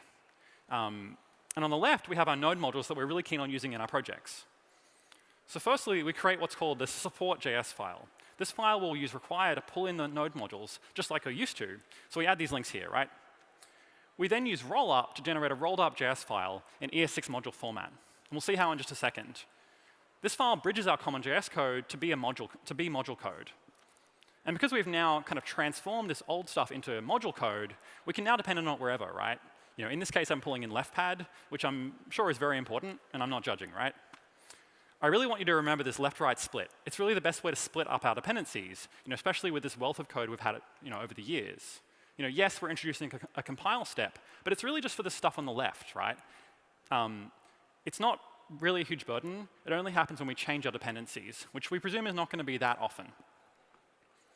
So I've talked about the support file, but what does it actually look like? We can just require code in this file as normal. Of course, a reminder, we can't really ship this. It doesn't really work. But I immediately then re-export them as ES6 modules. So this indicates to rollup that these are the things we're interested in. And as you see in the example, we might only care about one subsymbol as well, and that's fine. So this is a sample gulp file, but there's really two important parts here. What we want to do is we want to tell rollup about the CommonJS plugin. And this basically allows rollup to go and read those old-style formats, and in its build process, it will output you a file that understands them. We also want to re-export as an ES6 module. So this is the example I was kind of talking about before, right? We want to use rollup with its config and say, well, I don't want an IFI. I don't want the final output. I want something in the middle. So what it generates is something that looks like this, right? It looks like a normal ES6 module that we can depend on, with all the require statements eaten up and taken away. So this is now just another dependency in our graph of modules that I can depend on either in prod or dev. There's one other case I want to cover, which is kind of like an anti-pattern. ES6 modules don't allow dynamic imports and exports. And so unsurprisingly, most of the tooling around that doesn't allow it either. So even though we're using the CommonJS plugin for rollup, right now, rollup will complain horribly at this, right? It's a conditional it has to evaluate to decide what to include in this output. So it basically returns a file that just has this error in it. And so I'll discourage you from doing anything that's, if you're going to integrate with old code, avoid those patterns that we want to maintain that ES6 modules prescribes. Another option, of course, is if you are lucky enough to see ES6 modules actually in Node code, and obviously we're going to see that at some point with Polymer, you can actually use Yarn's flat option to install them. And this is for a pretty simple reason, right? Flat was covered in some earlier talks, but unlike Node's require statement, which sort of has a few paths, that it looks at, import requires very sort of fixed relative paths. So that means that the code you download, which will be ES6 modules, kind of chooses the approach to finding files that it likes, right? And in Polymers and others cases, you're going to see code that looks like this, right? It's always going to assume that its dependencies are going to be essentially up and one sibling across. So we've covered that option, and I want to go on a bit of a detour. So one thing I was thinking about a lot with ES6 modules is this kind of code splitting story. You've got a lot of code. We want to make it one file, but that's not always what you want. So yeah, of course, with ES6 modules, isn't that code already split, right? We've already got lots of dependencies. Let's say I've got an application with 2 entry points, right? These are basically analogous to our 2 HTML pages that exist on our site. They import this graph of dependencies to achieve their goals. This is a bit contrived. I just drew some lines and some boxes just to make a cute example. But you get the idea, right? These are all things you might depend on and other libraries that they further will depend on. If we were to do my approach from before and basically say, let's roll up everything into a single file, we get 2 giant bundles, right? This is kind of a common problem, I think, with bundling any kind of code. I don't know what my files really need, so I end up just shoving all the JS in the output file and letting the client deal with larger download size. There's a ton of code duplication here. But what we can do is we can basically identify what's needed at each entry point. And we can basically walk the tree to do that. So the reason I'm telling you about this is because the module spec is so simple that it's actually really trivial for you to do this yourself in your own build steps. We mark these with colors, and now we can see almost implicitly what are the different kind of bundles we need, right? Initially, we basically want to include the code for entry 1 and entry 2. Those parts are really obvious, right? We know that those files are only needed by those 2 entry points, so we can roll them up together. But what do we do with the rest, right? I mean, if they were HTML imports, we could actually just group them all together and send them down as one big chunk. And that's great, right? It's a block of shared stuff that both sides can import. But with ES6 modules, and I am admittedly simplifying a little bit, we can't really do that because of this. Because the 2 modules might export the same property name, we can't at least naively roll them up together, right? One module can't export the same symbol name twice. And so our entry points might use these methods in different ways. And you can rewrite them. I'm sort of alluding to the art. This is a simple option. And something like Webpack will actually do this. But to think about a simple process, what we want to do is we actually want to create different entry points into these two bundles, right? The left is D, and the left is effectively E, right? The F is a byproduct of E. So this is the minimum amount of code splitting you need to do to basically serve these two entry points. And you can imagine, as you get more and more code and more dependencies, this graph might get more complicated. And like I said, the reason I've mentioned this is, so I've actually, in building this talk, I went and built this tool, right? It actually goes and finds the minimum spanning requirement to basically split up your code into modules that don't duplicate code. But in doing it, it actually wasn't overly hard, right? The module spec is incredibly simple, and it's really just a simple parser that goes over and looks at this code and runs some really basic graph theory on it. And this is one of the huge benefits of switching to this approach. CommonJS and require statements can support a lot of things. They can support variable imports. They can be not at the top level. And actually, that really open spec makes static analysis really hard. So check this out if you are curious. So this is basically the last technical slide. It's also worth mentioning dynamic import. And I know this was mentioned for Webpack as well, because they use it as their boundary for splitting code. But I want to talk about the function. It's not really available yet. Browsers are still building it now. But it is coming soon. It looks a bit like this. You pass it a path, and it returns a promise. No real surprises there, right? Which is unlike our regular import statement, which happens synchronously.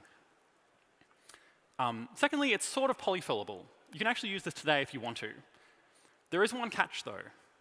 So we can actually do this, but the browser has no way of knowing what my current file is. So I can actually import foo.js, but I'd have to tell this polyfill function what is my current path. Because essentially, there's no way for the browser to say, what is the currently executing ES6 module file? This is actually subtly different than the way we do regular JavaScript. Regular JavaScript, non-modules, you can actually use the document.currentScript property to find out who I am. But sadly, in ES6 modules, that's not allowed. We're not allowed to know who we are. So you have to include some information about where is the file relative to me. So thanks for listening. We've covered lots of stuff. And admittedly, this is a bit of a grab bag of technical stuff. So I appreciate everyone paying attention. So what are some takeaways, right? Browsers love modules. They get along fine. There's even the no module keyword for old browsers. The way we have to write JS will change a little bit. It's pretty subtle, and it's mostly to do with the way we interact with files. But they're things that might bite you as you go along. And secondly, modules play nice with npm modules via rollup, but we obviously recommend Yarn for the flat package approach. And I'll leave you with some further reading. My colleague Jake, who managed to avoid giving a talk, is hiding somewhere, and you can go grab him or myself after the talk and find out more about modules. And that's it.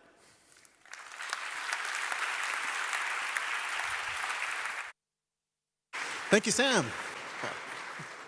All right, guys, we made it to the break. We've got about half an hour before our next big event, which you are not going to want to miss. So please go fill yourselves with caffeine and carbohydrates.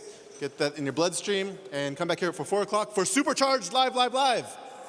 Also, tweet to #AskPolymer with any questions. Cheers.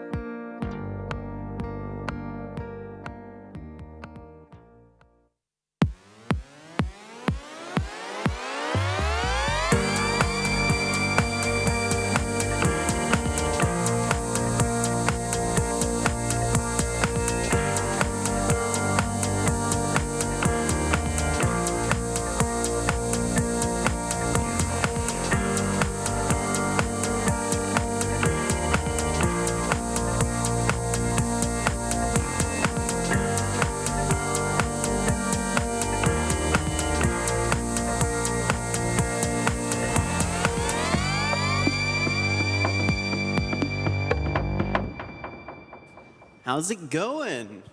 So, starting my comedy bit. So, what is Forrest Gump's favorite password? 1, Forrest, 1. What's a computer's favorite rhythm? An algorithm. Tell me a programming joke. What's a computer's favorite beat? An algorithm. Uh-oh. Well, up next, I don't know if you've seen Supercharged before, but you may remember this duo from the last Polymer Summit and their hit YouTube series, Supercharged. We have Surma and Paul Lewis.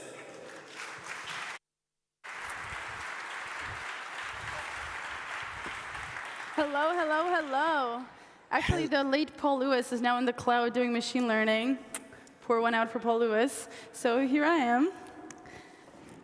Hello, Copenhagen. So I saw this bit recently, and I really wanted to try it on stage. So Bill Bailey did it, and what he did is he made the audience clap, but not clap like in applause, but only exactly once. So like, put your hands together exactly once, in sync with this. Are you ready? What an amazing sound. Nailed it.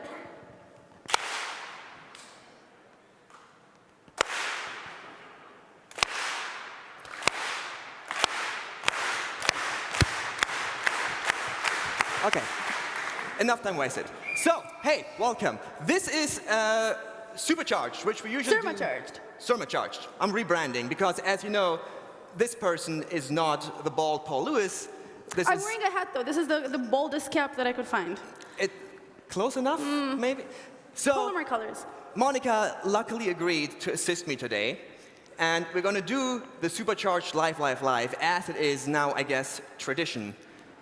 But Paul did move on to DeepMind and is now working on, basically on Google Home, and has been working on the next edition, which is going to be the Google Home Developer Edition, or as it's codenamed, the Chrome Home. And so we have a developer preview that we can hopefully show off a little bit today while we do our code bits. So it should work pretty similarly as it usually does. And yeah, just... Do you want me to do it because your accent's kind of funny? Yes, please. Hey, Chrome Home, what's the weather in Copenhagen? Bleep. Wait, really? I'm programmed with the knowledge of 50 Chrome developers. I know all about web APIs and standards, and you're going to ask me the same stupid shit you'd ask a regular Google Home? Yes. OK. The weather in Copenhagen is kind of nice. For further details, please consult your nearest window.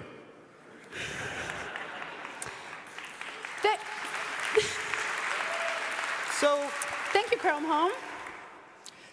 We're going to maybe make use of that later. We'll see. It doesn't seem that helpful. Might as well have a third I guess developer Lewis here. has been spending his time very well. Let's do the thing we're actually here for. What is it? We're going to build something. Sweet. What is it? We are going to build custom elements. Because after all, this is the Polymer Summit, so I thought we should at least be using custom elements, although I'm actually not using Polymer. Well, can't win at everything, because can we were focusing on the other thing that you say was use the platform, so we're going to show you the low-level stuff. And I thought something that I have been encountering or noticing lately is that a lot of sites have, or blogs especially, have images like these. I have some images of Copenhagen on this test site here. And they load the images right away. Like, you load the page, and all the images are loaded. And that is actually pretty hurtful, because when you look at it, you have like 1.4 megabytes for opening a web page, and maybe you just want to read the first paragraph and then leave. And that's not cool. So I thought you would build like a lazy loading kind of custom I'm element. lazy. I'm into it. Right? So I'm going to stop you right there, Surma. OK. So I would like this. Paul Lewis told me not to ruin his legacy, so we have to do some housekeeping here. We would love questions from you, so that as Surma is banging on the keyboard, we can actually answer your questions, because who knows what he's going to do. And because we don't have comments on the YouTube stream, please tweet with the hashtag Supercharged. I will also be looking at Polymer Summit, but I assume you're just going to be tweeting about how awesome we are on Polymer Summit. So hashtag Supercharged, ask all of your questions, and I will answer them, or the Google Home. Or forward them to me to distract me. You know the usual deal. If you've seen this before, you know how this works. But we don't have the YouTube chat this time, so we are using the Twitters, which also, not Waldorf, does Surma. You should totally follow us. It's totally worth your time. But don't tweet at us, because I'm not reading my Twitter. Just Polymer Summit and Supercharged. That's all I got. All right, Serms? All right, let's go. Do it. All right, so what I have here is a pretty empty website, but we have 4 images that I totally took myself in Copenhagen. And we're going to try to make them lazy load. And just to show you what's going on, it is super vanilla. It's literally 4 image tags with 4 spacer diffs in between, and the styles are just, the spacer is just a very high diff, so that there's some space in between. That is literally all we got, and everything else we're going to write right here, right now, live, so you can actually watch and ask questions and stop me if I'm being stupid. So instead of using the image tag, we are now going to turn this into our SC image, because branding is important. It's our supercharged image tag. And to use those, we actually have to, of course, define that element. So we're going to include a new thing, which is called SC image.js. And that Make your text bigger. Yeah? Like this? All right. Thank you.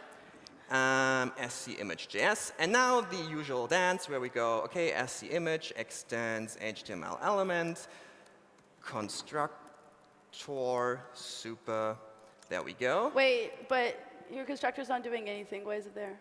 It's just, have an element at first. So now the images are gone, because the SC image element is now in use, and we haven't done anything. So if we look at our thing, HTML element, this should be saying SC image, and that is because I didn't actually call custom elements defined. So my class was just existing, but it wasn't used. So I'm going to go with custom elements define SC image, I think? Is that how it works? Yeah. You shouldn't still see anything, but now it says SC image. Now we're actually having our own custom elements in place, and now we can start working with them. So the first thing I want to do is make custom elements by default are inline, display inline. And for images, we don't really want that. We want them to be blocks, so nice and wide and fill the space. So we're going to use Shadow DOM to give this element some inherent styles. You should make the text even bigger. Even bigger. Also, somebody asked, he is using VS Code, I believe. It is VS Code. So let's create, oh, this is going to be tough. I'm going to close the sidebar. Let's create a template.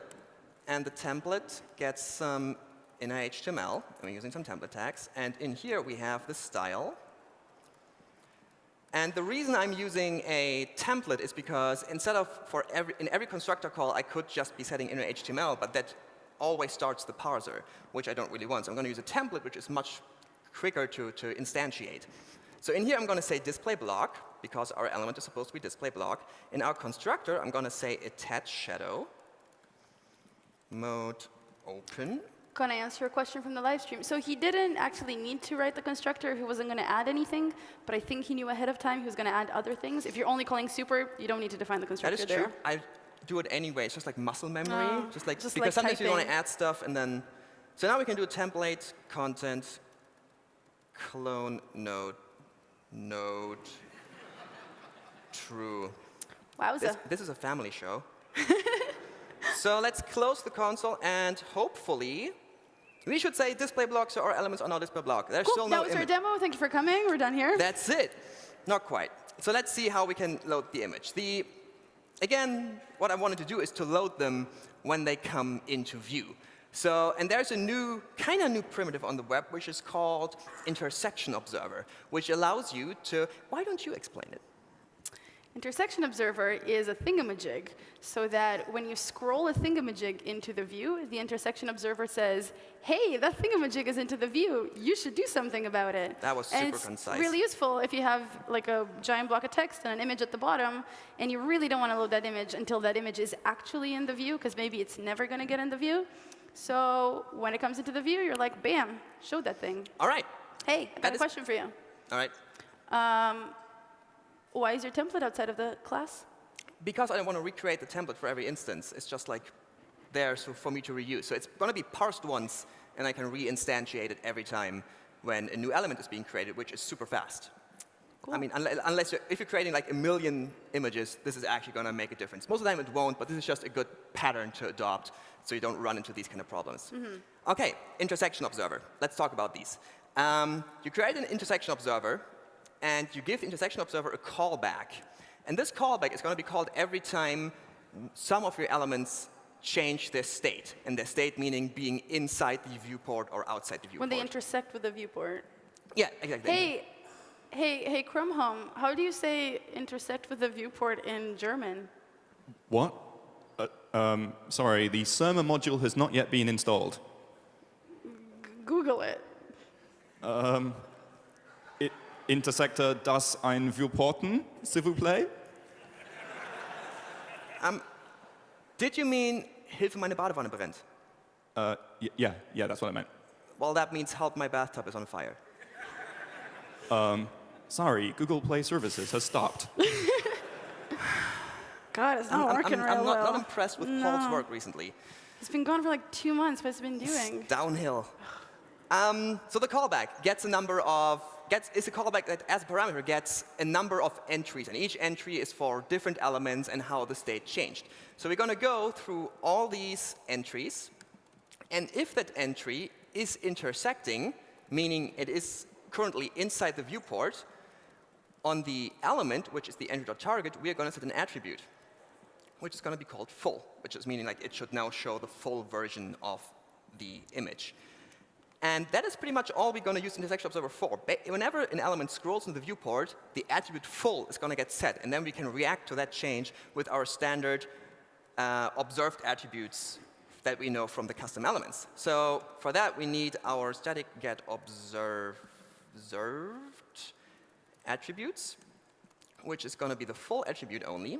And since we only have that one observed attribute, our attribute change callback doesn't need any parameters because we know it's just going to be the full attribute. And what we're going to do is, if it's already full, we're going to return because we're not going to load the image twice. Once is enough. And otherwise, we're going to create a new element, create element image tag. Image source is going to be this source. And now I just realized I forgot that I should get some getters. So we are using this.full. While you're doing the getters, lovely question from the audience. Which browsers support intersection observer? And since I'm too lazy to Google it, hey, Chrome Home, which browsers support intersection observer?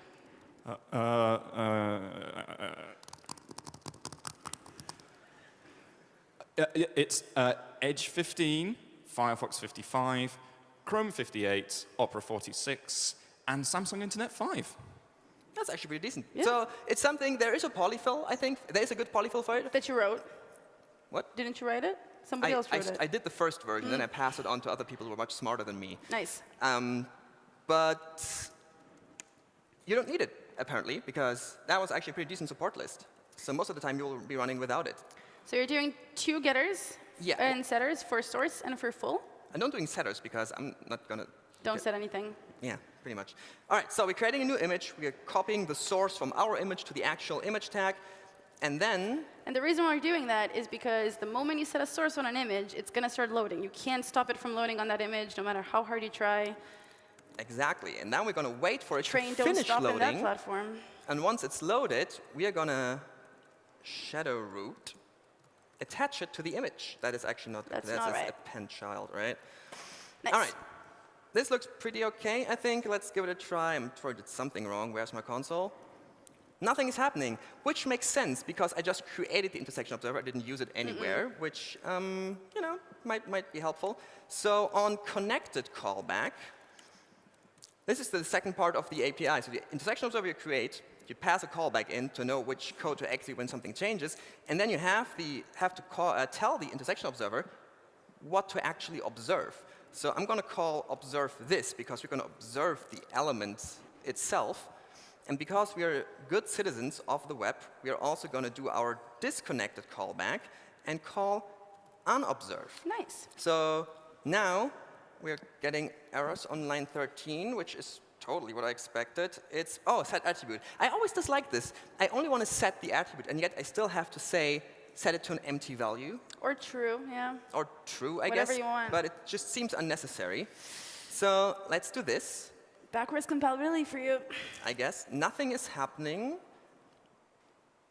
Oh, because we are setting full, and then we're checking if full, which we just set, and therefore this is going to abort. This is not smart, so I'm going to just call it loaded. So we're going to have two properties now, the full attribute and the loaded. Full is when it's supposed to be on screen, and loaded when it actually is loaded and on screen.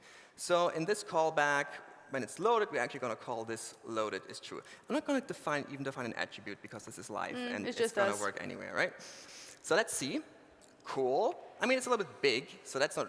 But the image is in here in the shadow DOM, so that's good. To be fair, you didn't set any styles, so it's going to be as big as it is. let's change that, shall we? So our image in here, and this is what I love about the shadow DOM. I don't have to do like complex selectors because it is scoped by the shadow DOM anyway, so I can just go image and say width 100% and be done with it.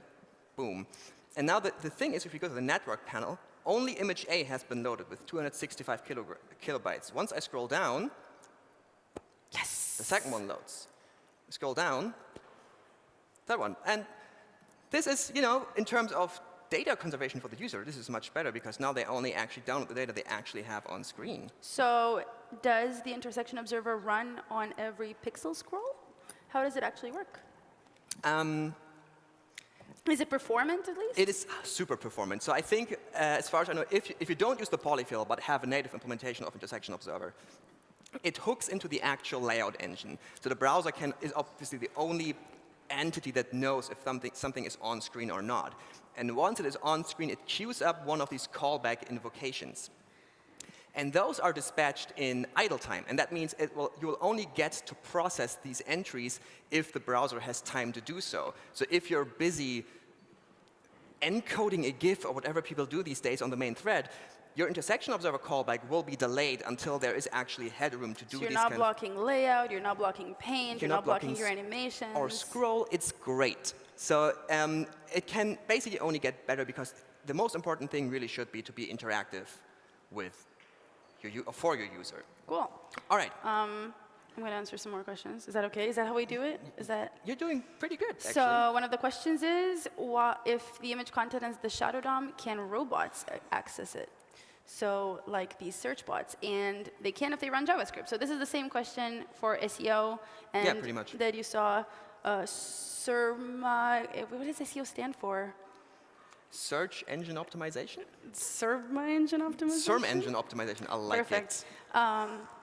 Yeah, so as you saw, exactly the same answers in the SEO talk are from here.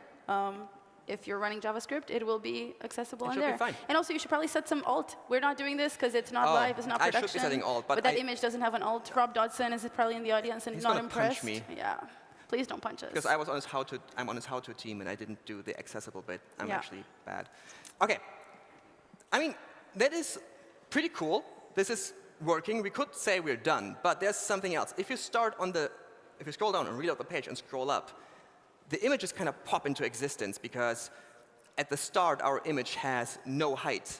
And then once the 0 height div comes into view, the image suddenly it has a height, so they kind of appear, which is really sad. So what I would like to do, and this is something where this image is going to be better than the native image element, it's going to have support for aspect ratios. Nice. So we're going to, I mean, you can do it with a native element. You're like preemptive 3 questions from Twitter. You're nailing it. Bam! Impact. All right, so what we're going to do is we're going to write like a tiny bit of a backend. So I'm going to bring the sidebar back real quick to create a new file, which is going to be, no, not in here, down here, there. I'm going to write a little backend, and we're going to be using some Express, because whenever I do nodes, I just use Express because it's easy. And we're going to kill our Python web server and instead start our new server. Are you going to do some server-side rendering, you would say? It's so going to be server-side rendering. Nice. Okay. I'm here all day. So we create a new app, and that app, hang on, that app uses the Express static middleware because mostly we're just going to do static page delivery and app.listen on 8080. And so now everything should be working the same. Cool. It's still loading. Now we're using our new backend. And now we're going to do something new, because we're going to define our own route for HTML files. Request, response.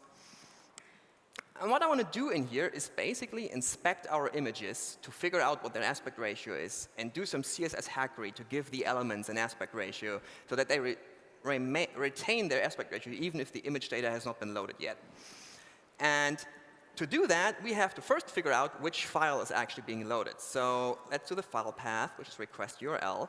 And if the file path ends with a slash, that usually means that we have to add index.html, right? Because if you have a slash, it's a folder and that kind of deal. And now we have to read the file, basically. And to do that, you have to do the fs module. I'm on node 8, so I can use all the new shiny stuff. So I can use the new promisify function from the utils module to turn the old callback version of file system into a promise version. And we all like promises, so I'm going to do that. Hey, Google Home, do you like promises? Oh, Chrome Home, sorry. Do you like promises? Yeah. I prefer streams, though. Nerd. All right, so it's pretty simple. You just pass in a function that has the standard node callback layout, where the last parameter is a callback with error and result, and it turns it into something that now is a function that returns a promise. And that means that we turn this whole thing into an async function and can now do const. So if you're going to read the buffer, we can do await read file path. This is not going to work because we have to add static. Then we can turn it into a string, so we can send it back. And then we can send these contents back. Let's hope that works. Still working. Cool. So now we can read files in a way which I think is much nicer to read than having like either promises or callbacks, honestly. Async await really makes this code much easier. All right, we have the buffer, we have the content, and now we're going to do some post-processing on it because we need to figure out which images are being loaded, load all these images, and then figure out what the aspect ratio is. So we are going to do, and I know you're going to love this, we're going to do some regex magic. Oh, God. So, what some people don't know, split actually... For the record, I haven't seen this code before, so I'm getting like anxiety every time he says these words. Like, we're going to do some regex magic. Do you want to write the regex? No. No, OK. Going to answer some questions, though, while you type your regex, because nobody needs to know how you're doing it. I'm going to explain the regex, so go for the questions, and then I'm going to do the regex. One of the questions is, why aren't we extending the image element with is equals? Because that's not a thing. That is not a thing, unfortunately. So is equals is one of the battles we lost a little bit for custom elements. I mean, it's in the spec. It's in the spec, but it's not actually implemented everywhere. Not even Chrome, I think, has it for the V1 spec. So it doesn't actually work anywhere. The polyfills don't have it. So you can use is equals all you want. It's not going to do anything right now. Some browsers have expressed very strong dislike of the is pattern. And if one browser doesn't do it, there's no point, so far at least, in just doing it in some browsers, because it's also very hard to polyfill. I don't even think it's polyfillable at all. Not sure about that, but for now, we have to live without subtyping native elements. We can only do HTML element and nothing else. Carry on. Let's so what do I'm this going to regex. do, we're going to write a regex, and we're going to find all the SC image elements. And we're going to do this. So we want to have everything until the closing tag. Come on. SC image. It's beautiful, isn't it? And let's keep it this way, and let's call join down here. And let's work on the source for a bit so we can see what is going on. This means it is not working. So that's good. We're splitting this. That is correct. Thank you very much. And my images disappeared, which is actually true because I need to put parentheses around this. So now this should look the same. The good part is that now new content is an array, and it's either going to be remainder code or it's going to be just one isolated SC image element. I can, just to show what I'm talking about, I'm going to console log new content for a bit. I'm going to refresh, and then in the console, it's an array, and every second element now is an SC image element, because that is the part that matches the regex, and everything that doesn't match is going to be put in another element. So we now just split apart our entire document into what is an SC image and what is not an SC image.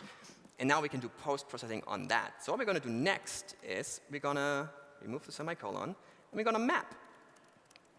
And each of these items is, if the item starts with SC image. Actually, when it doesn't start with SC image, we don't want to do anything because we don't care about it, so we're just going to return it.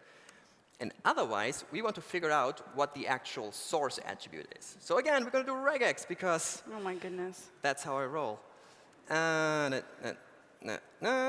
parentheses around this and that, and then we're going to do an exec on the item.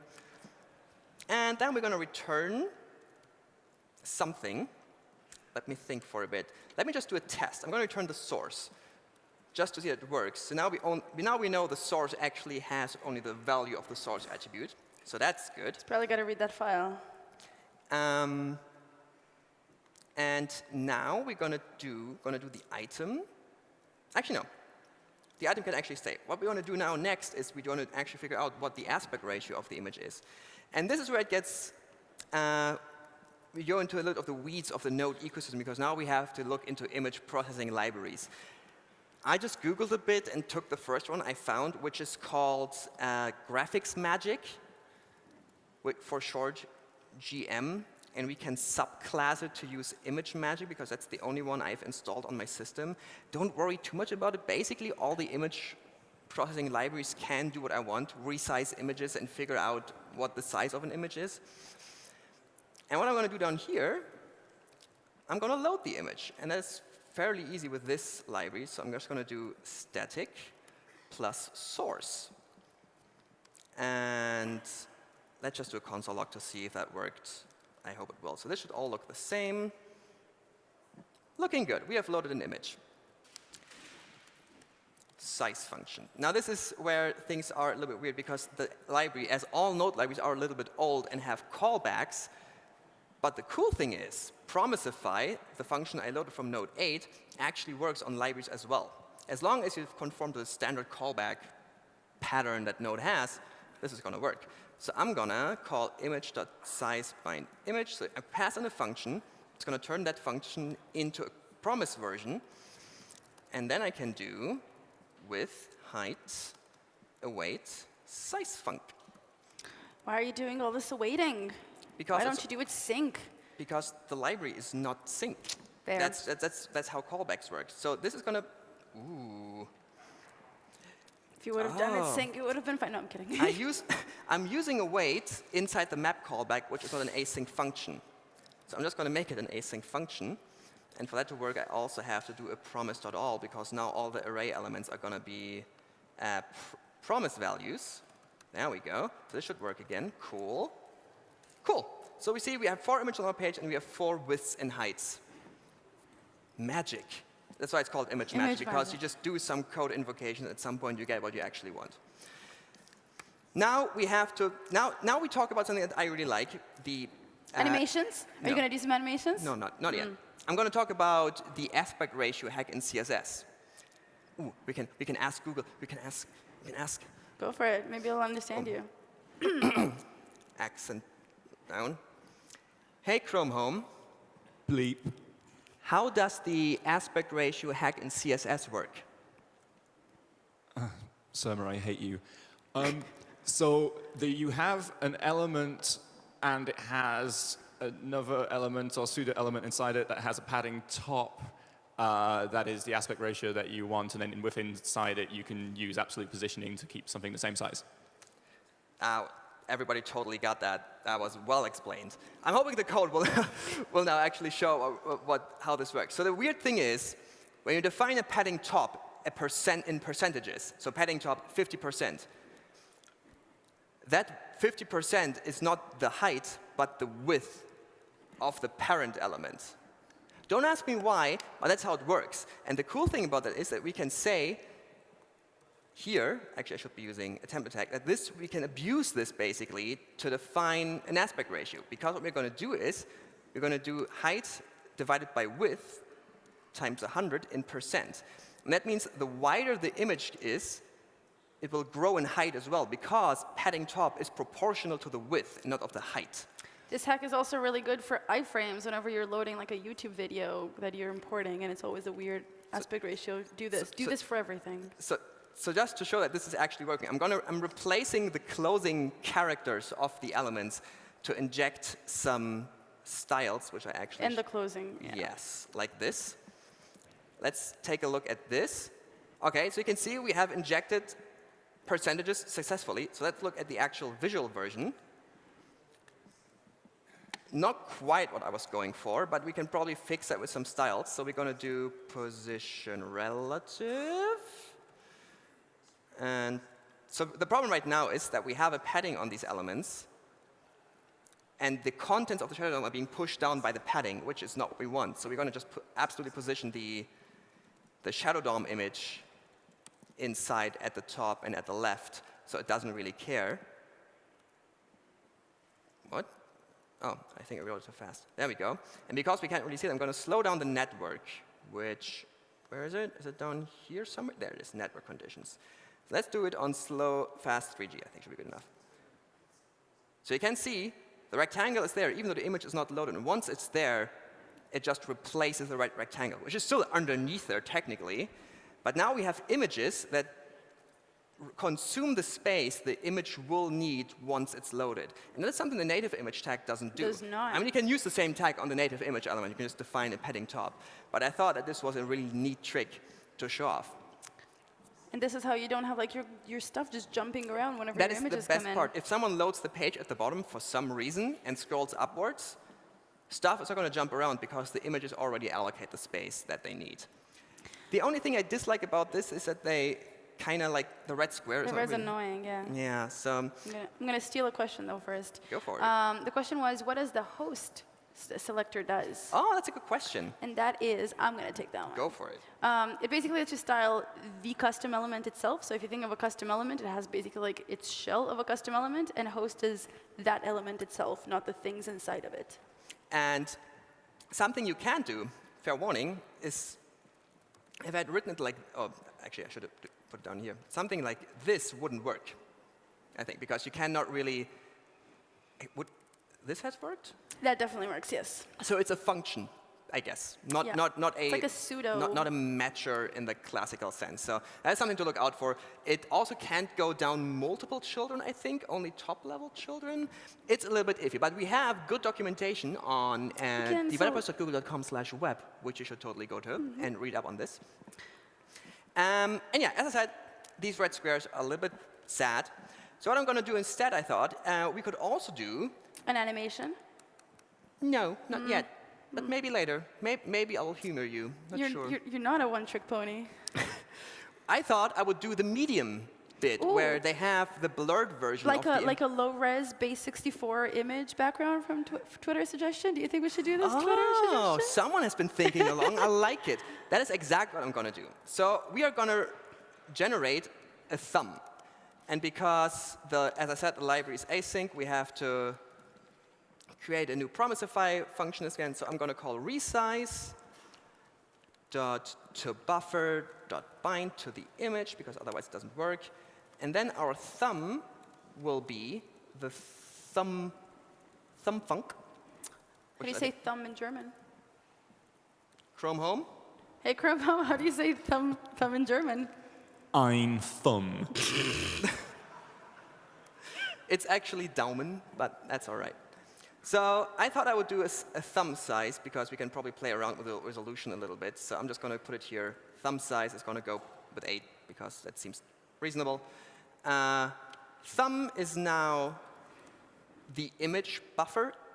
Actually, that's not true. Or is it? That is something that needs to go here, if I remember correctly. And here we need to say PNG. There we go. Do you have all your brackets? Do you need an extra bracket? I think so. I think I'm good. Okay. It's not complaining. And so our thumb URL, what we're going to do is we're going to encode the thumb version, as you already hinted at, as a base 64 inline URL. Because we don't want to wait for the network to load a low-res version so we can then show the high-res version. So we're just going to put it inline into the document right away. So when the HTML arrives, we have something on screen, which I think is a much better experience. So the thumb. Somebody on Twitter wants me to do the animation stuff. You guys, I don't know how to animate anything. Like a transform is too hard for me. I'm really shit at CSS. We're going to do much transform today, I think. Yeah, I know. ToString, and luckily Node, in contrast to the web, has just to base 64, which is really convenient. Nice. And what we're going to do here is we're going to do, say, our background URL. background image is a URL, and in here we're going to do thumb URL. Boom. This looks about right, I think. I'm still on the slow network, so we can actually see the loading pattern, or I actually did a mistake. I probably did a mistake. Thumb URL is not defined. Why not? No. But it's right here.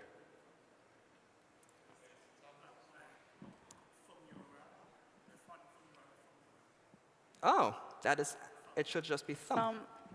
Thank you. A Zehenhagel. Zehenhagel? That wasn't quite what I was hoping for. I think it's actually correct because it's just an 8x8 image tiled all over the place, but that's not the visual we were looking for. Gotta stretch that out. Gotta stretch it out. So what I'm gonna do in the inherent styles, I'm gonna say background size is 100%, 100%. Cool. Yes. Cool. Yes. So we're on fast view. This is pretty good. But now, your moment. What could we do next? I'm going to answer a question from Twitter. OK. One of the questions was, why didn't you just distribute an image as a slot in here? And that would be annoying, wouldn't it? For every image that you want on your screen. Also that wouldn't be framework compatible because then if you, whenever you have something like VDOM, it will just eliminate the image out of my transfer. In general, it is rarely advisable to just sprout new children into a custom element dynamically. No, but like you could have had like, you know, the SC image, and then you would also put, you as the page author, put your image in there. That's just annoying. You're writing the image twice. Yeah, no, I like this better. Yeah, just do it as a child. To be fair, that would work as well. But I feel like it would be more work for... I would copy paste it twice. Like it'd be like SC image, and then an image, and then an SC image, and then an image. OK, so I'm going to ask you again. What could we do next? Put on your hat and get a clap out of people? I genuinely don't know the answer because to this question. I think people might not be quite awake. It still works. Trick them. All right. OK, so I'm going to ask you, what are we gonna do next? But this is your moment. We can do some animation. We can do some animations. And actually, it's going to be super, super easy. Because the thing that annoys me a little bit is you have this nice blurred version, and it's going to be like... Pew. That could be a little bit nicer. Are you going to do a transform over there? No. Damn it. You're wrong. So what I'm going to do instead is we are just going to... You guys, there's a fight on Twitter about how to properly translate thumb and thumbnail, for the record. Ooh. I'm going to get in on that later. Yeah, yeah. So I'm going to define a keyframe animation, which goes from opacity 0, and that's it. What does it go to? Nobody knows. So I'm going to put this on the image. And the nice thing about this is that this way the browser will know it's an animation, will do the whole promotion to its own layer and make it fast, and then. And if you're writing production code, you put all the other vendor prefixes for keyframes and all that Well, you have tools for that, right? Like, I don't write those by hand, but... I do. We have forgotten the most important thing about Supercharged. This is not production-ready code. Don't copy We never do production-ready code at Supercharged. This is about concepts and, like things you can do on the web, but you shouldn't be copy-pasting this.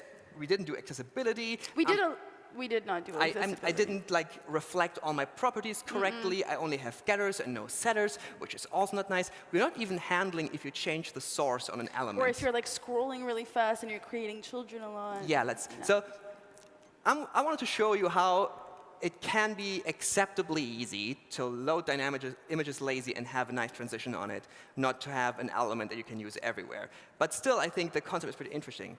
So the last thing I'm going to do is I'm going to put an animation duration of 5 seconds on it, mostly because I want to see the thing happening, not because 5 seconds is a good value here. But this should be enough to actually have the image just fade in, because by default, the opacity default value is 1. So that's why I could leave out the t, because it's just going to transition to the default value. And secondly, animations don't loop by default. So I don't have to worry about the fade going over and over. It's just going to fade to the end position and stop there. So hopefully, we're going to see a blurred image. It's going to load, and then it's going to fade in. Right? And we scroll down. We can actually do the throttling now because we don't want to wait that long. We see the next image, and it's going to fade in. And that, I think, wow, makes a much nicer experience. That's wonderful. And just because we have a couple of minutes left, I'm just going to show you one thing. If you're more into the pixelated look, one property is all it takes. And I'm wrong. Sermageddon, what is it? There you go. And that's something when you increase the resolution a little bit on the thumbnails. Let's go to 16 by 16, because why not? You can actually see the patterns already emerging a little bit, which also can be a really nice look. And I think I'm going to stop here.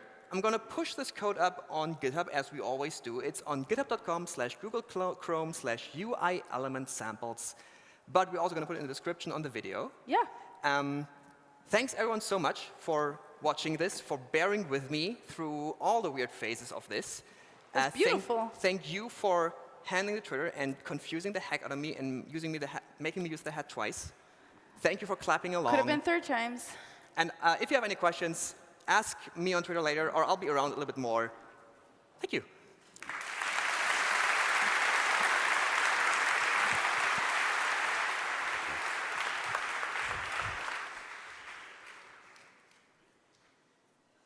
All right, 1 session left.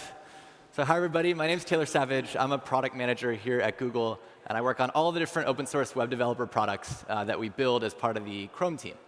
And one thing that I really love about working on open source products as a product manager is when you work on a typical consumer product, you're working with an engineering team, you're building a product, and you're shipping it directly to users. And it's kind of a straight path from you as a team, as a product manager, to your users. On a web developer product, or on a developer product in general, we're working on this product, and then we're shipping it kind of out into the wild, into this crazy, messy, insane, fun, creative ecosystem of developers, all of you, who then ship products to users. And so the coolest thing about that is the products that we build on a developer product team are just kind of the beginning, just the seeds. And it's really you, it's the community, it's the ecosystem that's actually building the product and the end result that gets shipped to users. And you make our product better. You make our product better through using it in creative new ways, through extending it, through taking ideas and building new things, through building completely separate things and making our ideas better. And so one of the things that I really love about this Polymer Summit and these developer community events that we do is this opportunity, this amazing opportunity, totally unique opportunity for our team to meet all of you, to hear how you're using our product, to hear the problems that you run into, the problems your users are running into, how we can make our things better, how we can help you do your jobs more efficiently and more effectively. And that's really, really, really special to us. And so we love being here. We also love that the events team that puts this on is the best in the world at what they do. They do such an incredible job organizing this summit. So a huge thank you to the events team who put this on.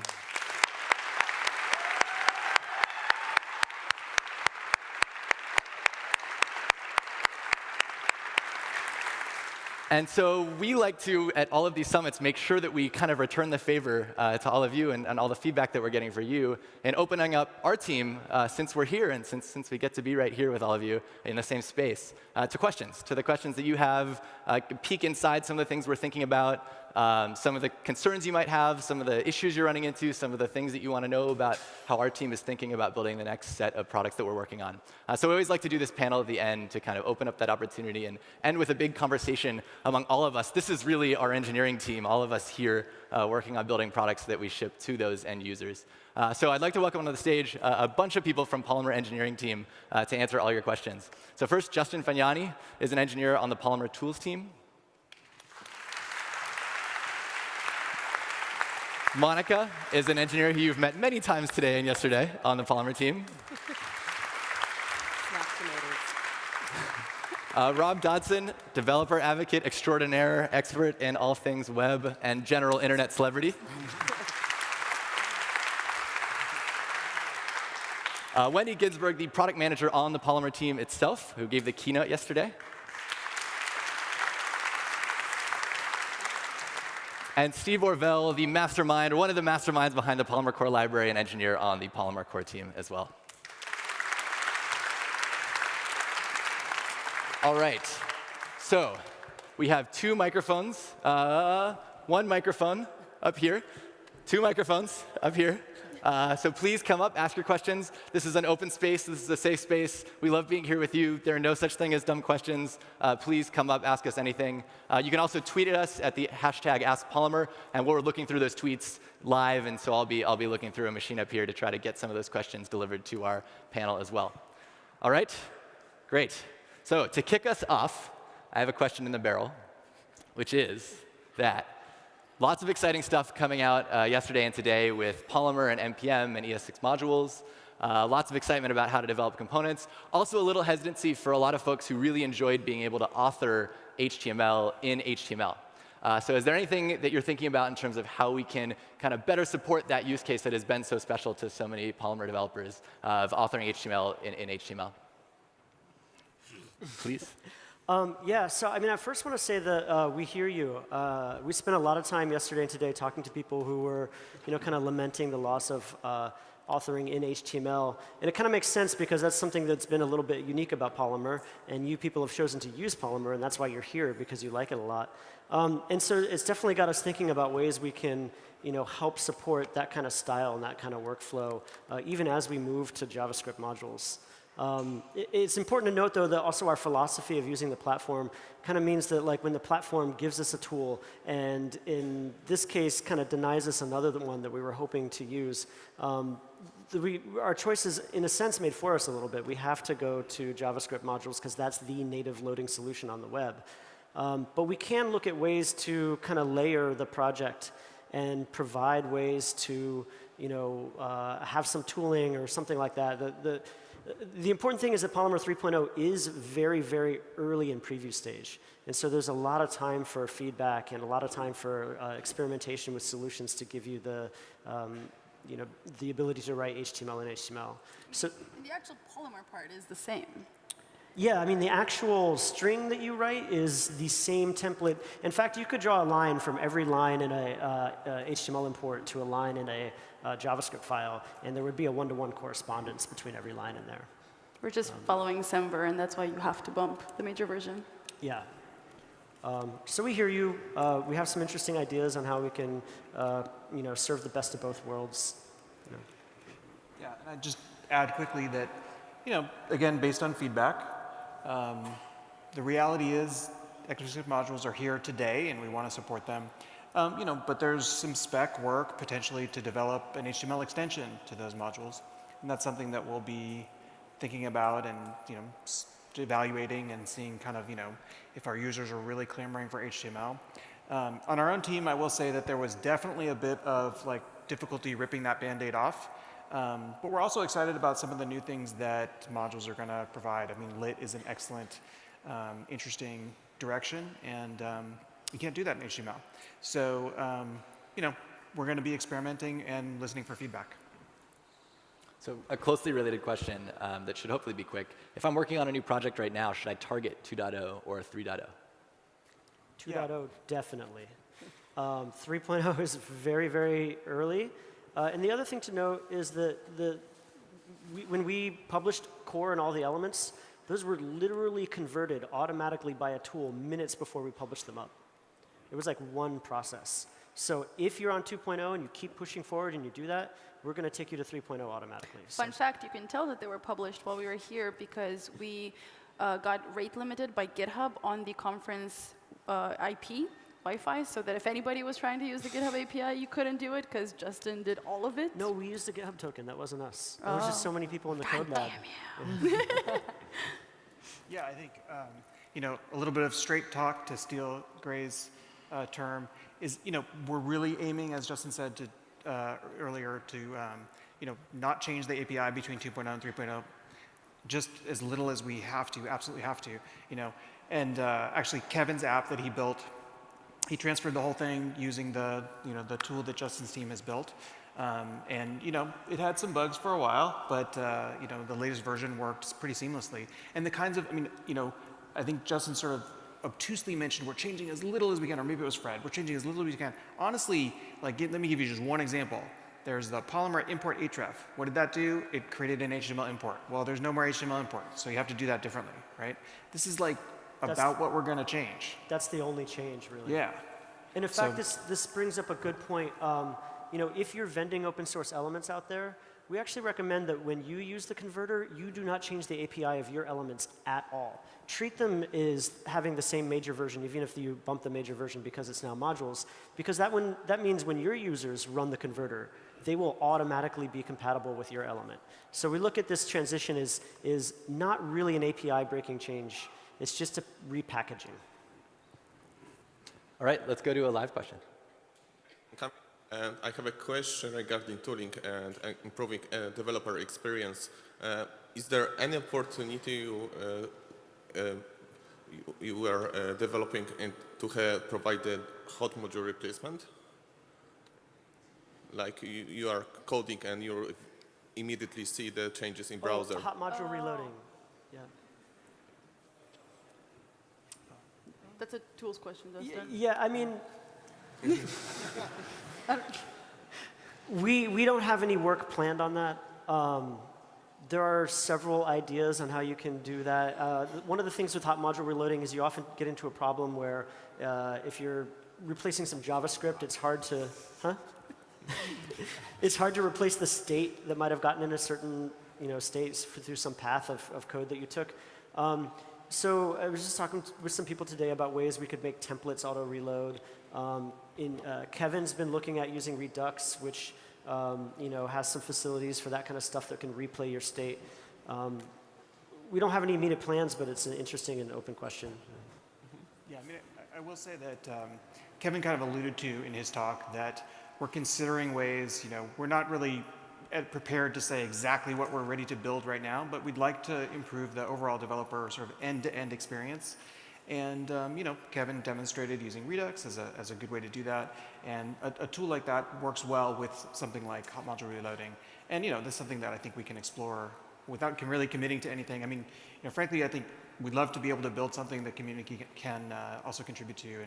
And if that's a useful feature, that's great. Thanks. All right. So we have another question about tools, which is, what are the plans for all the various tools the Polymer tools team builds when it comes to Polymer 3? So with Polymer CLI, what's going to happen with Polymer Bundler? Will it be replaced by Webpack plugin, et cetera? Yeah, so there's a little bit to be figured out there, but I'm kind of on the mind that we have two different paths to explore here, probably at the same time. One is we have existing customers who are using the CLI and who are successful and happy, and we want to keep them moving forward into this world without them having to ditch our tool chain. So we have been adding support for NPM. We now have an NPM flag on the CLI and PolyServe and WCT. And we'll probably try to add support for modules as an incremental choice that you can add into your project as you go. But we also want to enable people to not have to use our tools because we're so different from everyone else. To be able to use Rollup and Webpack and all these other options that everybody else has out there. So we're definitely going to take care of you and keep our tools moving forward. It could be we'll look at opportunities to replace some of our custom stuff with something that the community already has, so we have to do less work. But we're also going to explore the idea of, if you have an existing project and you want to sprinkle Polymer in, you can do that without having to buy into our tool chain. Make Rob happy. Yes. Yeah. With Polymer 3 and the transition to NPM, what was the kind of reasoning for choosing to go with Yarn and a flat dependency tree as opposed to using NPM and pure dependencies? Getting all the questions here. Happy to do it, though. It's really the platform again. A lot of people kind of think they've been using JavaScript modules because there's been support in all the compilers that will turn ES6 syntax into CommonJS or something. But it turns out that the web-compatible modules are a little more restrictive than what people have been using, say, in the Node or Webpack ecosystems. And they require that you import by path, just like HTML imports. And so HTML imports and Bower worked well together because Bower installed flat, and then you can import Polymer by importing //Polymer, right? So we have that same situation on NPM. JavaScript modules require importing by paths. If you want to import from another package, you do import // and that package name. And that kind of forces us to have packages in a flat layout. And Yarn does that. NPM currently doesn't. I hope they consider adding that feature, and then we'll be able to use the NPM client as well. Yeah, I think there's really two reasons. Number one is, custom elements have a, when you define a custom element, nope, that's used. You can't use it again. So that doesn't really work well. You have to be careful about that. So loading a dependency twice is bad for that. The other reason is loading dependency twice is horrible for performance.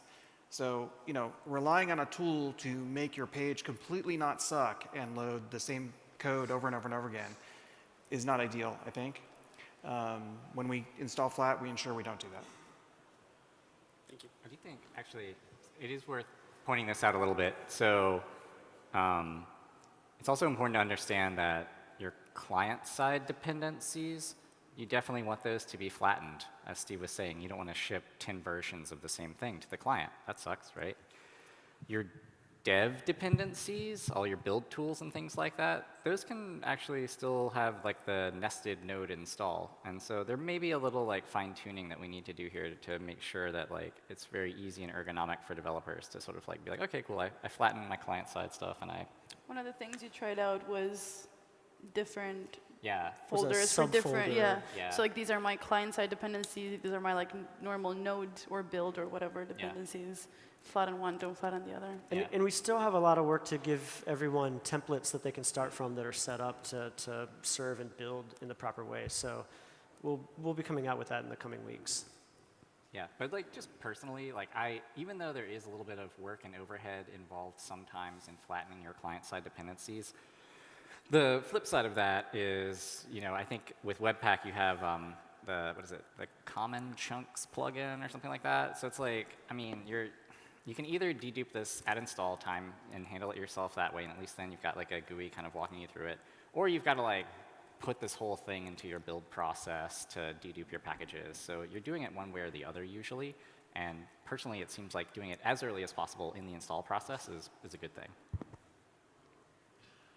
Let's jump to a question from Twitter, which is, what about accessibility? So how does Polymer work with VoiceOver and screen readers in general? Yeah. Rob Dodson. Okay, hi. So how does Polymer work with accessibility? Generally, like, fine. I can't think of anything that is, like, painfully broken. The biggest issue is going to be around shadow DOM. So most of the stuff that we do in accessibility to build relationships, so you say, for instance, you have attributes like aria labeled by and things like that, where you actually say, this element is labeled by that other element, and you use an ID reference to that other element. So literally like CSS ID reference, right? The challenge there is with Shadow DOM, right, you're creating this little scoping bubble. Your IDs are scoped to that bubble, and so you can easily end up in situations where you've got something in the Shadow DOM that you would really like to label, or you'd really like to refer to with like aria controls or something like that, and you're unable to do it. You just like can't get down there. So there are a few things that we're working on to fix this that aren't actually like Polymer specific, but are just like web platform stuff. So probably the most important is the new accessibility object model, which you can find that on github.com/wicg/AOM. And this is basically like adding a programmatic API to accessibility and making it a lot easier for you to imperatively like set up relationships in JavaScript between elements and say like, hey, I've got this element here and I have access to its accessible node property, and I can actually then give it an actual like node reference in JavaScript. Then I could hop through shadow boundaries and things like that. That's probably the most important thing that I think we're doing to fix this, and that'll help web components obviously, but it'll also just make accessibility more broadly across the platform easier for developers, I think. Let's go to a live question. So one of the reasons when I started using Polymer was because I could just serve up data on a flat with just Nginx or a static server. But most of the examples I've seen now or over the past year have always been through a dynamic node server or something like that. So I just want to make sure that, one of the, that's going to stay in Polymer, that you can just serve from a static server. All of the things that I build are always from a static server. That's like a moniker rule. So they always work. The only time I do extra things is to bundle. But there's no requirement, it's just imports. And that's one of the reasons why modules require paths, is because the browser needs to figure out the exact URL to load. And then with Yarn Flat, it'll be able to find it and load it. Yeah, I mean, the one thing I would add is because of the way that custom elements version 1 is defined, and because of the current existing browser support, and because of our desire always to ship really optimized sets of code to the browser, we do sometimes what's called differential serving to serve just the right bundle. You know, like for IE11, we can't serve ES6. This is why we will sort of provide tools to let you serve the optimized thing. Hopefully that's going to go away soon in the next year or two. Go to a live question. Hey, I'm really happy with all the tooling and documentation you guys have provided to help move users from Polymer 1, then to Polymer 2, and now to Polymer 3. It's like, you know, really made it as turnkey as possible for folks like myself. But my question is, you know, there's still obviously a lot of projects in code out there with Polymer 1 still, and using the 0.x web components polyfill. What do you guys have in terms of a long-term support strategy or end-of-life plan for Polymer 1 and, you know, obviously eventually Polymer 2 and those 0.x polyfills as well? Oh, actually, really quick, can you repeat the question for anyone watching on like video or live stream? Sorry. Sure. I mean, Taylor. Yes, so the question was around end-of-life support and just general kind of long-term support for Polymer 1 and polyfills. Yeah, I mean, so basically there's the native features that we rely on is one part of the question. And, you know, this is sort of web standard practice, right? Those will not be removed for centuries probably until like we actually do crazy stuff like, you know, how many people use these things. But so those won't go away really. And, you know, Polymer, we are supporting hybrid mode. So I can't say exactly, but we intend essentially to kind of adopt a similar policy where as long as there's need, we'll continue to support it. And, unless Taylor tells me differently. Does that also include the v0 Shadow DOM implementation in Chrome? That's a good question. Yeah? Yeah, I mean, this is really what I'm speaking to. I mean, the policy, basically, one of the reasons the web is great is because it really doesn't break. And, you know, Chrome kind of leapt ahead of everybody with v0 Shadow Root. And, you know, this is going to be available as long as people are using it. Cool, thank you. The way features are removed from Chrome is that we keep tracking them. We have a percentage of pages that are using it. And you can see that as well. Sorry, that's yeah. public information. Chrome status. Chromestatus.com, yeah. And they have to drop below like a very small threshold, It's like 0.0. 0.03%. Yeah, or something like that. 0.03% of all pages are using this feature. And if it drops below that, then you're confident enough that it's basically just like old pages or unused pages or just, we're sorry, we're going to break you. So I don't think we're nearly close enough, and there's no chance we're going to go there in the next year or so. One thing that is happening soon that's going to make Monica excited, but yes! If anybody was here still on like 0.5 or anything and you're using the deep selector in CSS. Or the shadow selector. Yeah, or that too. Those are going away very soon in Chrome, and that will change the styling of your page. So we've been trying to urge people to get up to Polymer 1.0 and stop using that for the last couple of years.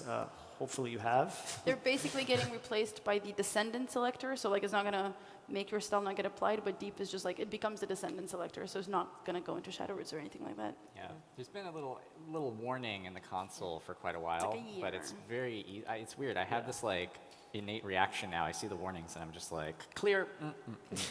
So like, if you were like me. So you're still triggering the warnings? No, Rob. man. But like, if you're like me, like you gotta fix your stuff. Yeah. It's definitely going to break. It's definitely getting removed. Yeah. Luckily, I've seen some sites that hopefully they've moved. It doesn't break them that bad. Little tweaks. All right, let's jump to another Twitter one. How optimistic are you, and what are your feelings about other browsers agreeing to native element extension? And what can we as the developer community do to help? Are we I assume this is equals. Is equals, yeah. I will take this one. It's my cross to bear. Is equals is a great idea where the idea of extending a custom element or the idea of adding your own set of functions and behaviors and prototypes to a native element, this idea, I'm very clear here, is agreed on by all browsers. The implementation of this idea is not agreed on by all browsers. So the current is equals implementation in particular is very contentious and is not agreed on by all browsers. And this means that we will continue fighting for something like is equals. It will probably not be is equals in the state that it is. Hilariously enough, as equals is a likely contender, one letter off. But basically, there is a need for extending custom elements. There are things that you cannot do unless you are a native element.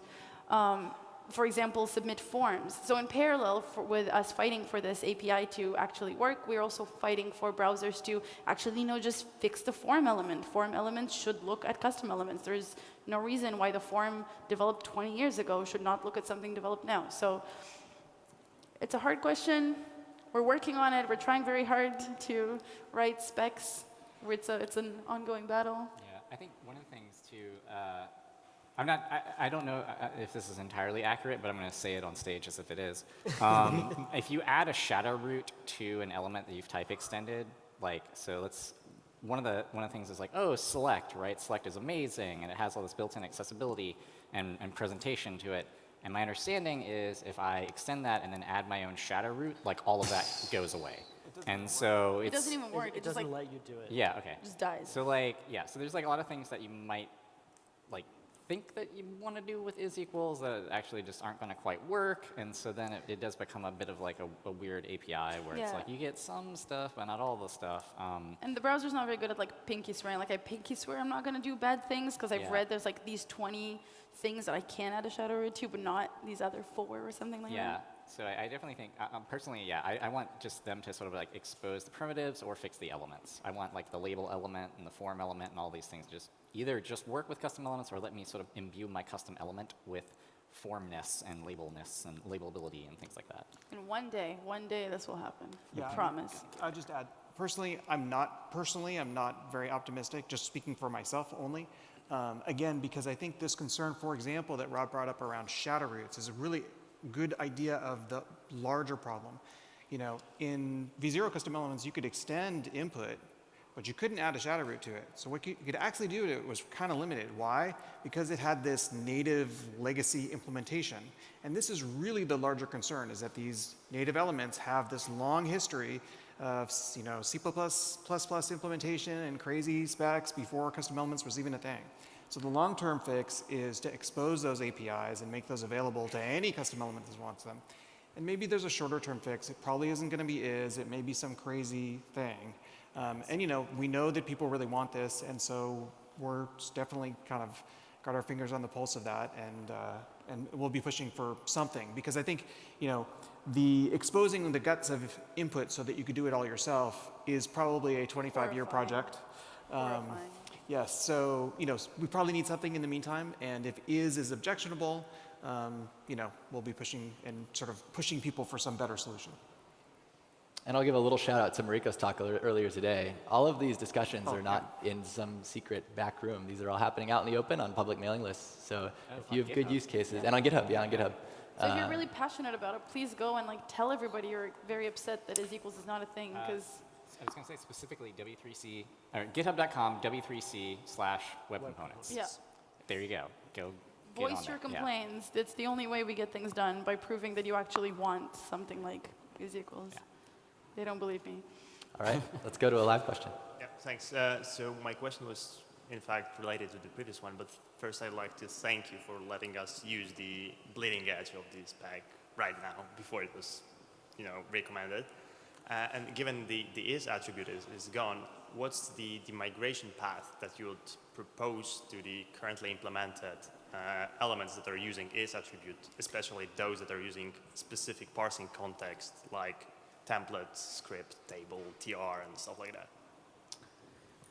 Wait, do you want to repeat the question? I think we're getting it from the pickup on the mic. Oh, okay. The thing that I did with form, for example, so iron form was an extension of form. You convert it into a wrapper, and then you put content in it. So basically all of the extra is equals things that you were doing, you put on a wrapper element. But that for TR is kind of... Yeah, tables are tricky. Tables are tricky. But remember that you can Don't use style. tables. Yeah, you can style things as tables with CSS, so you could move to Yeah, a but different element. you cannot style things like a template tag. Oh, what, sorry? Template tag. No. Yeah, you cannot. So... Yeah. I mean, what Polymer did, I mean, yeah, it's not super pretty. We're not going to lie. But this sort of decoration pattern is essentially, this is what Polymer did with, like, we used to, in Polymer 1.0, we had template is DOM repeat. For sort of compatibility, we did some magic where we sort of made that work in Polymer templates in 2.0. But the way that we actually make that work is we have a DOM-repeat element. It expects a template inside of it, and it works that way. This is a general pattern that's going to basically work. Again, it's not super pretty, but it's what you can do. Thanks. Go again. Hi. Thank you for this event. It was great. It's a good shirt. Yeah, actually, you need to bring them back. Yeah, working on it. That's a just on the Polymer project website, there's still a mention about an upgrade tools to 2.0 from 1x. Any update on this? On the upgrade tools? Yeah, there was a mention about upgrade tools from 1.0 to 2. Yeah, so last year we said we're going to make this upgrade tool, and then this is kind of my bad a little bit. It seemed like most of the feedback was like, oh, it's really easy to upgrade. And the things that were tricky to upgrade were actually going to be impossible for a tool to automate. Things like converting a content tag to a slot tag where the content tag actually had a selector. There's no way we can just automatically determine what the slot name should be everywhere and apply it. So it seemed kind of to us for a while that everybody that we were hearing from was kind of satisfied with how easy it was to upgrade. And then it seemed like more recently we heard an uptick in number of people who were asking about the tool and wanted it. So also recently we started converting all the internal elements inside Google from 1 to 2. And Peter, an engineer on the tools team, has been working on the tool quite recently. It's not very clean code. We've just been like hacking at it to do whatever upgrade we could. And so we're planning on releasing the version that we have for internal external pretty soon. Okay. Then do you have a suggestion to lint old element to find, quickly what has to be changed to 0, right? Rather than, going to each element and, searching for specific things, but, something to lint so it's highlighted. A way to highlight in your code, what should be changed, like, yeah, we can certainly, if there's cases where we can't determine what it should be, we can output a message that says, this needs to be updated by you. Okay, thanks. All right, we're running low on time. Let's do one more live question. Hello. My question is, do we have any tutorials or videos for the making something like neon animation? Because we really love the neon animations in the Polymer one. I think the question is about neon animations and its future, right? So if it is, we have a blog post that Elliot wrote, you probably saw him on stage before, on the Polymer Summit site that kind of explains what happened to neon animations and what's going to happen to neon animations. Yeah. So my question is is there some new videos or tutorials like neon animation? Because in the version 2, it is deprecated, right? Will there be replacements for neon animations? Yeah, exactly. I don't think so. The problem with neon animation is that it's fundamentally a flawed concept that we thought was going to work and doesn't. It doesn't actually add anything in the current state that it is amazing to the web animations polyfill API. And we had the team that actually works on the web animations API look at making a new and better neon animation. And what it ended up being was the web animations API. So it turns out just like a declarative RAPL would be amazing, but it just doesn't really work well. And if you want to, it's just a jar of spiders. Yeah, I'll also plug Valdrin, another engineer on the team, made a code lab for performant expand collapse animations. And just by going through that, you can see something pretty typical that anybody would want to build and how he does it. And then you can learn yourself and maybe apply that to some other projects. Okay, thank you. Yeah, no problem. All right.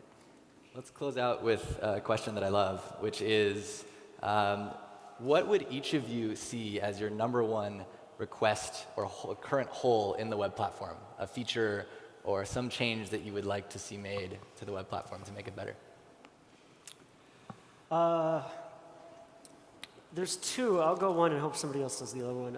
I think right now for web components, we're looking pretty good with native implementations, at least in Chrome and Safari. The one piece that seems to be left to make everything much better is the theming support in CSS for Shadow DOM. So that's the part and theme CSS spec. It just got promoted to working draft or editor's draft. Damn it, that was a good one. I wanted that Oh, one. you want to take the other one, Ad? No, it's fine. Okay.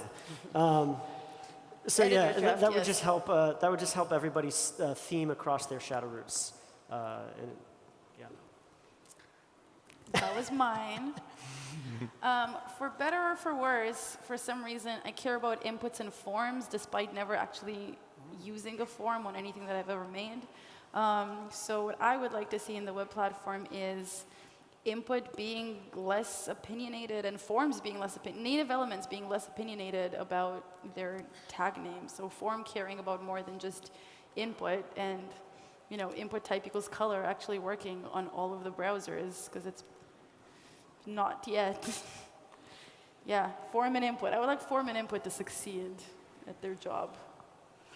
Yeah, so mine, it's kind of related to that. Like, there's a lot of things that native elements can do. There's like a lot of built-in magic. I've been working on accessibility a lot. The how-to components that we all worked on, accessibility was like the primary driver behind that work. We were like, how do we build tabs and trees as custom elements and make sure they are like really like robust and accessible, right? Fully keyboard accessible, doing all the right things with ARIA, everything we can possibly try. And then there's still places where we come up short because there's some stuff that we just can't do in the browser today. The label element and things like that. You click on a label and it focuses your control. That's a cool magical behavior that like, just, there's no easy way to get that. You're gonna have to make your own custom element label now. And then you end up just reinventing like all of HTML to get all these little features. So I'm really excited about AOM and other stuff like being able to hook into forms. I think these are probably some of the most common things folks have brought up, and we've kind of been pushing for them for years. I actually think people are listening a little bit more right now. Definitely about forms. I think forms are actually a good, hope. I think we're like finally getting through to some folks there. So yeah, that's really what I want. I want to make sure the future of HTML is accessible and that it's easy for developers to do that, to do the right things, and it's not like this arcane art to make something accessible. Cool. I think that the biggest frustration I have is when there's like a really cool feature, and not every browser has it, of course, so, trying to bring down polyfills, and I think a way that could happen is, oddly enough, through payments and commerce on the web, because the more we allow users to buy things and spend money there, the more companies pay attention, large companies that have tons and tons of sites and have tons of developers. And so if we can start doing more stuff with payments, I know that Chrome payments just came to desktop, we'll start attracting a lot more attention, and then hopefully companies will start putting a lot more attention into their browsers or paying attention in standards meetings and stuff. Yeah, people on the team know that the thing I care about sort of the most is performance. And I think I've said this before, but I think with custom elements we have an opportunity to add things to the browser that makes it faster, makes us able to do things in custom ways faster. I care about this for a couple reasons. Obviously, I want things to be faster so that we can all make stuff that's awesome and better for users. But there's another reason. And you heard yesterday in Alex Russell's talk, he talked a lot about mobile CPUs. Now, he only talked about that for like 5 minutes, but he works in the same office as us, and we have to hear him talk about that for like hours and hours and hours and hours. And I would like to have things faster so I don't have to hear that venting very much anymore. Alex, he's joking. We love you. Please talk to us. All right, great. So Matt's going to come on in a second with some closing remarks and some very important announcements, so please be sure to stick around. But thank you so much to the panel. And thank you.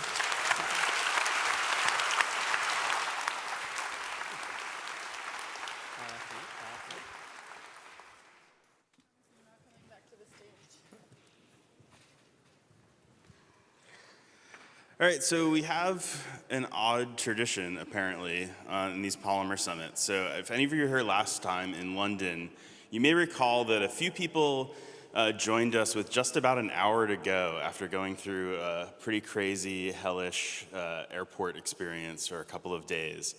So this year, we've managed to do something even better. And a few people showed up, 2 of them in fact, just about an hour ago on a sailboat from Germany, just to join the last hour. So I want to give them a brief hand.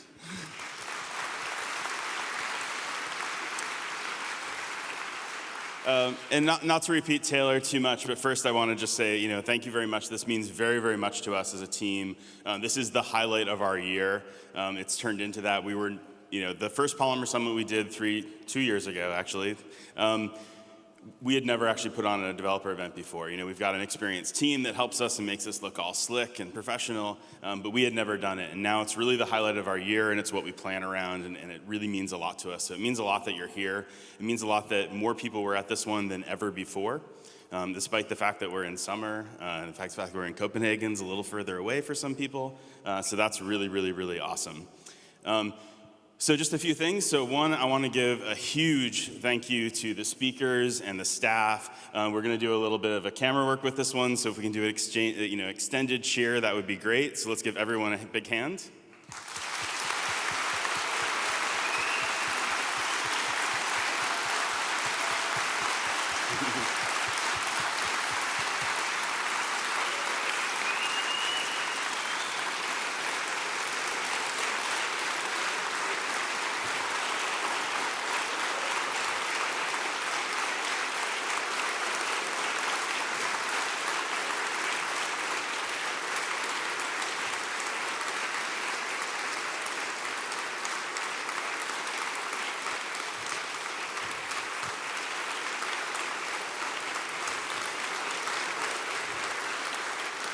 Thank you very much. So we have 2 different events we need to tell you about in just 2 weeks. On the 5th and 6th of September in Krakow, there's a Google Developer Days. Look that up on your favorite search engine. Hopefully it's Google. Tickets are still available. And then starting exactly 2 months from today, on October 23rd and 24th, we're going to have the 5th Annual Chrome Dev Summit. We'll be there. It's back home in San Francisco. Tickets are available on August 30th. You are the first to hear that. So definitely show up and see us there. We'll be there. We'll be doing some talks, and a lot of the other people, including our Polymer Home, Google Home, will be there as well in person. So just 2 last things. One is the survey that you got in your email just a few minutes ago is really, really important to us. We take it incredibly seriously, hence the wider chairs, hence the more bathrooms, but even the content. I actually personally read every single response we get, and so do a number of other people. So it's really important. If you can fill that out, that's great for us. It helps us improve these events going forward. And then the last is one of the other odd traditions we have. The very first Polymer Summit, we ended up giving away a lot of the bean bags and pillows and everything else, and people started tweeting them going home. And someone tweeted a picture of a Polymer Summit bean bag going around like a luggage carousel at an airport. So we give these away each time. If you want a pillow or anything, I think there's only a couple bean bags left already because people have already figured this out. They're at the swag table.